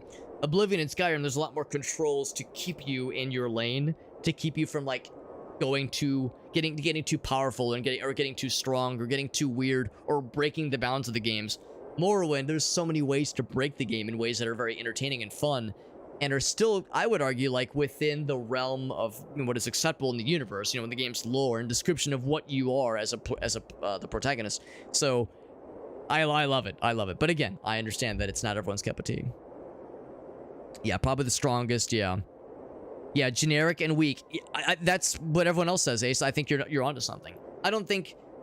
Not everybody feels that way, I'm sure, but I've heard that repeated by a lot of people where it's like, Skyrim's great gameplay-wise, but story-wise, it's very generic. Yeah. Super Bomberman 2, yeah, I never played the SNES games, and I really ought to. Yeah, Bomberman was the original Battle Royale, yeah, I'm not the first, I was not the first person to think of that. That was something that others had mentioned. Yeah, were there 63 Bomberman games before? There were a bunch. There definitely were a bunch. Multiplayer battle royale, that's right, yeah. You had to use the stuff in your environment to like build towards your loadout, and you would, of course, whenever the round ended, you had to start fresh again. You were dropped into the battle. So yeah, this is our little bomber friend. That's correct. That is correct. So yeah, there we go. All just about caught up. Yeah, asking, yeah, what exactly is Bomberman? Yeah, it's a fun one. By the way, I had mentioned earlier, I'll post it one more time real quick, the socials page. There we go. We did complete the MS Paint challenge. It's in the Discord server. I should mention that we're doing some giveaways on Fridays. So if you want, I would recommend joining the Discord server. We're going to be giving away 4 keys for Metal Slug Tactics, the really cool tactics game we played last week. We actually beat it, I think, on Sunday. Or no, maybe it was Saturday. Really cool game, and I loved it all the way through. It's a tough game, but it's very worth it. And we're gonna have 4 keys to give away on Friday night, and we do the giveaways in raffle format, and it's all done through the Discord server. So if that's something that would tickle your pickle, I recommend hopping in the Discord server. It's free to do so, and it's really easy to enter into the raffles. You just hop into the giveaway channel we have set up for Metal Slug Tactics. The instructions are really easy, and they're all in there. But yeah, all that and more is in that socials page. That has all my social media, of course, but the Discord is the big one. I should also mention that we have the MS Paint Masterpiece channel. That's where all completed MS Paint Masterpieces go. So if you want to see the one we just completed, or any of the previous MS Paint Masterpieces, they're all in there. There's like almost 400 of them. We've done a lot over the years, which is crazy. Also, we got Krath in the house. What's up, Krath? Yeah, Morrowind, baby. That's right. Kill the owner, take his key. Now it's your house, baby. Which is exactly how we were doing that, of course, in Din's Champion. Krath is one of our Din's Champion friends. But yeah, same kind of idea. You just kind of claim a house as your own, and there we go, baby. You're all set. Can you play as Dunmer in Morrowind? I think Morrowind is the first game where... Actually, no, you could probably play as Dunmer in... At least in Elder Scrolls 2, in Daggerfall. But I think Morrowind is the first game where they're called Dunmer. Is that correct? Anyway, yeah, in Morrowind, the game... The province of Morrowind is the homeland of Dunmer. So yeah, not only can you play as a Dunmer, but I would say like 50% of the NPCs you interact with are Dunmer. So it's a very, I would say they're the most prominent race in that game for sure. Let's go back to the games. I think we did just save, so we're already set. Let's go ahead and jump into here. Good to see you though, Krath. I appreciate you popping in. And yeah, Krath probably heard, I think we described Morrowind not too long ago when we were playing on Sunday night. We were talking about how Morrowind is wonderful for a number of reasons, and one of them is just the open-endedness and freedom that you're afforded in that game, which is pretty sweet. I love that game for a lot of reasons. The quests, especially the main quest, I think is really, really spectacular. Of course, I do enjoy the leveling system, even though it's weird. I enjoy the combat system, even though it's weird, and I'm used to it. You know, the game came out in 2001, 2002 maybe. The opposed die roll system was the standard back then, but by today's standards, it has, of course, aged quite a bit. But I still enjoy it for what it was, and I will always simp. I will always simp for Morrowind, and I have no shame. Oh, maybe a little bit of shame. I love it though. It's a good one, and I think it holds up. But like, you have to know what you're getting yourself into, because yeah, if you expect Oblivion or Skyrim levels of like action, interaction, and feedback loops with the combat, then it's like you're gonna be a little bit disappointed. But you have to kind of approach it with a different mindset. Yeah, you're more likely to play Dunmer or at least interact or encounter them in Morrowind compared to the other games for sure. These never have to. They never have stuff in them, but I'm always tempted to like at least try. But if this is the one time there's something cool. Different traits, right? Yeah. And they become homogenized, right? That is the general consensus that I've heard as well, where I think a lot of people still like Skyrim the most, which is perfectly fine, but I think the general consensus is like, yeah, it's like it becomes less specialized and more genericized. Homogenized is probably the better term, honestly, to say that, like, yeah, it's like there's less specialization, there's less weapon classes, there's less spell types. There's just less like complexity, and that's not terribly surprising. I think that's usually how it goes, generally speaking, with RPG series like that, you know, as they get more popular. Where Morrowind is it has quite a bit of complexity to it, with like the systems for leveling your character and the kinds of armor classes and weapon classes and spell classes and spell types, and there's a lot there, and it's kind of intimidating to some from the outside looking in. And Bethesda, who can blame them? They want more people to play their games. How do you allow for more people to play the game? You make them more simplified. You kind of cut down on some of that what is deemed unnecessary complexity and depth. Whereas people like myself and Krath and Ace, we love that complexity. We live and like reside and thrive with those kind of complex systems. We love it. But like, you know, it's an investment. It's an investment in someone's time and energy to learn those systems. And you know, we're all busy. We all have other responsibilities. We all can't be expected to like dive wholesale into some kind of like, you know, very elaborate setup or system for every RPG we want to play. Sometimes it's nice to just jump in and already know, generally speaking, what we want and be off to the races. And that's where Oblivion and Skyrim shine more, because they're more simplified. And I don't want to say like dumbed down like they're stupid, but yeah, they've trimmed a lot of the fat, and it's more of a narrow focus. The guardrails are a lot higher, and you're playing, it's like you're playing bowling with the bumpers up, you know? There's it keeps you safe from going into the gutter. You can't make a stupid build that's unplayable, but you also can't make a hilarious build that's awesome. It's kind of a more narrow and more like, I don't know, more linear kind of experience in that sense. And especially with Oblivion, with the level scaling. Oh my god. The level scaling in Oblivion makes combat just a fucking chore, let's be real. So yeah, so I appreciate kind of what Ace kind of summarized there, because I think that's, even for the Skyrim, you know, proponents out there, I think they would generally agree, you lose a lot of that complexity, but at the same time, it's more mainstream appropriate.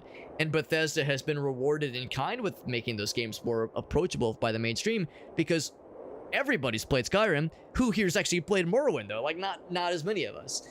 But Skyrim is like a household name. There's people that have never played a video game in their life that know about Skyrim. They've never heard of Morrowind.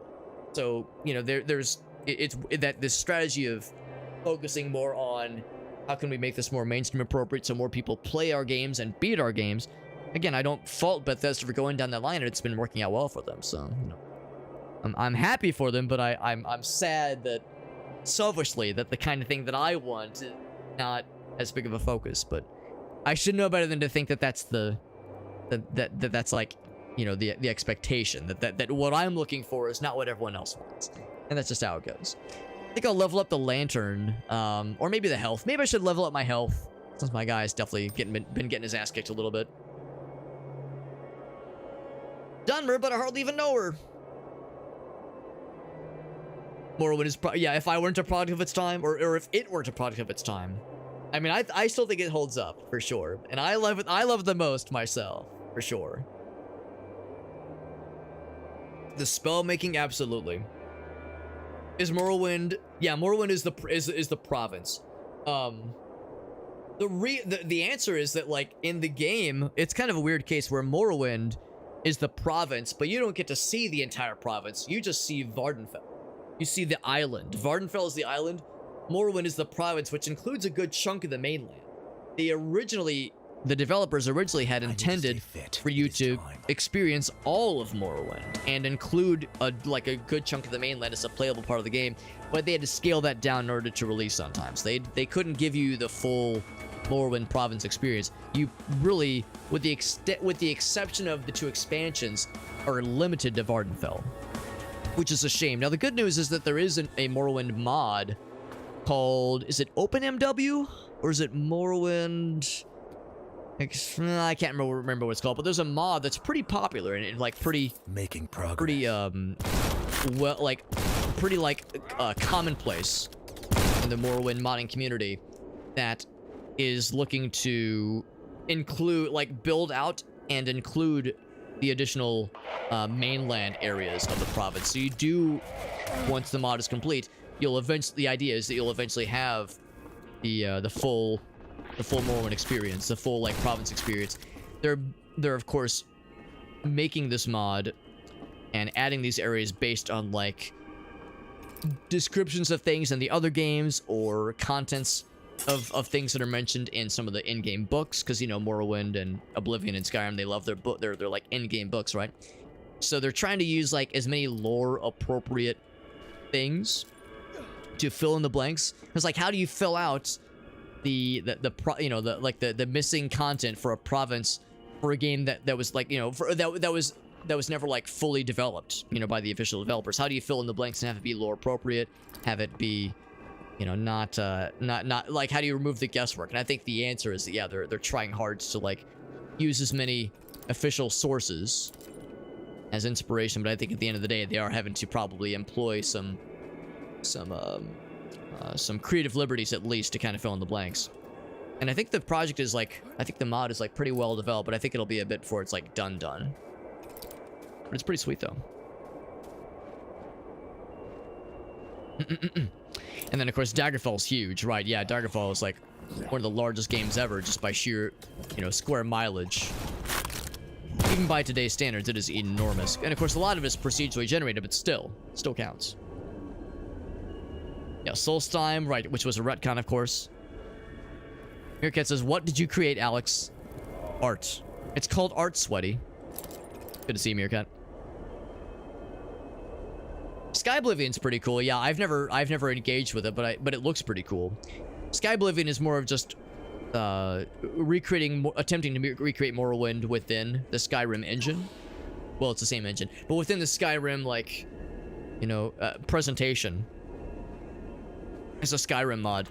I don't know if they're including the mainland stuff or trying to build out the mainland into Sky Oblivion. I'm sorry, Skywind.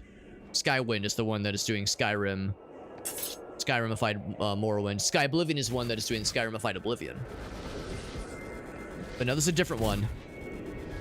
And yeah, the name escapes me, but it's a fairly well-known one within Morrowind modding communities, because it's a Morrowind mod specifically, as opposed to being a Skyrim mod. Let's go see. I'm trying to get that splash damage. I'm trying to splash. Oh, this guy. This motherfucker. Bonk. I got my ass ate a little bit by those guys.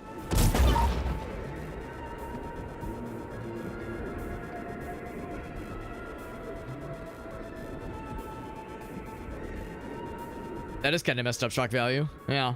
25 miles away, man, they fucked up. I've had the case where I've ordered something and it's sitting in a mailing distribution center for multiple days.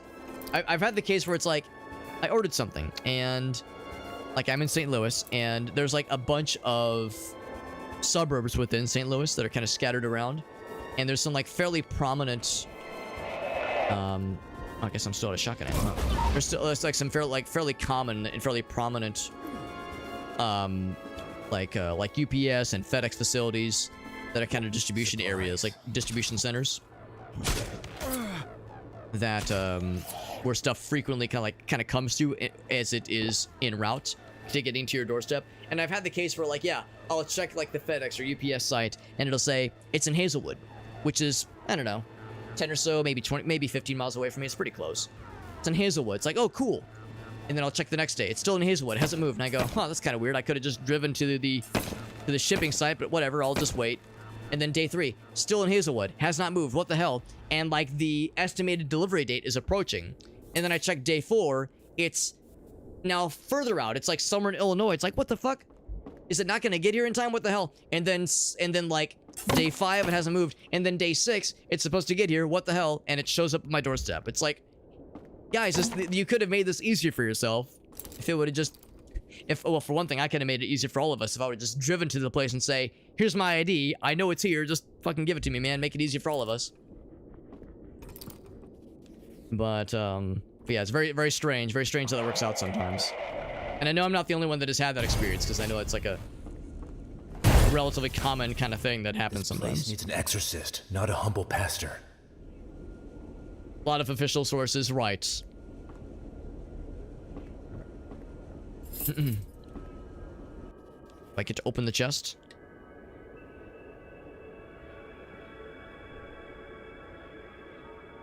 Skyrim's really far into the future, right?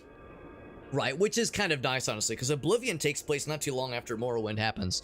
So the nice thing about Skyrim is that, like, there's enough distance in between events where it is kind of able to stand on its own, which is kind of cool.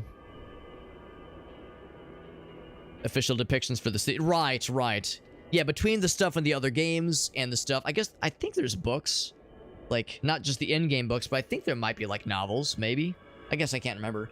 But yeah, there's the stuff in Elder Scrolls Online. There's a lot of things that do fill in those blanks, like Ace Roy's mentioning. So it's probably not like impossible for the devs of these Morrowind mods. Just trying to get to my pistols.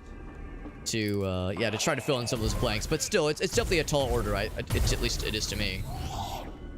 A tall order, and it's the descriptions and even like pictures are one thing, but actually adding it in as a playable experience is something else. I feel like that's taking it to a whole new level. So it's a pretty impressive process or project. Yeah, 2,000 or 200 years after Oblivion, or after after Oblivion. I think that sounds about right.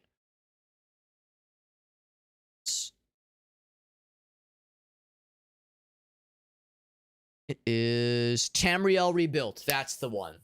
That's the mod I was trying to think of. Tamriel Rebuilt. Anybody curious? Oops. There it is. There's the mod. Tamriel Rebuilt. It's a very ambitious mod, for sure. Yeah, there's Skywind and Sky Oblivion. Correct, yes. The attempts of, like, building those games into Skyrim as Skyrim mods. Which is, also, like, a pretty impressive project on its own. I can very much appreciate what those mods are going for. Is it something that I want to experience? Not anytime soon. To me, it's like, if I'm going to play a game like Morrowind or a game like Oblivion, I'm going to play in the original experience. But I think it's cool. And it's just an impressive feat of like modding. Just the idea of doing something like that is just, I think, a remarkable achievement, just from a technical perspective. But I don't know if I'm going to rush out and play either anytime soon. Just drove there on a Friday night and just, yeah. I think there is a process for that. I don't think it's like against the rule, but I think like, it's not like against any rules necessarily.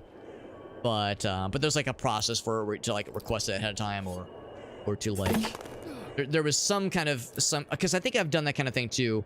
Or maybe I've had it where I had to go and pick it up, where I missed the delivery because you have to sign for it or something like that. One of those where, yeah, oh, here we go, secret found. One of those where you had to sign when it was delivered to you in order to like accept it.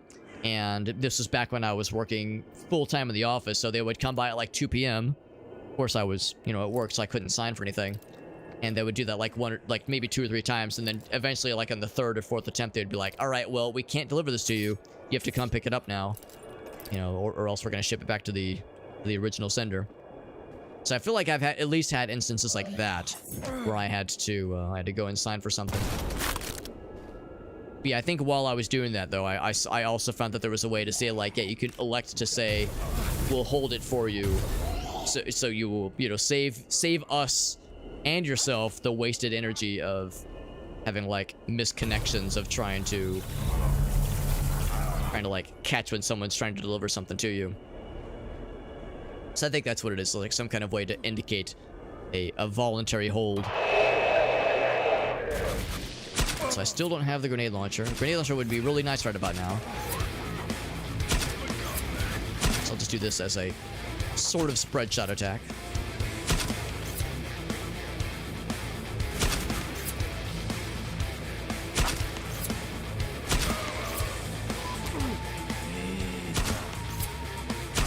Thing, of course, fires kind of slow. Not that it needs to fire fast. It's not exactly a shotgun, but this is a shotgun.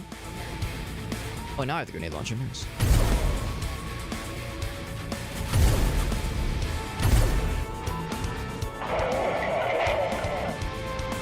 Heard noises.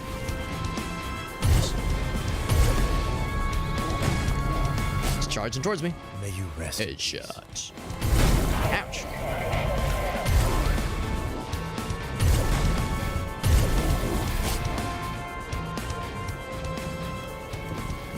Is there more? Seems like there was like a bunch hiding in those little corners.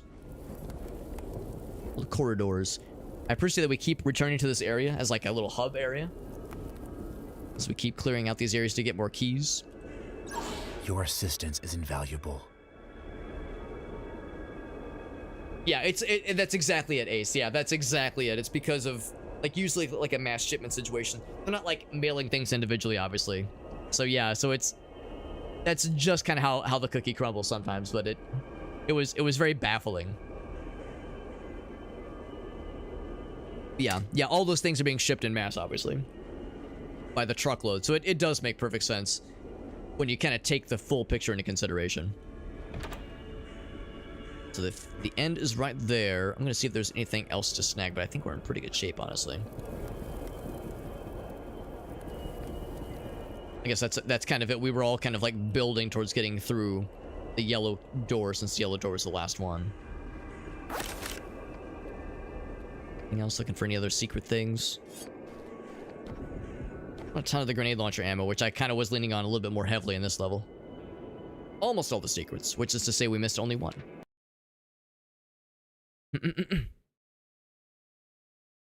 And that's for Morrowind? Yes, yeah, Tamriel Rebuilt is a Morrowind mod. It's very ambitious. I think OpenMW is the framework. I think OpenMW is like a framework for Morrowind that allows for more elaborate scripting techniques, because the built-in Elder Scrolls construction set, TES construction set, is really limited, or maybe not even limited is the right word, but it's extremely hard to work with. I would know because I've made several mods for Morrowind. Oh, boss battle coming in hot. I've made a bunch of mods for Morrowind, and I've utilized the construction set scripting language for a lot of stuff, and it's cool. And you can do some cool stuff with it, but for the more elaborate stuff, it's very archaic. OpenMW makes it a lot easier to like develop mods for the game. So that's a big one. That's a big one. The fact that they're using OpenMW to create Tamriel Rebuilt is like, to me, that's indicative of just how powerful OpenMW allows as far as like expanding what is possible from a modding perspective. Take a train, right, exactly. A new train route, exactly, yeah. It's or similar to like the obvious instances of like a connecting flight for a wait, kill this thing. A connecting flight for a trip, where it's like, well, the direct flight makes more sense as the crow flies, but there are no direct flights between these two locations, so you know, you take what you can get. You take what you can get, and like that's just them's the breaks, right? You just kind of we have to like work with what we're given, because you know, from an individual perspective that may not make a lot of sense, but sometimes that's just them. Sometimes them's the breaks. I'm trying to line up so I can just fire two of these at the same time. I'm guessing this is going to create some more of them. It's going to raise more obelisks. We'll have to kill all of them. So I can use this little wall to protect me. Puts up the shield. Got to break more of these things. Ooh. Ooh, and the barrier is rotating. So fancy. So we have to work within our means then. But not within our memes. Can I still shoot through? kind of an unclear. I might be able to shoot through these things. Don't get the lay. Oh, I'm getting got. Oh, okay. It's just a one-time thing, though. You know, it's not like a damage field. I might have to use my heals. My heals now, actually. It's this thing I can still like kind of shoot through. Oh, I looks like I'm out of that stuff. God, this is a tough one. One kind of. Oh, there's one there. And of course, he's infinitely spawning bad guys because he's a big old cheater. So I know if I have this guy. Oh, I'm dead. This gonna be a tough battle. Can already tell it's gonna be a toughie.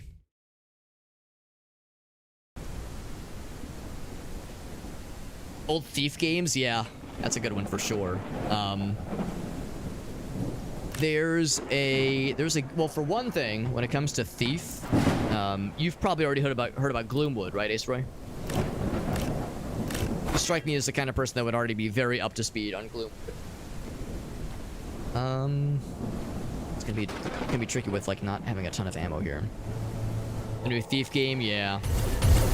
Well, yeah, the newest, I suppose, the newest Thief game, which of course not a lot of people loved. General consensus is like the newest Thief game, the one that was just called Thief, 2013, 2014. I've heard that one was just fine. Not very exciting. Hard to get excited about it. Dip, duck, dodge. What is it? Dodge, duck, dip, dodge, and duck. No, you say dodge twice. That's what it is. The temptation to just ignore all the bad guys and just try to take all the obelisks is very overwhelming. Oh god, I just got fucking exploded.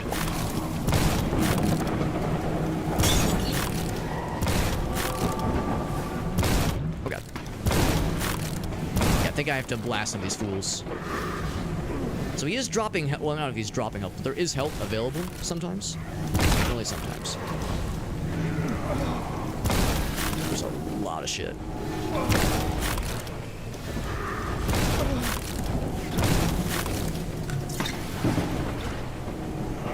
Myself a little bit. It's on the other side. I think we just have to run through it, yeah. Just gotta run through it so I can break these things. Is that the last one? That was the last one.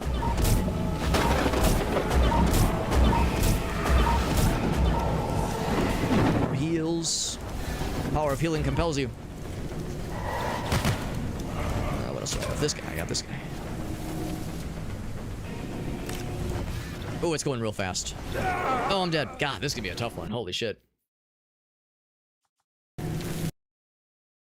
Yeah, Gloomwood.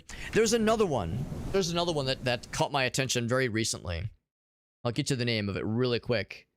Because it's so fucking weird. It's such a weird game. And I love me some weird shit. But this one, like, takes the cake.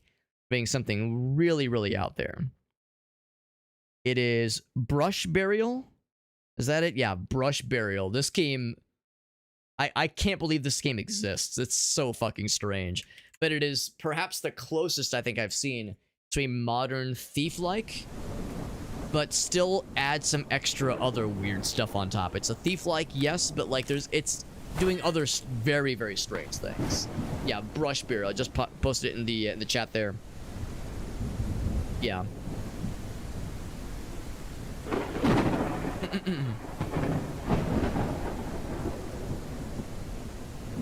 Yeah, some good stealth mechanics. Yeah, it's not quite Gloomwood. Yeah, Gloomwood isn't like truly like a Thief-like, but it's... I think they did it seems like they did a pretty good job with like using Thief as an inspiration for sure. That's right. Yeah, I think you told me about Monomyth, Ace Roy. That sounds about right. Switch up some strategies. So we'll still start with the shotgun.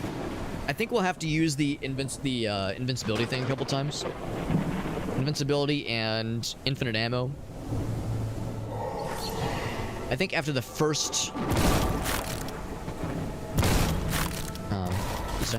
after the first kind of sequence, we're gonna have to start using those things. I think that I was saying earlier how there will probably come a time when we'll have to start relying on those things. I think we're approaching that time where I have to rely on these extra tools we've accumulated. I can't just use my cool gamer strats. I have to like get good. I have to like get good and not just be like a casual video game guy being cool. So let's do it now. This is invincibility. Not for a whole long time, but it's pretty darn good. Looks like there's still one more. Out of ammo.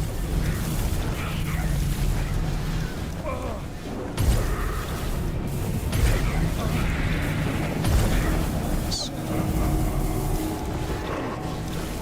health in here. Shield is open.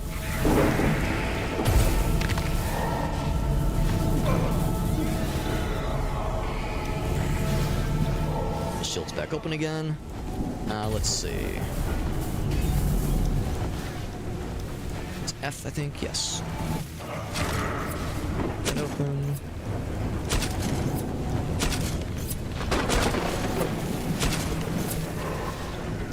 Got the heal going. There's some health right there as well.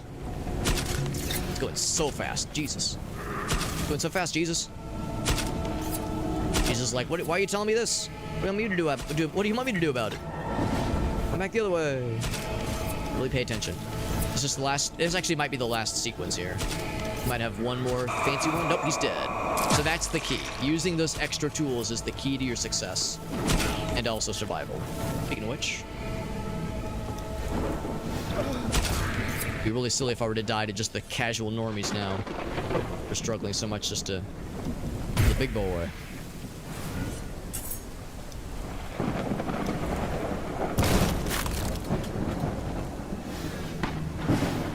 Boss numero dos, that presumably, I think there's 4 bosses. Oh god. So I think presumably that kind of hints that we are halfway through the game. Someone else was tickling my butthole earlier. Who dares? Who dares tickle my booty? And not stop. And who dares tickle my booty and stops? We're supposed to keep going. Oh, this is like pain blood. It's like ouch blood. The blood that makes you not feel good anymore. Another restart. So we could respec if we wanted to. That's nice. Yeah, an immersive sim. Yeah, exactly. Too late. They already killed him. Did cousin get got?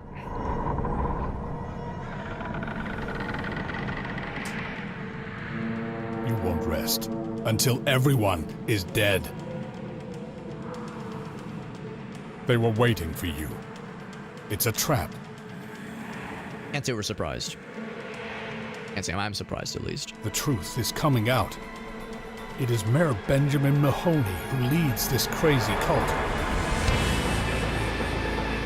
The ultra wealthy, evil, or like weird dude that rules over the town is evil? I'm shocked. You can't let them have it. I'm shocked that the corrupt mayor that has everyone in his pocket is secretly evil.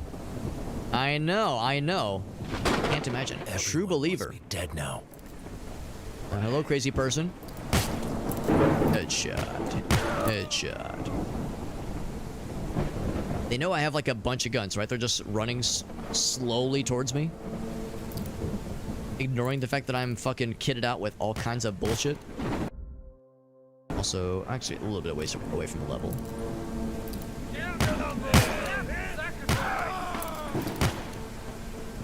If this is gonna be like a level where there's like an infinite number of them and they're just respawning constantly, we'll see.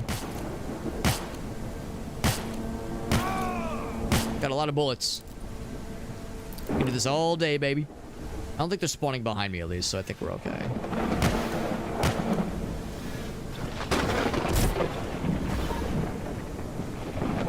The glowing eyes are very ominous. Just click their heads. Just click heads. Seems like it doesn't even have to be a headshot. Just a torso shot with the pistol will still be enough to drop them.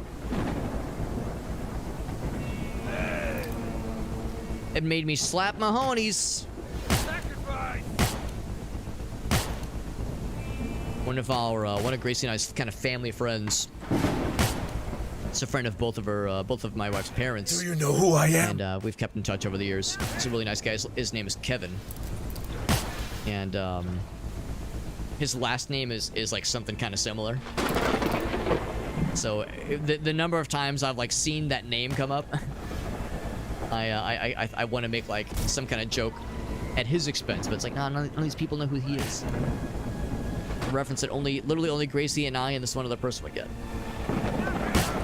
The light shining through like that.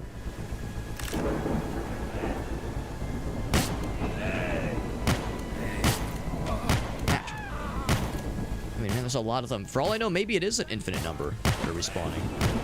We've never had a number of enemies that was infinite in this game, but it's a lot of shit. And I got a lot of pistol ammo, so I guess if there was ever a time... Wait. If there was ever a time for them to throw a infinite number of bad guys at us, I guess this would be a case for it. The guy was like, bah! But I'm over here like, bro, you shouldn't have just come at me with your pitchfork. Slowly. Just begging to get shot in the head.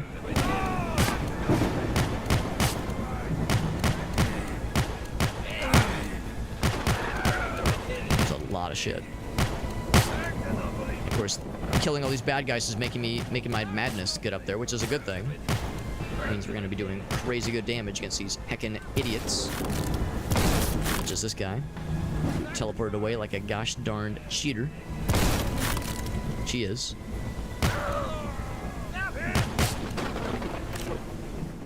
Got a key. It's very much a more like a groovy. Or like an open, kind of an open, non-linear area from what I can tell.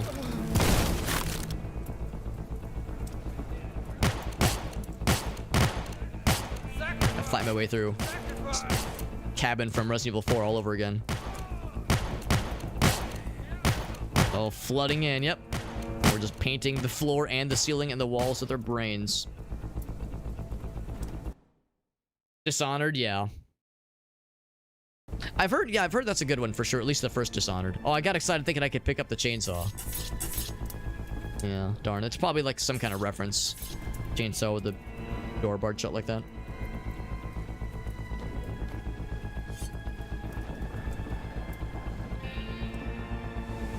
Well, we've killed every bad guy in existence. Let's see, we got the red key.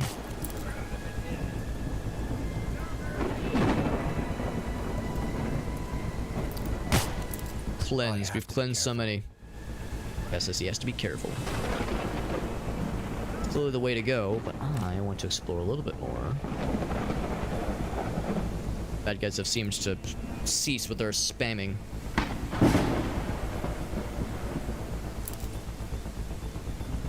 Yeah, the newest Thief. Yeah, the 2013, 2014. Yeah, I've heard it was just fine. Just unremarkable and boring. Just very mediocre.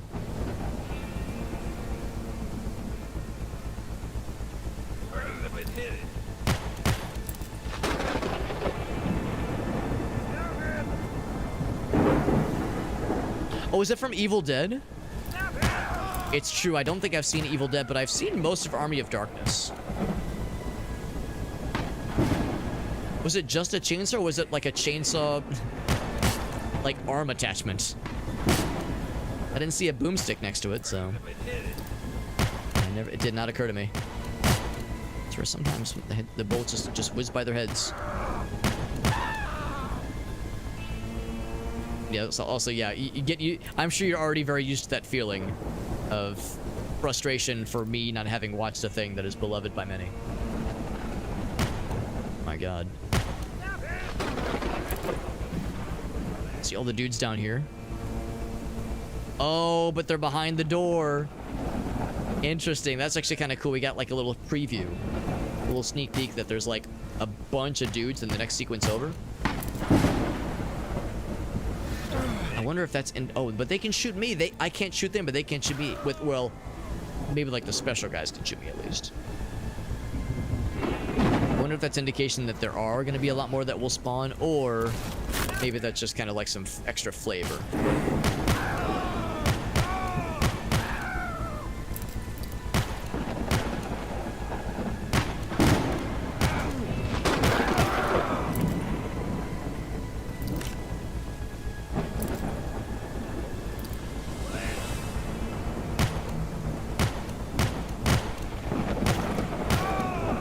It seems like no matter how you slice it, it just takes a single shot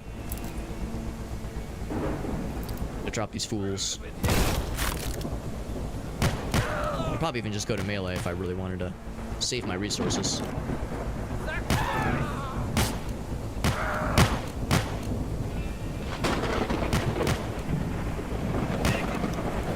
Going in. Tries to teleport away. Too damn bad for him. The hatch on the floor though. Right, I gotcha. Yeah. Because yeah, whenever I see when I'm thinking of something that is related to Ash, I think of the prosthetic arm attachment and also the boomstick. I kind of looped around then. The presence of corpses here makes me think that I've already been here. Like the little secret area back here? I don't think so. That was your first experience? Yeah, you were probably like, man, this is very mediocre. What the hell? Then you probably went back and played some of the older ones, and you were like, oh, now I get it. I've only played the first one. I've only played the Dark Project. I really ought to play the second one, because I've heard the second one is very much the superior game. This is all... It's all dead. And I was thinking maybe there'd be a secret somewhere, but no such luck.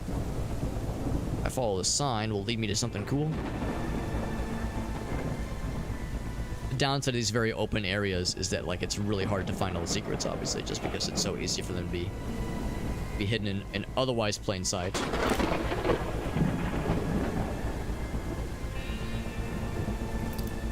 Let's go to the next obvious space.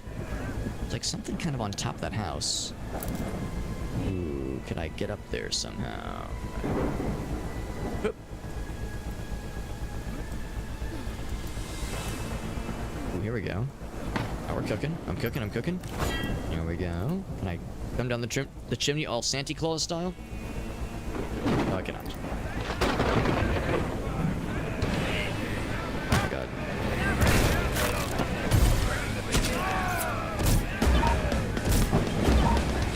They're all just piling in. Trying to like be extra efficient. I just meat grind them.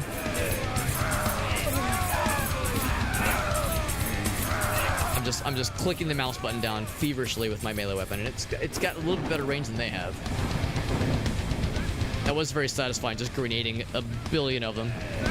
Still more where that came from, though. I guess we can just stand here and just kind of wood chipper them with the slightly superior range that we have over them. Lunch line them one after the other. So yeah, sure enough, we did see that there was like a whole gaggle of them, but they've been gagged. The gaggle has been gagged. I imagine that's probably how it is for a lot of people when they first play this level. Probably wind up with a very similar situation. Just gotta watch movies and gain knowledge. We're slowly getting there. I like to think I've like earned some amount of cinemaphile, like nerd cred with some of the things I've watched recently. Like I know I impressed some of my friends who are into anime. I told them that Grace and I watched Ghost in the Shell, the movie, the original movie, the 1996 one. And then we've of course started watching the Standalone Complex series, which I've really been enjoying. I think I probably like the movie overall more, but yeah, Standalone Complex has been on my to-watch list for a long time, and I'm grateful that Gracie's been like really enjoying the cyberpunk stuff. She's been also getting into it, which is really nice. Because that was the hard thing, is like I'd have to watch it by myself. Like, you know, normally that's not the kind of thing she would go for, but recently she's been really into it. It's a lot easier for me to watch something if I've got Gracie to watch it with me versus watching it solo. Because I'm really bad about making time by myself to watch something. If I'm by myself, I'm going to be playing video games or streaming or, you know, indulging in my usual kinds of hobbies. I don't do a very good job of kind of going outside the norm in that sense. Clockwork Orange. Okay, that's a movie I have seen. Although man, I wish a part of me wishes I could purge that from my brain. That movie was traumatizing. I mean, it's you know, it's well made, but oof, it's hard to stomach. hard to fucking stomach that movie, but it's, you know, I get it though. I get why it's so, you know, even inspirational is not the right word. That's not the right word. But maybe, you know, it influenced a lot. Influential is the better word.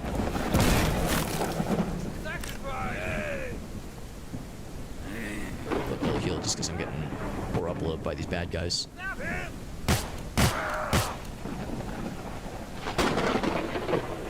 Yeah, foresee the goods. Especially movies you think I would enjoy, because I think a lot of you probably have like a decent idea of what kinds of things I would probably enjoy based on games I like or movies that I've mentioned that I like, or just my sense of humor, which is probably not too hard to suss out. I imagine that recommendations would be not too hard for some to give. And I'm always down for recommendations, but like I said, my bottleneck by a pretty wide margin. It's not interest, but time and like just the wherewithal to build it into my schedule. Given you know already a fairly limited amount of free time, like pretty much all the free time I have, that by myself, that is like solo Alex free time is streaming. That's like very rarely do I play games outside of stream. Very rarely do I watch stuff like I was saying. Just because, you know, the realities of responsibilities and such, it means that it's something we all struggle with. I know I'm not the only one here with that kind of issue where it's harder and harder as we get older to wrangle these things. The very first one, it's very dated, yeah. Very dated, but I think it holds up though. I think the Dark Project is very worthy. Freddy Got Fingered. I've never seen it. I kind of want to just to say that I've seen it, like check it off the box, I guess, but that's like that's one of those movies where it's like you kind of turn your brain off a little bit. I think the movie came out around the same time as Joe Dirt, and I did see Joe Dirt, and I like that one a lot, but kind of like that era of comedy movie where it's like extra brain dead goof movies. Just remaster the original Thief games. I mean, there is I think there's like some pretty prominently available mods out there that definitely clean up the visuals a lot. So for sure, there's like games that there's mods that make the game look a little bit nicer. But I know what you mean though, Ace. The idea of like building it up a little bit more significantly would be nice.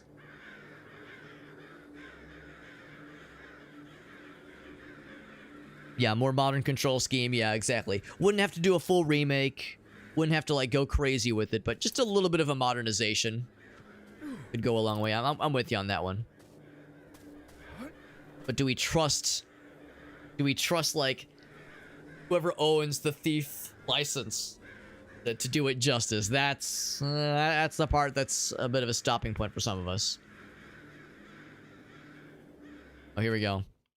What's far side? Is this Daddy? Would you like some sausage? Daddy, would you like some sausages? Sausages. Let's find out. But I appreciate the left turn there. Here's what I was thinking it was. I'm being creative. Now, if you'll excuse me, I still have some work to do. Daddy, would you like some sausage? Daddy, would you like some sausages? Daddy, would you like some sausage? Sausages, sausages. That's what I thought you were getting at. Cinematic brilliance right there. Boom, bam, boom, bam. Isn't that just art? Is that guy's name Tom Green? Weird fucking dude. Classic scene right there, man. Yeah, that's what I worry about, Ace. I worry about like, oh, do we trust him? Can we trust him? It would depend. It would depend on who gets the license. It would depend. Because there are some developers that I would trust for sure. Night Dive. Give it to Night Dive. They fucking nail it every time, man. Night Dive Studios can handle that shit like a fucking champ. But not everybody's a Night Dive, obviously. Not everyone has a Night Dive at their beck and call. I'm big Night Dive fanboy. They can... I'm sure there have been instances where, you know, some of their ports and some of their, like, remasters and projects haven't always landed, but everyone I've played has been good. The movie is just never what you expect. I remember seeing the commercials as a kid. I remember seeing the "Daddy, would you like some sausages" thing and being like, wow, that's weird, but funny. Because my fucking lizard brain lights up when it comes to just sheer absurdity like that. So I remember as a kid being like, I kind of want to see that. I wonder if it's any good. And I remember hearing it's like, I think it got panned pretty bad by the reviews. So I think generally speaking, a lot of people were like, "Yeah, don't bother." So I remember seeing Joe Dirt instead. There's an alternate universe though, where Alex, young impressionable Alex, saw that movie instead of Joe Dirt, and maybe it irrevocably changed him. Maybe I was irreparably altered, for better or for worse. Now the reality is that I would have probably seen Joe Dirt anyway, because that's a good movie. I think it's good. Some go the extra mile to go for it, yeah. Or they license it, or a publisher brings in a developer that can handle it properly with the right kinds of direction.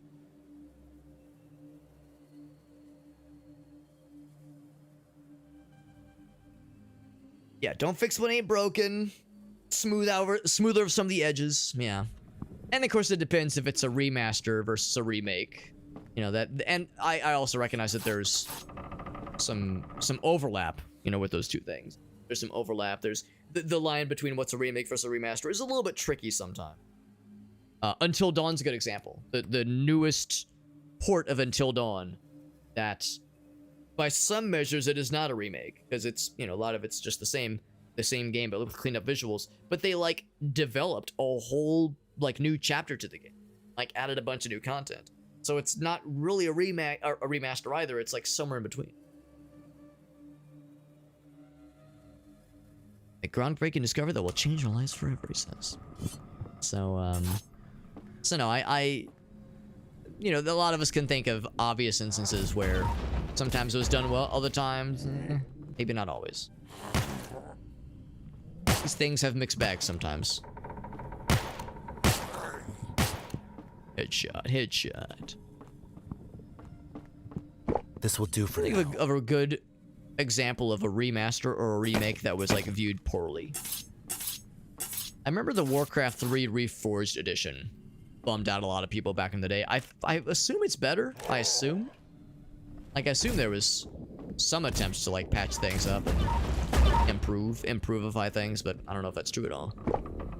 Maybe that's just wishful thinking. But I remember that was one example of a port / remaster, really. Or was it a remake? I think it was just remaster that for one reason or another was kind of left a sour taste in some people's mouth. I think part of that is that the sour taste was because they removed the ability to purchase or maybe even download from their site the original Warcraft 3. So it was a form-fit replacement for Warcraft 3, which is the classic, which is to say it was the remake or the remaster was an inferior product comparatively. I think that was a sticking point for a lot of folks. But again, this is just kind of parroting what others have said. I can't really, weigh in it myself because I never played the remake. I did play the original though. I never did beat the Frozen Throne. Actually, no, it's not that I didn't beat it. I just never owned the Frozen Throne. I played the original, but I never played the. Can't quite get him. Yeah, played the original and beat it, but yeah, I never picked up the expansion, which is a shame because I heard it was really good.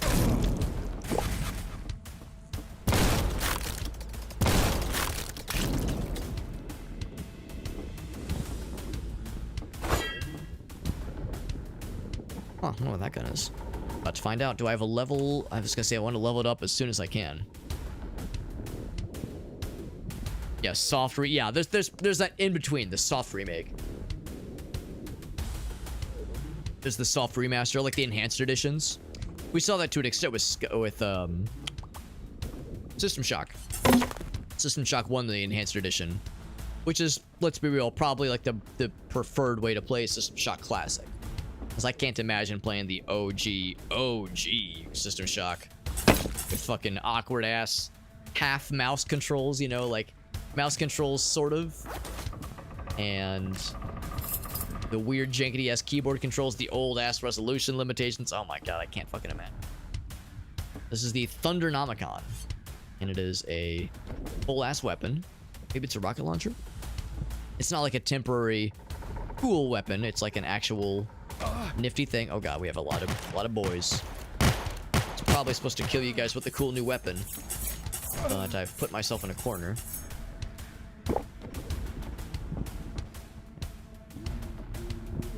Like I've missed 2 other weapons.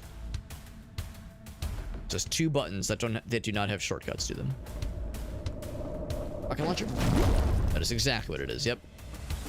Wouldn't want to use a rocket launcher on the little fellas, although we did use the grenade launchers on the droves of them earlier.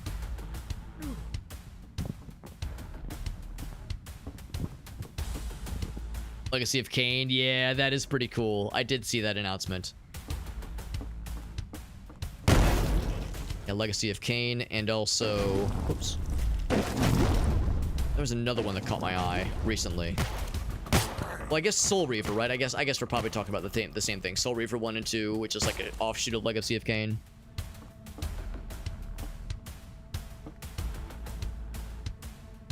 Yeah, the System Shock remake. Right, yeah. Well, that's the thing, too. There's also System Shock remake, which is its own thing. But I was thinking more the enhanced editions.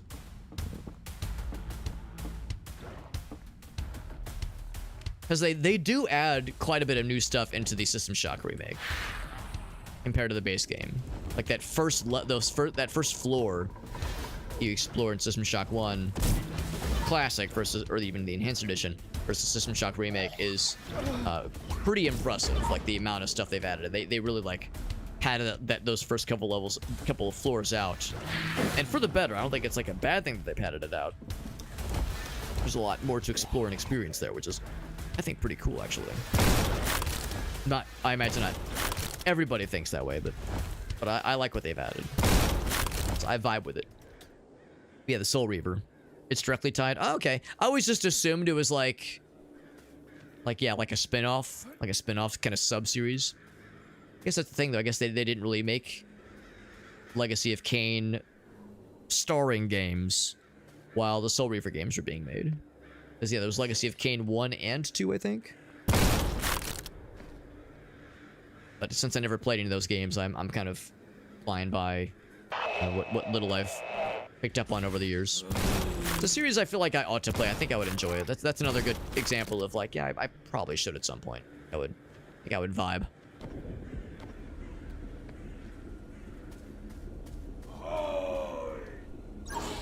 Game saved. Yeah, Kain and Soul Reaver games. I kind of want to play the very, very first Legacy of Kain game. The one that was like a top-down RPG. It looks weird and extremely jank, but that's why I want to play it, because I love that kind of like old school weirdness. It's very, very bizarre, and not at all what I thought, like what I would expect initially, at least from what I've seen of Legacy of Kain and like that series. Yeah, I remember seeing like some footage, because I think it's on Good Old Games now. I think that was where I first kind of caught wind of it. I saw that and I was like, what is this?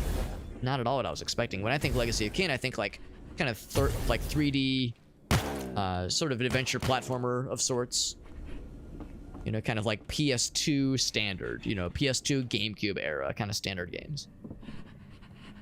Legacy of Gain. Legacy of Gains, that's when you try to get like fucking buff. Kain's a vampire, right? So yeah, maybe Legacy of Kain, you're trying to suck some blood, but at Legacy of Gains, you're trying to fucking get strong. Swole. Oh, jet. Splash, headshot. Is that it? Blood Omen? That's probably what I'm thinking it is, yeah. Blood Omen 1. This is almost therapeutic. Headshot. Just one big multi-layer headshot. Multi like touch point headshot.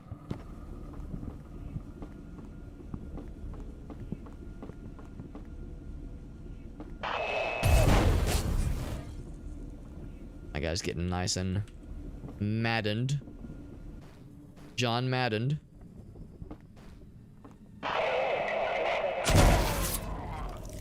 Did I kill all of them? Or a bunch of them at least? Close and personal, just the way I like it.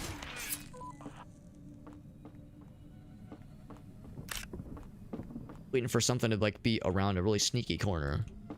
Slap my booty really, really hard, just the way I like it. Just the way I secretly desire.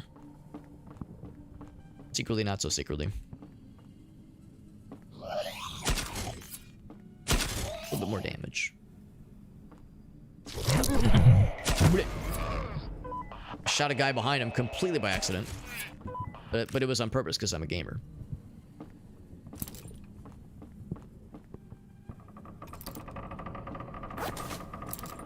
Got a lot of our health back, thank goodness.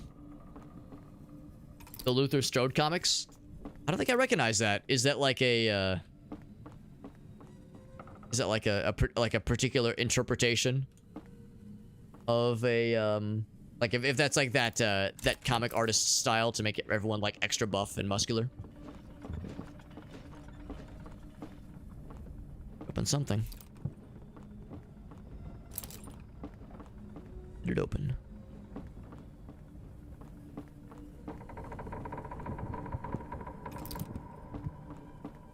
Is it back at the bottom? It's gotta be. Maybe it activated the wind. Oh, that's probably what it did. It probably turned the windmill on. I don't think it was spinning earlier. Now it do be spinning. Now we can jump up. We haven't had a lot of like outdoor kind of vertical platforming like this in this game yet, so this is kind of cool. I want to line up for me real quick. There we go. Thanks for doing that.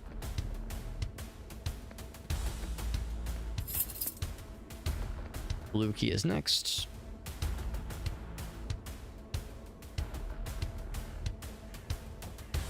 It's the comics, yeah, that literally revolves around... Superhuman Strike. Well, there you go. There you go. That's the legacy of Gain right there, baby. Is there fall damage? I honestly can't remember.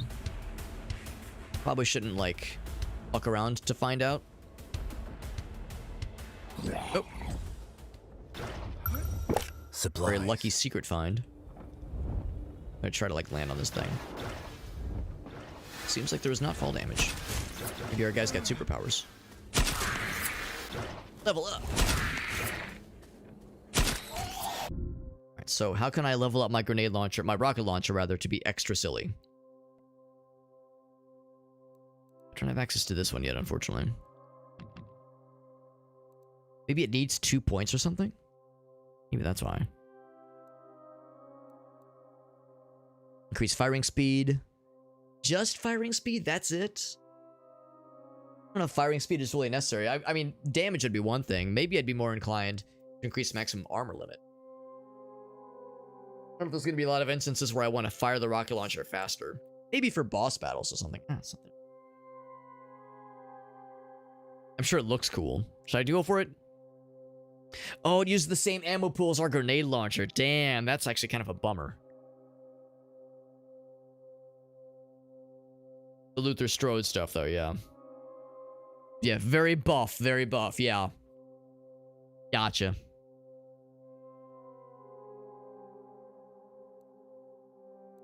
So I don't recognize the name. Maybe I should be responsible and upgrade one of these things. Because, yeah, very rarely do we go for the armor stuff. I guess I will go for this upgrade. Oh, I can't. I can't do it. Yeah, maybe I need more points for it or something. But yeah, my original thinking... Oh, wait. Oh, I see why. There's, like, something else we need. From some other gun. Some other, like, upgrade tree. That's why we can't get this guy. Because we need the additional upgrade to, stun monsters. The holy water, right? That makes sense. Okay. So yeah, we are kind of incentivized then to go for more responsible things, unfortunately. So whatever this gun is, that'll be the good shit.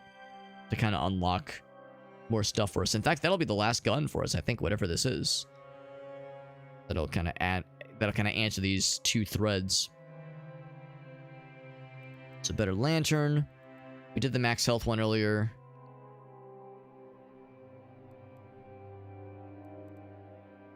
Yeah, I'm tempted to go for this one just because more healing powers does sound nice. This, of course, would allow us to get more of the ammo stuff for next time. Or the invincibility is probably going to be necessary for some boss battles later on. Yeah, let's do the health one for now. Go even further if we wanted to. And of course, if you need to, at some point, we could always respec. We have a number of respec opportunities available. We haven't taken a single one yet. We have 3 of them open, I think.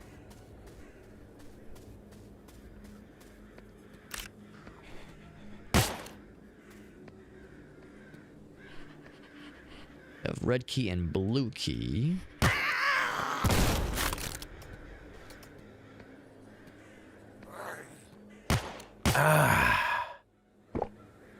Is that my guy saying arg?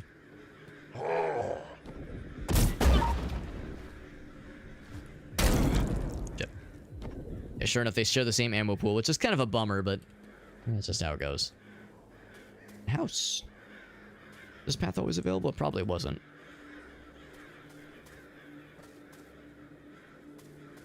Gunslinger's map from Dead by Daylight. We were actually just talking about Dead by Daylight earlier because the friend with whom we were playing Outlast Trials, Reaper Queen, she's a big Dead by Daylight fan. She's played that game a lot. Sometimes to her chagrin. I know she was saying she was holding off on playing it for a while because playing it sometimes makes her a little bit salty with just like the state of the game and how some people that play the game are so cracked or like so fucking good at it. It's a little bit gets a little bit obnoxious at times, but it's one of her go-to games. I know she plays it a lot. I've yet to play it. I've never played it myself. I'm intimidated by it honestly because the game's been around for so long. The skill ceiling for like not even the veteran players, but just the people that play like somewhat regularly is very, very intimidating. But I think it's a cool game to watch. I like watching other people play it.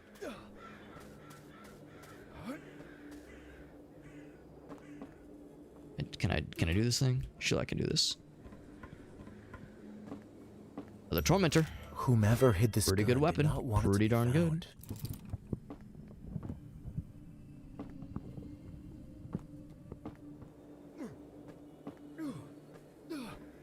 Oh, that being said, I really did enjoy what Reaper Queen was describing earlier.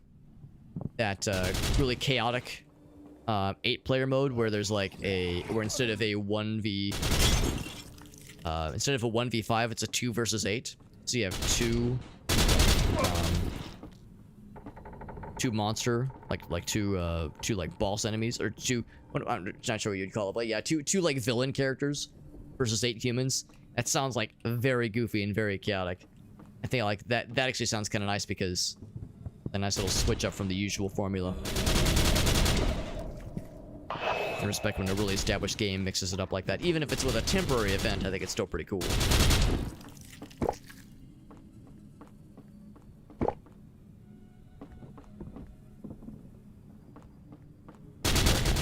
I was hearing stuff. You can explode. It's a Canadian developer. I did not know that. From Quebec, I did not know that. Is it Quebec or Quebec? Is the Q like Qua sound that something I should not be focusing on? Like I've heard different pronunciations and I'm second guessing myself. Who wants a shot of red beverage? Who wants a shot of ketchup? Delicious. So yeah, Drene, you're a very regular Dead by Daylighter, which I respect it. I mean, again, the game intimidates the shit out of me, but I respect the shit out of people that play it because you have to have some big brains and some big skills to be able to handle that shit. Outlast, yeah, I really ought to play. We were playing Outlast Trials earlier and had a really nice time with it. I would like to play the standalone single-player games though at some point. At some point, I think it'd be cool because I've heard really good things about Outlast 1. I think there's a second game. I know that Outlast had the Whistleblower DLC that I think was, or expansion rather, that was also very well received. I don't know as much, if there is a sequel, I don't know much about it. But I know that, yeah, the first Outlast game is considered to be a very worthwhile game to play for those that enjoy survival horror. Power Surge.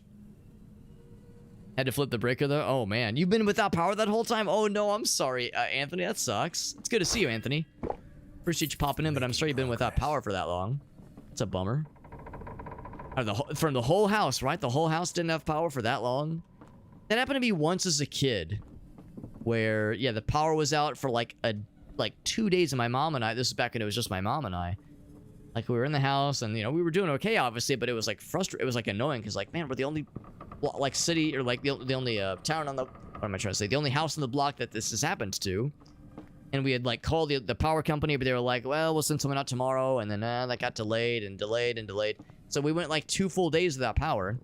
Then at one point, my mom just went down to the basement, was looking at the breaker, and was like, now wait a damn second. Presses the switch, and lo and behold, there we go. We're all set. Random how that just kind of happens sometimes.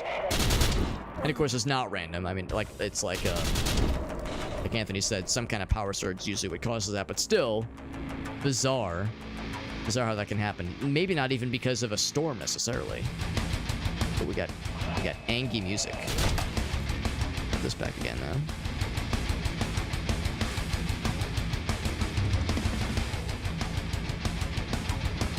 Oh, shit. Naked wretch. Naked wretch.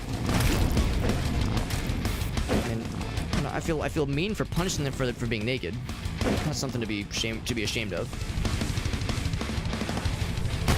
Like I just kind of chilling there.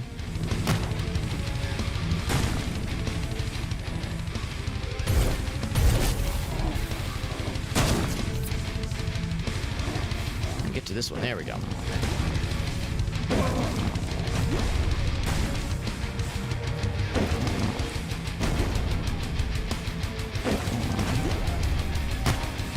Die!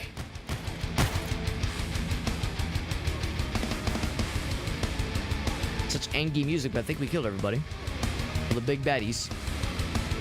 It's K-Back. Thank you. Thank you, Janae. I want to do it legit. I want to be a real cool dude that says things right and isn't a bumbling goofus. Yeah, the breaker turning off thing, that's wild. Did you have surge protection? That's good. That's good, because yeah, the story I shared earlier, that was from like when I was, I don't know, 8 years old. This was the 90s, obviously, so a long time ago. This is not the end. Every single house was without power. Oh wow, so it was some kind of widespread thing, at least initially. That's bizarre. Yeah, like hit a power pole. Yeah, some kind of utility damage. It happens, just like you said. Woke up at 5. Yeah, still, what's happening, man? That's crazy. I'm glad to hear it's resolved, but that does sound like a pain in the ass. For everybody involved, including all your neighbors, too, for that matter.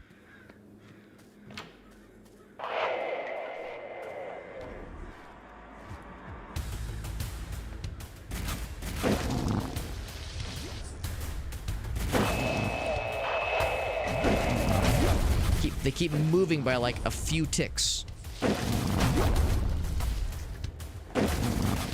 I'm trying to set up the cool gamer shots. Don't they understand? Oh, there he is. Desperate times call for desperate measures. You have all the keys. Which means we're nearing the end of the level. Is there anything else in the maze or anything? There's a bunch of bad guys that had spawned.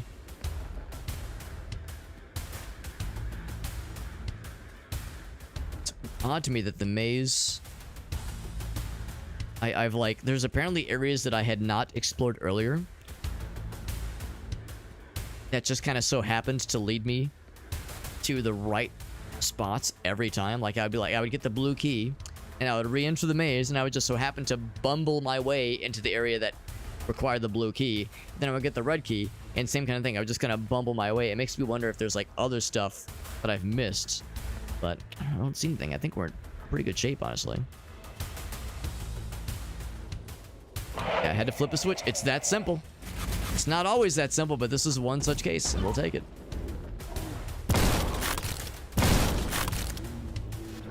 Glad to see it. Doesn't always work out the way, but we're glad to see it.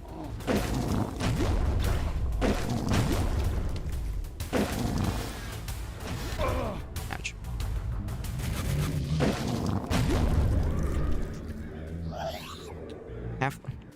That's not halflings. Halflings County? Are you kidding me? Halflings County? You're gonna call your place Halflings County and I'm playing this game?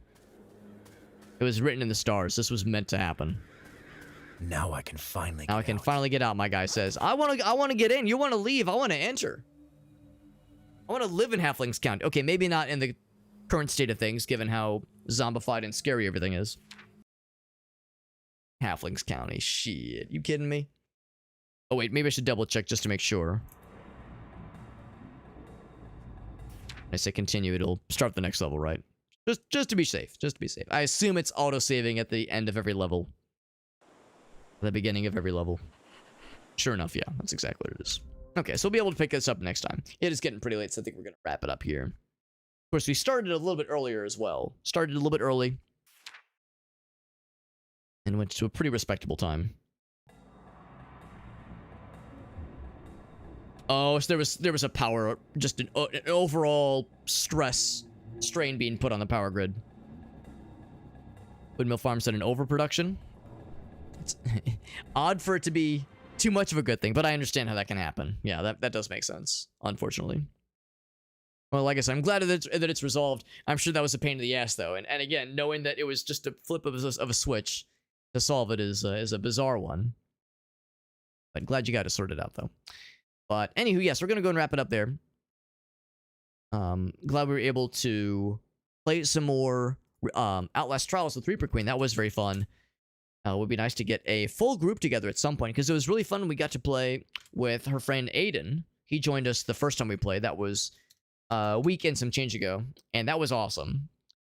And yeah, I would very much relish another opportunity to play with him again, and maybe a fourth person as well. I know that we have our friend Jet Dive. He's played this game before.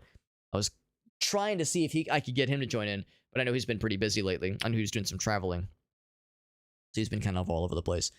But no, it was fun. That was fun, and we got to play more of this game. I think we're clicking along at a pretty good pace. Of course, I tend to play these kinds of games a little bit on the slow side anyway, but yeah, I think we're past the halfway point by this point. So I think at the rate we're going, if I'm able to stream tomorrow, and I think I should be, then I don't think we're gonna beat the game tomorrow, but I think we'll be like kind of on pace to maybe beat it Thursday. That's kind of what I'm thinking. No, I appreciate you, Anthony, popping in, even though it is kind of the end of the stream. I appreciate you popping in. Appreciate everyone else for hanging out with us, too, for that matter. We had a number of folks rate us. We had Ballcap Gamer rate us, as well as Nitro. Shouts to Reaper Queen for gaming with us earlier. That was very nice of her to kind of show me the ropes. I think it's two underscores. There we go. That's her channel for anybody who hasn't actually had a chance to watch her yet. She doesn't stream on a super duper regular basis, but usually it's a lot of Dead by Daylight. She'll do Oblivion sometimes. And I don't know if she streamed Outlast Trials before we've played together necessarily, but I know she was streaming on her perspective earlier as well, which was nice. And yeah, she's awesome, and I really appreciate her taking the time to play with a little scrub like myself, play with a little newbie Alex. It was fun. It was fun, and no, she's always like really encouraging, always really positive, which always a nice person to hang out with. And there's Sheena girl. This is Sheena. Yes, she's doing the thing where she was like on the ground, looking up at me and just going just being very upset. Upset that I have hands and that they were not petting her. And even now, I think she's upset with me because I'm only petting her with one hand and not 17 hands. And to her, I would say, well, Shane, I only have 2 hands. And she would say, Alex, that's your problem. Sounds like a you problem, bro, not a me problem. So yeah, so she likes to do that. She likes to be very vocal about her displeasure of anything and everything, honestly. But thank you for hanging out with us, friends. Like you probably heard me say, I will likely be back tomorrow. Oops. Mute the thing. Oh gosh. I forgot that sometimes when you open a tab, a Twitch tab, it will autoplay audio. It used to not do that. It would used to like wait for you to like tab over to the actual tab for the audio to start playing. Looking for a raid target right now.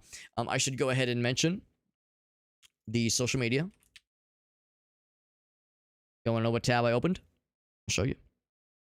It's the ad for the Wicked movie. If you heard that, like, oh. Apparently, the Wicked movie has that noise at the very start. I was looking for a raid target, and our friend Bonfire's live, so we're probably going to raid him. But before that, I should mention that, of course, we have the socials page.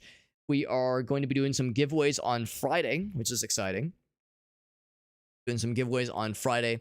in our Discord server. Again, we're going to have 4 Steam keys for Metal Slug Tactics to give away. And we handle all those kinds of giveaways through my Discord server.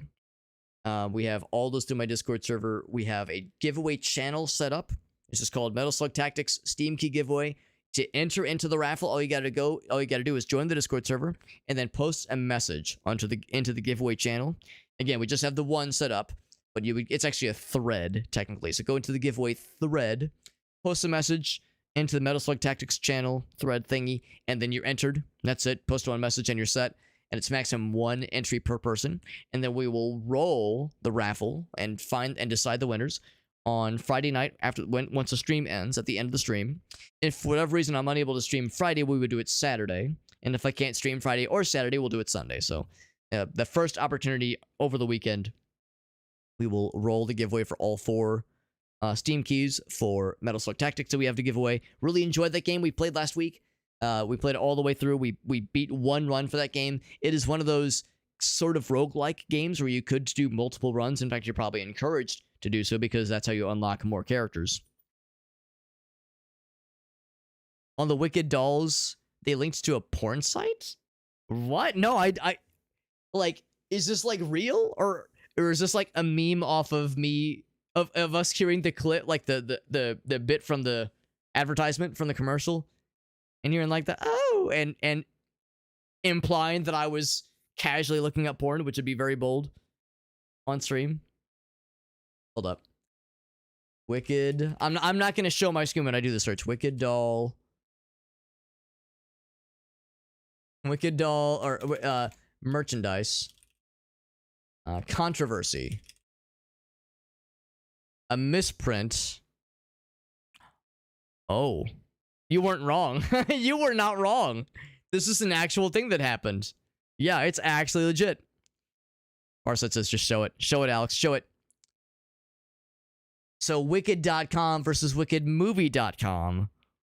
That's like a very, honestly, that's a very honest mistake to make, but a very funny mistake. That's a very funny and fortunate. Well, honestly, I guess it is unfortunate because if this was like dolls, it's like children's toys, right? That part's not so great. That part's not so great, but that is kind of funny, honestly. It is funny. It is funny. I feel bad that, like, you know, it makes an awkward situation for parents, but that is very funny. Now, this is fun, though. Like I said, so we're doing the giveaways on Friday. The link to join the Discord servers in that socials page. It has all of my other stuff, too. It's got my social media, Instagram, Twitter, TikTok, all that shit. I do multi-stream to TikTok and Trovo and YouTube and Facebook, but Twitch is the main one, so I recommend following me there if nothing else. And like I said, I'll be back tomorrow most likely. We're nearing the end of this game, and once we beat it, we'll jump right into the second game, which I'm excited for. As for the next, like, week or so, there's a Dare Drop campaign for Vermintide 2 I would like to try out a little bit of. I actually already own Vermintide 2, so it's not like I had to, like, get a review key or anything. I already own the game. So it's not like I have to play the game. But I just kind of want to check it out. I think we might play that maybe Friday or Saturday this weekend. So we have that in our future, I'm thinking. I played a decent bit of Vermintide 1 back in the day, but never played 2. So, you know, having an opportunity to unlock some more giveaway keys is always a nice excuse to jump into a game like that. And they just added the versus mode, which is really cool. Kind of like in Left 4 Dead 2, I guess. There's the versus mode where the human players can control the, like, the elite zombies. I think it's something similar here where humans can control the elite Skaven units, which is really neat. So we'll probably check that out sometime this weekend. And then, like I said, we'll probably be able to beat Forgive Me Father sometime this week. We'll start the second game as soon as possible, so we can gun towards beating that first boss. And then, yeah, I'm just in general for next week. I'm thinking what we'll probably do is, I want to keep going with Sorry We're Closed. We started that game a couple days ago, and it was really cool. Really want to see more of that game. So I might see if we can continue that next week. I think it's a fairly short game, but you know, I'm excited for that. I kind of got that like a little like a ribbon, a little what's it called, ribbon on my finger, or a string on my finger, some kind of like reminder to say I want to go back for that one for sure. A couple other Dare Drop campaigns I'm kind of thinking about. And then also next weekend, so not this Saturday, but next Saturday is the next of our Extra Life marathons. So we did the first Extra Life Marathon November 2nd. The next one's going to be November 30th. So not this Saturday, but next Saturday, November 30th, another 8-hour plus marathon. I've got a bunch of games pegged for it. Rat Shaker. Rat Shaker just came out. That game looks weird. It looks fucking weird. We're going to play that. Randomly got 2 review keys for games that have been out for a while. Receiver 2 and Obensour. Both 2 very weird but very interesting games I've kind of had my eye on for a while. Threw my name in the hat for review keys for them both, and I got them both. Not expecting it, because I mean, Receiver 2 especially, it's been out for like 10 years. Was not expecting that. Maybe not 10, but like 5 years at least. So anyway, so we got some weird stuff ahead. Weird stuff, and you know I love me some weird games, so that's always a good time. You already know that we're going to raid our friend Bonfire. He's doing some more Lethal Company speedruns. Still the only person I've ever seen in the goddamn world that speedruns Lethal Company. This man's a fucking gamer. Oh, he's playing with Elixir, who we also got to play with. Yeah, because we got to play with Elixir and Bonfire and Alias. We got to play with all 4 of them as a fearless foursome Lethal Company. And they were all super chill and super good, even though, well, no, they were super good. I'm super crappy, but they were super, like, patient and, like, chill with me and, like, helped me learn the ropes when I was new to the game, and I still am. But despite the fact that they're all, like, very, very experienced with the game, it's super nice that they were so patient and so welcoming. No, I'm big fan of Bonfire. He's a nice guy. Both him and Elixir are stand-up fellows. Yeah, Vermintide on the docket. That's right. Yes, and Vermintide too. Yeah. The DLC maps, yeah. Kind of kills it for you. I realize that there's, like, people...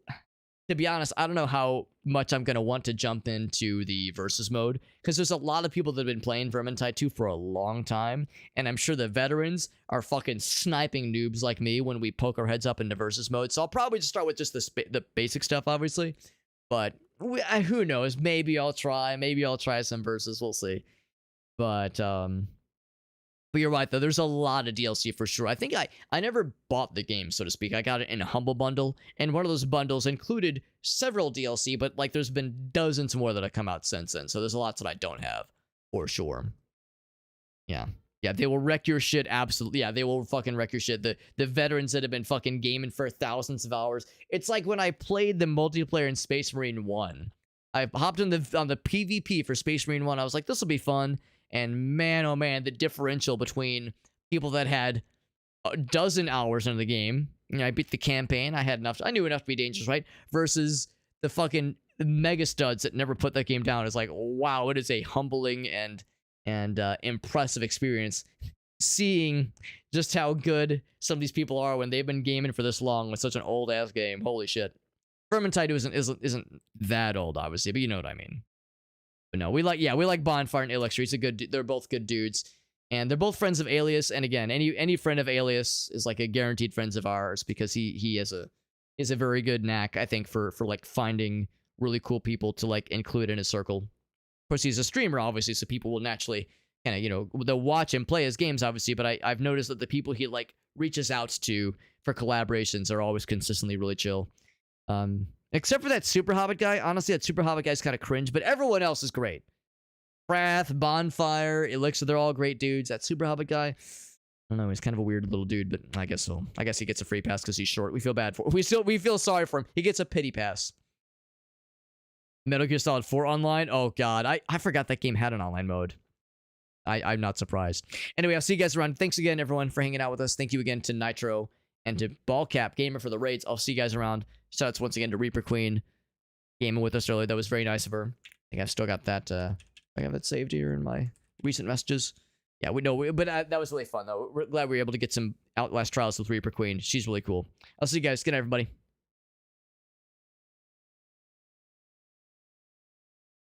Hello, young man. You're quite handsome. Thanks.